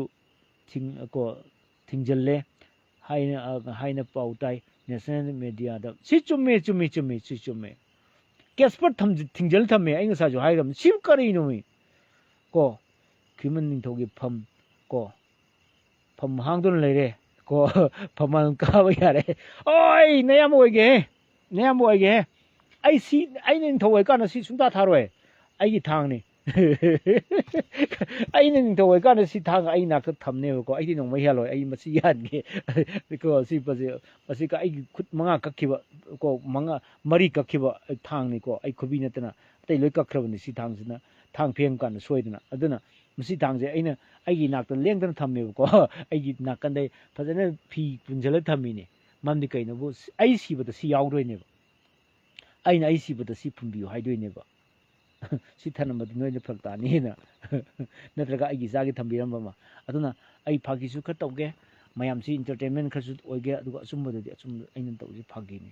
ꯑꯗꯨꯅ ꯑꯩꯅ ꯑꯁꯦꯡꯕꯗꯣ ꯑꯩꯅ ꯍꯥꯏꯒꯦ ꯑꯩꯗꯤ ꯑꯔꯥꯟꯕ ꯊꯕꯛꯇꯤ ꯁꯨꯡꯇꯧ ꯇꯧꯔꯣꯏ ꯑꯩ ꯈꯨꯃꯟ ꯅꯤꯡꯊꯧꯁꯦ ꯑꯃꯨꯛꯇ ꯑꯣꯏꯖꯒꯦ ꯃꯤꯌꯥꯝꯅ ꯑꯃꯨꯛꯇꯪ ꯅꯨꯡꯁꯤꯕꯤꯌꯨ ꯀꯪꯂꯩꯄꯥꯛꯁꯤꯒꯤꯅꯤ ꯑꯩꯅ ꯈꯨꯃꯟ ꯅꯤꯡꯊꯧ ꯑꯣꯏꯔꯒꯁꯨ ꯑꯇꯣꯞꯄ ꯀꯝꯃ꯭ꯌꯨꯅꯤꯇꯤꯁꯨ ꯑꯩ ꯂꯣꯏ ꯅꯨꯡꯁꯤꯕ ꯃꯤꯅꯨꯡꯁꯤ ꯎꯠꯂꯛꯀꯅꯤ ꯑꯩꯒꯤ ꯂꯅꯥꯏ ꯑꯣꯏꯕ ꯀꯥꯟꯅꯕ ꯑꯝꯇ ꯇꯧꯔꯣꯏ ꯅꯨꯄꯤꯁꯨ ꯂꯣꯜꯂꯣꯏ ꯑꯩꯗꯤ ꯍꯥꯟꯅ ꯂꯣꯟꯊꯣꯛꯈ꯭ꯔꯦ ꯑꯩꯅ ꯉꯥꯎꯔꯤꯉꯩꯗ ꯂꯣꯟꯊꯣꯛꯈ꯭ꯔꯦ 2 ꯂꯣꯜꯂꯝꯃꯦ ꯊꯥ 3 ꯑꯗꯨꯁꯨ 6 ꯃꯟ ꯇꯥꯟꯊꯣꯛꯈ꯭ꯔꯦ ꯀꯣ ꯑꯗꯨꯅ ꯑꯗꯨꯒꯤ ꯃꯇꯝꯗ ꯑꯩꯒꯤ ꯂꯟꯆꯦꯟꯕꯤ ꯁꯥꯊꯤꯅ ꯑꯋꯥꯕ ꯅꯪꯈ꯭ꯔꯦ ꯀꯣ ꯑꯩꯅ ꯃꯃꯥ ꯑꯇꯣꯝꯕꯤꯅ ꯄꯨꯔꯛꯑꯣꯅ ꯀꯣ ꯑꯩꯁꯤ ꯂꯥꯎꯊꯣꯛꯑꯝꯒꯦ ꯀꯩꯗꯧꯗꯣꯏꯅꯣ ꯑꯩꯅ ꯚꯔꯥꯗꯣ ꯃꯃꯣꯟ ꯂꯩꯀꯥꯏ ꯂꯩꯕꯗ ꯑꯩꯒꯤ ꯏꯆꯥꯅꯨꯄꯤ ꯑꯄꯤꯛꯄ ꯍꯧꯖꯤꯛ ꯂꯟꯆꯦꯟꯕꯤ ꯕꯣꯛꯁꯤꯡ ꯒꯣꯜ ꯂꯧꯔꯤꯁꯤ ꯑꯩꯅ ꯒꯥꯔꯤ ꯃꯃꯥꯡꯗ ꯍꯥꯞꯄ ꯄꯨꯀꯥꯟꯗ ꯃꯥꯅ ꯆꯣꯡꯊꯠꯇꯦ ꯍꯣꯠꯅꯕ ꯃꯃꯥꯁꯤꯅ ꯀꯞꯄ ꯂꯩꯍꯧꯕ ꯑꯩꯅ ꯅꯨꯄꯤ ꯑꯇꯣꯝꯕꯤꯅ ꯑꯥꯗ ꯑꯩꯈꯣꯏꯒꯤ ꯀꯩꯅꯣꯗ ꯇꯤꯗꯤꯝ ꯔꯣꯗ ꯃꯅꯥꯛꯇꯨꯗ ꯑꯩꯈꯣꯏ ꯁꯉꯥꯏ ꯑꯦꯛꯁꯄ꯭ꯔꯦꯁ ꯅꯥꯀꯟꯗ ꯚꯔꯥ ꯂꯩꯕꯗꯨꯗ ꯑꯩꯅ ꯄꯨꯔꯛꯅꯕ ꯍꯣꯠꯅꯕꯗ ꯑꯩꯒꯤ ꯏꯆꯥꯅꯨꯄꯤꯁꯦ ꯃꯥꯅ ꯄꯨꯔꯛꯄꯗ ꯆꯤꯡꯉꯥ ꯃꯈꯣꯡꯁꯤꯗ ꯀꯞꯄꯗ ꯃꯥꯅ ꯂꯥꯎꯈꯤꯕꯗꯣ ꯀꯅꯥꯝꯇꯁꯨ ꯊꯦꯡꯅꯗꯦ ꯑꯩ ꯉꯁꯤꯐꯥꯎꯗ ꯃꯥꯅ ꯀꯞꯄ ꯈꯣꯟꯖꯦꯜꯗꯣ ꯑꯩ ꯉꯁꯤꯐꯥꯎ ꯇꯥꯔꯦꯕ ꯑꯩꯅ ꯑꯗꯨꯒꯨꯝꯕ ꯌꯥꯝ ꯆꯥꯎꯈꯠꯇꯕ ꯊꯕꯛ ꯇꯧꯔꯝꯕꯅꯤꯅ ꯍꯌꯦꯡ ꯑꯩꯅ ꯅꯤꯡꯊꯧ ꯑꯣꯏꯕ ꯃꯇꯝꯗꯗꯤ ꯑꯩ ꯂꯥꯏꯒꯤ ꯉꯝꯊꯪꯗ ꯂꯩꯕꯅꯤꯅ ꯑꯩ ꯆꯨꯝꯅ ꯊꯕꯛ ꯇꯧꯖꯒꯦ ꯏꯕꯨꯙꯧ ꯄꯥꯈꯪꯕꯅ ꯈꯪꯁꯅꯨ ꯑꯩ ꯍꯥꯏꯖꯔꯤ ꯑꯩꯅ ꯑꯔꯥꯟꯕ ꯀꯩꯒꯨꯝꯕ ꯑꯃ ꯇꯧꯔꯛ ꯇꯥꯔꯗꯤ ꯏꯕꯨꯙꯧ ꯄꯥꯈꯪꯕꯅ ꯍꯧꯖꯤꯛꯁꯨ ꯑꯩꯒꯤ ꯆꯩꯔꯥꯛ ꯄꯤꯒꯅꯤ ꯍꯥꯏꯗꯅ ꯑꯩꯒꯤ ꯑꯃ ꯂꯩꯖꯔꯤꯕꯀꯣ ꯑꯗꯨꯅ ꯑꯩ ꯏꯕꯨꯙꯧ ꯄꯥꯈꯪꯕꯅ ꯅꯤꯖꯔꯤ ꯑꯩꯒꯤ ꯏꯆꯥꯅꯨꯄꯤꯁꯨ ꯑꯣꯂꯦꯝꯄꯤꯛ ꯑꯃꯨꯛꯇꯪ ꯌꯧꯍꯟꯕꯤꯌꯨ ꯃꯤꯌꯥꯝꯅ ꯑꯩꯕꯨ ꯅꯨꯡꯁꯤꯕꯤꯌꯨ ꯑꯩꯅ ꯁꯨꯡꯁꯣꯏ ꯁꯣꯏꯗꯅ ꯑꯩꯒꯤ ꯏꯆꯥꯅꯨꯄꯤꯅ ꯑꯣꯂꯦꯝꯄꯤꯛ ꯌꯧꯅꯤ ꯍꯥꯏꯕꯒꯤ ꯃꯩꯇꯩ ꯃꯔꯛꯇꯒꯤ ꯑꯃꯨꯛꯇꯪ ꯌꯧꯍꯟꯕꯤꯌꯨ ꯃꯤꯔꯥꯕꯥꯏꯅ ꯑꯣꯂꯦꯝꯄꯤꯛ ꯌꯧꯔꯤ ꯁꯨꯃꯥꯏꯅ ꯑꯩꯒꯤ ꯏꯆꯥꯅꯨꯄꯤꯁꯨ ꯑꯃꯨꯛꯇꯪ ꯌꯧꯍꯟꯕꯤꯌꯨ ꯑꯩ ꯃꯤꯌꯥꯝꯅ ꯌꯥꯗꯕ ꯅꯨꯃꯤꯠꯇ ꯑꯩ ꯂꯣꯏꯔꯦ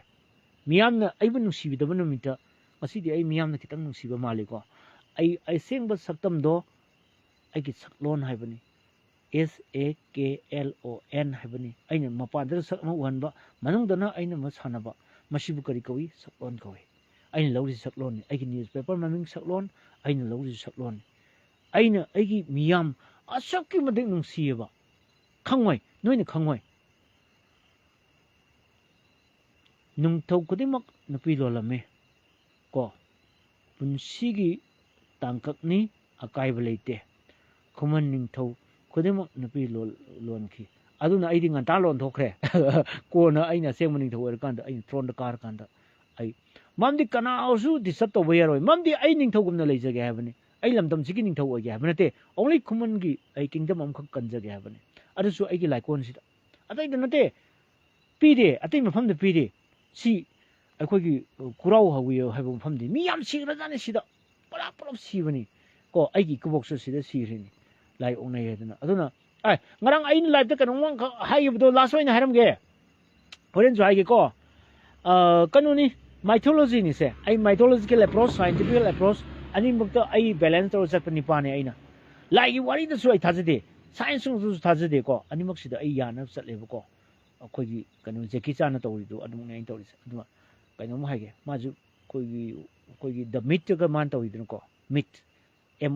MYTH ꯃꯤꯠꯇꯣ ꯑꯗꯨꯅ ꯃꯥꯅ ꯑꯗꯨꯒ ꯀꯨꯝꯃꯤꯕ ꯄꯣꯠꯇꯣ ꯑꯗꯨꯅꯦꯕ ꯑꯩꯅ ꯇꯧꯔꯤꯁꯦ ꯑꯗꯨꯅ ꯉꯥꯔꯤꯌꯥꯟꯁꯤꯗ ꯑꯩꯈꯣꯏꯒꯤ ꯍꯟꯗꯛꯀꯤ ꯚꯥꯏꯔꯦꯜ ꯆꯠꯂꯤꯗꯣ ꯑꯔꯥꯝꯕꯥꯏꯒꯤ ꯊꯧꯃꯤꯁꯤꯡꯅ ꯍꯜꯂꯛꯄꯗ ꯃꯃꯤ ꯁꯥꯃꯤ ꯑꯣꯏꯅ ꯄꯣꯠ ꯑꯃ ꯆꯠꯈꯤ ꯃꯣꯏ ꯑꯦꯛꯁꯤꯗꯦꯟ ꯊꯣꯛꯏ ꯍꯥꯏꯕꯒꯤ ꯚꯥꯏꯔꯦꯜꯅꯤ ꯆꯠꯂꯤꯗꯣ ꯃꯁꯤ ꯆꯨꯝꯕ ꯌꯥꯏ ꯀꯣ ꯃꯁꯤ ꯑꯩ ꯅꯍꯥꯟꯒꯩ ꯋꯥ ꯁꯨꯡꯉꯥꯡ ꯉꯥꯡꯗꯕꯅꯤ ꯑꯗꯨꯕꯨ ꯑꯩꯉꯣꯟꯗ ꯉꯔꯥꯡꯒꯤ ꯂꯥꯏꯞꯇ ꯀꯟꯅ ꯍꯥꯏꯔꯛꯈ꯭ꯔꯦ ꯑꯗꯨꯒ ꯑꯩꯒꯤ ꯏꯟꯕꯣꯛꯁꯇ ꯍꯥꯏꯔꯛꯈ꯭ꯔꯦ ꯃꯁꯤꯒꯤ ꯃꯇꯥꯡꯗ ꯑꯈꯪꯕ ꯈꯤꯇꯪ ꯍꯥꯏꯕꯤꯌꯨ ꯍꯥꯏꯗꯅ ꯍꯥꯏ ꯑꯗ ꯑꯩꯅ ꯍꯪꯉꯦ ꯑꯩꯈꯣই ꯕꯕꯥꯗ ꯍꯪꯉꯦ ꯉꯥꯔꯤꯌꯥꯟ ꯀꯣꯜꯂꯤꯕ ꯂꯥꯏꯔꯦꯝꯕꯤꯁꯦ ꯃꯃꯤꯡꯗꯤ ꯈꯪꯗꯦ ꯕꯕꯥ ꯑꯩꯗꯤ ꯃꯃꯤꯡ ꯈꯪꯉꯤ ꯍꯥꯏ ꯑꯩꯒꯤ ꯃꯪꯗ ꯍꯥꯏꯔꯝꯃꯤ ꯋꯥꯔꯣꯛ ꯂꯥꯏꯔꯦꯝꯕꯤ ꯀꯧꯋꯦ ꯑꯩ ꯂꯥꯏꯁꯪ ꯃꯆꯥ ꯑꯃꯈꯛ ꯊꯝꯂꯛꯈꯤꯅꯤ ꯃꯣꯏ ꯀꯕꯨꯏꯁꯤꯗ ꯑꯩ ꯋꯥ ꯑꯃꯈꯛꯇꯪ ꯍꯥꯏꯔꯛꯈꯤꯅꯤ ꯃꯣꯏꯅ ꯌꯥꯒꯦꯔꯥ ꯌꯥꯔꯣꯏꯒꯦꯔꯥ ꯑꯩꯒꯤ ꯋꯥꯔꯣꯛ ꯂꯥꯏꯔꯦꯝꯕꯤ ꯑꯁꯤꯗ ꯑꯩꯒꯤ ꯂꯥꯏꯁꯪ ꯃꯆꯥ ꯑꯃꯗꯤ ꯊꯝꯒꯅꯦꯕꯀꯣ ꯉꯁꯤ ꯅꯠꯇꯦ ꯅꯣꯠ ꯅꯥꯎ ꯑꯩꯅ ꯃꯥꯏ ꯄꯥꯛꯑꯕ ꯄꯨꯟꯁꯤꯗ ꯃꯥꯏ ꯄꯥꯛꯑ ꯃꯇꯝꯗ ꯉꯁꯤ ꯑꯩꯅ ꯂꯥꯏꯐꯇ ꯂꯥꯎꯊꯣꯛꯏꯁꯤꯅꯤꯀꯣ ꯑꯩꯅ ꯇꯧꯒꯗꯕ ꯊꯕꯛꯇꯤ ꯑꯩꯗꯤ ꯂꯥꯎꯊꯣꯛꯀꯅꯤ ꯑꯩꯗꯤ ꯄꯣꯂꯤꯇꯤꯁꯤꯌꯥꯟꯒꯨꯝꯅ ꯑꯩꯗꯤ ꯋꯥꯁꯛꯄ ꯍꯩꯇꯕ ꯅꯨꯄꯥꯅꯤ ꯑꯗꯨ ꯑꯩꯒꯤ ꯃꯪꯒꯤ ꯐꯣꯜꯒꯤ ꯃꯇꯨꯡ ꯏꯟꯅ ꯑꯩꯅ ꯃꯐꯝꯁꯤ ꯂꯥꯛꯏꯕꯁꯤꯁꯨ ꯑꯩꯒꯤ ꯗꯨꯀꯥꯟ ꯁꯥꯕ ꯈꯣꯠꯄ ꯍꯥꯟꯅ ꯂꯣꯏꯅ ꯎꯍꯜꯂꯦꯕ ꯃꯤꯗꯧꯁꯤꯅ ꯅꯪ ꯁꯤ ꯂꯥꯛꯑꯅꯤ ꯑꯩ ꯁꯤ ꯂꯥꯛꯑꯅꯤ ꯍꯥꯏꯕꯁꯤ ꯂꯣꯏ ꯎꯍꯜꯂꯦꯕ ꯑꯩꯒꯤ ꯉꯁꯥꯏ ꯗꯨꯀꯥꯟꯒꯤ ꯅꯨꯡ ꯀꯩꯅꯣ ꯊꯥꯕ ꯑꯗꯒꯤ ꯌꯣꯄꯤ ꯊꯥꯕ ꯍꯩꯇꯅ ꯐꯩꯔꯦꯡ ꯇꯨꯔꯦꯡ ꯆꯪꯕ ꯑꯗꯒꯤ ꯌꯣꯄꯤꯁꯤꯗ ꯐꯣꯟꯒꯤ ꯃꯃꯥꯏ ꯍꯥꯞꯄꯒꯤ ꯀꯩꯅꯣ ꯇꯦꯝꯄꯔ ꯒ꯭ꯂꯥꯁꯀꯤ ꯑꯊꯥꯕ ꯑꯃ ꯂꯥꯛꯑꯦꯕꯀꯣ ꯑꯗꯨ ꯋꯥꯆꯔ ꯑꯣꯏꯅ ꯗꯞ ꯏꯟꯁꯤꯜꯂꯦ ꯌꯣꯄꯤ ꯑꯗꯨ ꯗꯞ ꯏꯟꯁꯤꯜꯂꯦ ꯑꯗꯨꯁꯨ ꯍꯥꯟꯅ ꯃꯪꯗ ꯎꯠꯂꯤ ꯑꯗꯨꯃꯥꯏꯅ ꯇꯧꯗꯅ ꯉꯥꯔꯤꯌꯥꯟꯁꯤ ꯀꯔꯝꯕ ꯂꯥꯏꯔꯦꯝꯕꯤꯅ ꯄꯨꯒꯦ ꯍꯥꯏꯕꯕꯨ ꯑꯩꯈꯣꯏꯒꯤ ꯋꯥꯔꯣꯛ ꯂꯥꯏꯔꯦꯝꯕꯤ ꯍꯥꯏꯕ ꯑꯃ ꯄꯨꯏꯌꯦꯕꯀꯣ ꯅꯨꯄꯤꯅꯤ ꯃꯁꯛ ꯌꯥꯝ ꯐꯖꯩꯌꯦꯅ ꯍꯥꯏ ꯑꯩꯗꯤ ꯃꯁꯛ ꯎꯗ꯭ꯔꯤꯀꯣ ꯃꯥꯁꯤ ꯃꯃꯥꯡꯉꯩꯒꯤ ꯂꯤꯖꯦꯟꯗꯔꯤ ꯁ꯭ꯇꯣꯔꯤꯗ ꯀꯔꯤ ꯂꯩꯔꯝꯒꯦ ꯍꯥꯏꯕꯕꯨ ꯀꯅꯥꯒꯨꯝꯕ ꯑꯃꯅ ꯌꯥꯝ ꯀꯤꯅ ꯃꯌꯨꯝꯗ ꯍꯜꯂꯛꯄꯗꯣ ꯑꯁꯦꯡꯕꯗ ꯁꯨꯃꯥꯏꯅ ꯂꯥꯛꯏ ꯁꯨꯃꯥꯏꯅ ꯁꯨꯃꯥꯏꯅ ꯂꯥꯛꯏ ꯁꯨꯃꯥꯏꯅ ꯃꯣꯏ ꯑꯅꯤ ꯆꯠꯂꯦꯕ ꯀꯤꯗꯅ ꯁꯤꯡꯒꯜꯗꯤ ꯆꯠꯇꯦꯕ ꯒꯥꯔꯤ ꯑꯅꯤꯅꯤ ꯄꯨꯜꯂ ꯆꯠꯂꯤꯁꯦ ꯃꯣꯏ 3-4 ꯆꯠꯂꯤ ꯑꯗ ꯃꯥꯅ ꯌꯥꯝ ꯀꯤꯅ ꯆꯠꯄ ꯇꯥꯔꯒꯗꯤ ꯃꯥꯁꯤ ꯇꯨꯡꯗ ꯏꯟꯅꯔꯛꯀꯅꯤ ꯍꯥꯏꯌꯦꯕ ꯇꯨꯡꯗ ꯏꯟꯅꯔꯒ ꯃꯥꯏ ꯃꯌꯨꯝꯐꯥꯎ ꯊꯤꯟꯕꯤꯒꯅꯤ ꯍꯥꯏꯌꯦꯕ ꯃꯁꯤ ꯃꯃꯥꯡꯉꯩꯒꯤ ꯑꯍꯟꯁꯤꯡꯅ ꯂꯤꯕ ꯋꯥꯔꯤꯅꯤ ꯑꯗꯨꯅ ꯂꯥꯏꯖꯪꯂꯣꯝꯆ ꯀꯣ ꯀꯧꯇ꯭ꯔꯨ ꯀꯗꯥꯡꯄꯟ ꯐꯌꯦꯡ ꯀꯨꯀꯤꯅ ꯂꯥꯟꯗꯥꯔꯛꯑꯦ ꯂꯥꯏꯞ ꯂꯣꯏꯁꯤꯜꯂꯣ ꯀꯣ ꯐꯝꯐꯝꯗ ꯂꯥꯛꯑꯣ ꯀꯩꯅꯣꯗ ꯂꯥꯟꯐꯝꯗ ꯂꯥꯛꯑꯣ ꯀꯨꯀꯤ 5ꯗ ꯍꯥꯠꯂꯣ ꯂꯥꯛꯑꯣ ꯀꯔꯤꯅꯣ ꯂꯥꯏꯖꯪꯂꯣꯝꯆꯒꯤ ꯋꯥꯐꯝꯁꯤꯕꯣ ꯀꯔꯤꯅꯣꯅꯦ ꯑꯩꯅ ꯑꯃ ꯉꯥꯡꯉꯤ ꯅꯪꯅ ꯑꯃ ꯉꯥꯡꯉꯤ ꯐꯦꯛ ꯑꯦꯀꯥꯎꯟꯅꯤꯀꯣ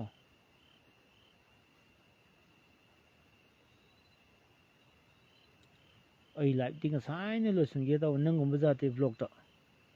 ꯃꯤꯅ ꯋꯥꯔꯤ ꯂꯤꯔꯤꯉꯩꯗ ꯀꯥꯔꯟꯁꯤꯕꯨ ꯃꯁꯤ ꯂꯥꯟ ꯆꯪꯕ ꯃꯤ ꯅꯠꯇꯦꯗ ꯃꯆꯨꯝ ꯆꯥꯕ ꯀꯥꯡꯕꯨꯅꯤꯗ ꯃꯣꯏꯁꯦ ꯑꯣ ꯑꯃꯨꯛ ꯇꯧꯔꯛꯑꯦ ꯁꯤ ꯁꯥꯎꯔꯛꯑꯅꯤ ꯑꯗꯣ ꯑꯩ ꯀꯩꯅꯣꯝ ꯍꯥꯏꯒꯦ ꯁꯤ ꯋꯥꯔꯤꯁꯤ ꯑꯝꯇ ꯂꯣꯏꯁꯤꯜꯂꯝꯒꯦ ꯍꯣꯔꯦꯟꯗꯤ ꯑꯩꯒꯤ ꯂꯥꯟꯒꯤ ꯀꯩꯅꯣ ꯑꯃꯨꯛꯁꯨ ꯇꯧꯔꯛꯑꯦꯅꯦ ꯉꯥꯅꯨ ꯆꯥꯅꯤꯡꯉꯦ ꯍꯥꯏꯔꯤꯅꯦ ꯑꯣ ꯏꯆꯥꯅꯨꯄꯤꯁꯤ ꯉꯥꯅꯨ ꯆꯥꯅꯤꯡꯉꯦ ꯍꯥꯏꯔꯤꯅꯦꯕꯀꯣ ꯉꯥꯅꯨ ꯃꯇꯩ ꯃꯅꯥꯎꯈꯛ ꯂꯩꯖꯕꯗꯣ ꯅꯍꯥꯟꯁꯨ ꯑꯃ ꯍꯥꯠꯈ꯭ꯔꯕ ꯀꯣ ꯑꯩ ꯏꯆꯥꯅꯨꯄꯥꯅ ꯑꯗꯨꯁꯨ ꯐꯥꯒꯠꯂꯛꯏꯅꯦ ꯑꯩꯅ ꯌꯥꯝ ꯂꯥꯏꯅ ꯃꯤꯠꯁꯦ ꯎꯏꯁꯟ ꯀꯥꯟꯗ ꯑꯩ ꯏꯆꯥꯅꯨꯄꯥꯅ ꯊꯣꯡꯕꯗ ꯎꯏꯌꯦꯕꯀꯣ ꯑꯗꯨ ꯇꯛ ꯅꯝꯕ ꯀꯥꯟꯗ ꯆꯨꯝꯃꯝꯃꯦ ꯕ꯭ꯂꯥꯏꯟ ꯍꯤꯠ ꯇꯧꯕꯅꯦꯀꯣ ꯑꯗꯨꯅ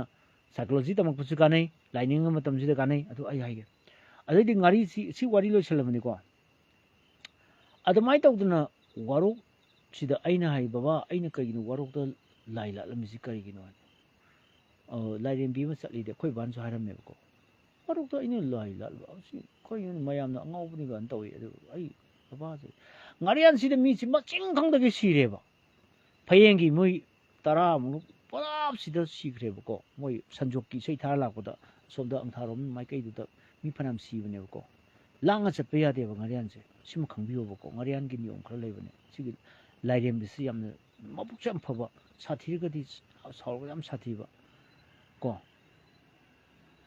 Okay. Comment ibigano wari video nasa nasu pusalagano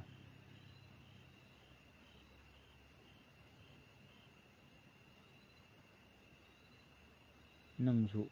sing kangbu ni yang kangbu ni sakro ay nga sami tay sing na kangbu sang kanu hay ani chat kre ko ngasige ado nga sai ko interview ngoinat kamay tong thuk si thom goda ya bage habis mami sami oina chakhi bodo maina chakhi video to yawe hay ai udri ko mai tawdna nga sai ko mai tagibu maina tawbodu oram bayai aduna nga sai ko mai tagibu singarian chapada pukchen seng na dum chapiu ko su tawroi akai ba kaim tawroi alan ba taw mi sing dum soina phagalakani aduga pharak tura amta leiroi ko adi mutakta nga sai ko mai tagibu masam sangi hay koi baba amna li bada masam sangi masak su phase hay masam wa wa tai hay aduga nga sai mai tagibu madi angau mat ayam matam da angau bo pijon sele hay ko lairem bisi masi legendary story ni aduna sig ngarian si man ko le bo phom se som do wang khem hai da ki bada ki ma cinema na ko mo phom ni aduga magi aseng bu lai phom di waro aina lei ko ising sei chu thok pa sing mathak su sing lei ta ba adam ising thok pa mayam ising loi kang na su kawi kun gi soiba waro ki mathak ki guha se ising sungle lep tang thok pom phom si da aina su ki aina oh aina mangno aina aigi nupi da hai si ma phom si da ne aina lai la amni se hai ai lai phom kan boy na khan gani ko natte lai la la ga chen tan ga da ni pa su natte ai to ko mi ma khalam ni ada sumai to dana masaki adung mamang gi wari ama leibani na aram baina the mind theng na bo ram ba yai haidana ai ngarang masi potang sida live te tang chingdo piyo na hai gi bu request mayam leibu di ai chingdo pa ne ko mada chumbalan bana tongan bamani adu wari leiban adu nga sai mai ta sida lut pa to we habu gi wafum di ai ta de sida lut to we habu da nungdang kain ki bi ganu ngari anda lak pada mi yam chatre handak ti adu mai na lak pada gi kina dana adu kaim ta ki ganu mamdi ai tom ta ni sida ayam nam dam de ise ai kana su ki de ba ko kana su ki de ai mon su tin su ki de lai su ki de mi su ki de karam ki de ko mai ta udna ma di sum na gi lambi sali ba traveler do mai maim la pa da ki ri ba do ki de na ba gi de mak ta khoi gi kana to bani ai khoi gi ngasai ki de na ba gi de mak do ma kan ma ji ngasai mai mo thin bi hai ba gi wari m lai re adagi mo akoi ipu mo khak la ra me ipu de khun gi ipu ma ado ipu si lai gi dre lai woi gre kirti ni akoi bok na lirem wari am khak li ge mayam ji da masi imphal si akoi bok khong sale hai imphal ka ba matam da khong sale hai ngarian si pitu pik na khong lambi khak leram ba lemba si da ngasai ma ni pa ka su sat pa na mi yawe hai ni pi ka su sat pa na mi yawe pulap sat ada khong na kilometer trani pani imphal ni put ang tha da gi na kilometer train pan ji khong sat la ga moi la lo tik tor me khoi ibok su chor thona yam mai pichak pi emi di soram ningon thongram do ong yam sathi ba pichak pa thona yam nei ba khoi bok se pichak atuka ma loi bu na a kari ni jingoi ba mi mathak ta ai chu dum ngang ngi pui ba ko abna ai khoi gi ibok na wari li ba ngarian gi tongan ba legendary story ma ko li ge ade ipu si thona yam pha law sing yam nei ba man imphal de khala pan si da mafam de karai de swai gi or ba ya swai gi or bu sa su ko mafam de swai ne ko ada tiger se kai se pam kai sina mami tu mai tour sina takla ka pu kan ti leiram ab chan kai lei nei wari ni ko koi bong ni lem wari ni ada nga sa ngoi da gi bu uziki ipu kirti hari se khetri mai kirti yam phawa ni pa ni ko ado mamangai bom ka pa da makut tat ki ipu du ko khut na mak na gai thau na police na law da mai khut thangkal e ha khut nam thori gai gi no law ka na khut thangkal e ha wari lei ai u hoi koi ipu du ai khang na hoi mai taw na masagi ai ga di kan thong de ipu do adu ro so koi ni ipu ko we ko yam phawa politician ni ma di ipu kirti se lai gi dre adu wai na sa ma gi bu ko gi lai gi dra ba german pla gi german sigi ek ma pa ne ko adu na sa ga koi ma mo gi ma pa ne ko adu na ada masagi wari li ma halak sage ngarian gi wari liu harabni ilije ge ko adoidi ma si kai ma kom thengna dore kai ma thengna basi taibong mi na kai ma thengna basi ngam banate mi chama ga lamba tawi haiba pamba kai sidi mai makota siba dare ba da loksing am lae ai por isi tour se kai si ki mamit siga tour siga misana halamaga nungna nallaga kapsala thamamaga mana asomna kanda leithoga asomada jungle da faul sien ga mayim yawre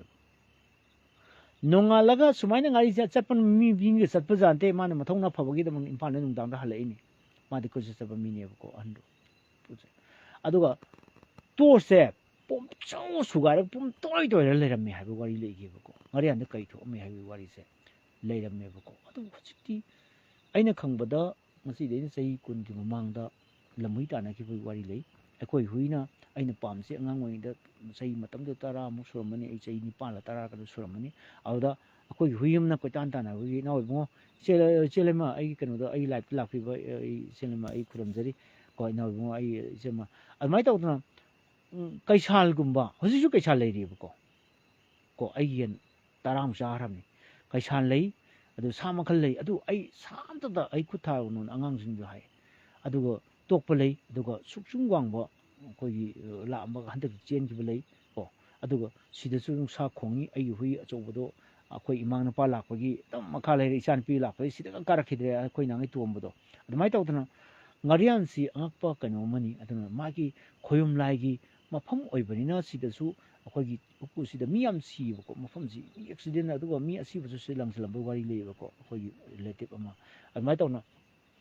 koi mam tolama sida moi sen hatok na bani aji langsalamni ai hek stol sima kha da lam thelam lei ko theluda aduna ai asi ki bagi aisu khong te ki lei ko hojibo khong te lei ko khu je aduna ai ki hojipu de ki dre kai ma ki dre mai tawdana ngarian si di lau khong ga lakpi ganu ngarian de lakke na khalagadi lau khong lakpi ganu lairembi na lai gi mafam ni yamna lubani chingsi adu angna danger oiba chingdi natte ko aduga masai mai ta gibu asugi badi galai ji chuda bu khara yawba admai tawna section laudradi yam chiningai oiba aina khangbada tata thawbasing kun kunthra gi matak sigre adu excursion lakpaga punna tharga di mi 50 matak ai punchi je thengna mi 50 matak sigre ngarian sida asugi badi danger oiba lambi ni husi badi chawre lambi ada koi puina imphal kare haibagi san gari nong chalame mathangda khongsal mathangda san gari dong chale san gari dagi cycle dong chale adagi mu hawa gari thole mai matam ina adu ngarian de husi chawthe agi store bo phame asini ngarian gi wari je aduna ngarian de thengma amamba chappada kiningai kasu oide lairembi ne kon phamnina warok lairembi imana thawgaliba mafamnina ai nungtigi la wari lairembi khurame ko somsu ibdo khurame mai laisang laifam laijari basida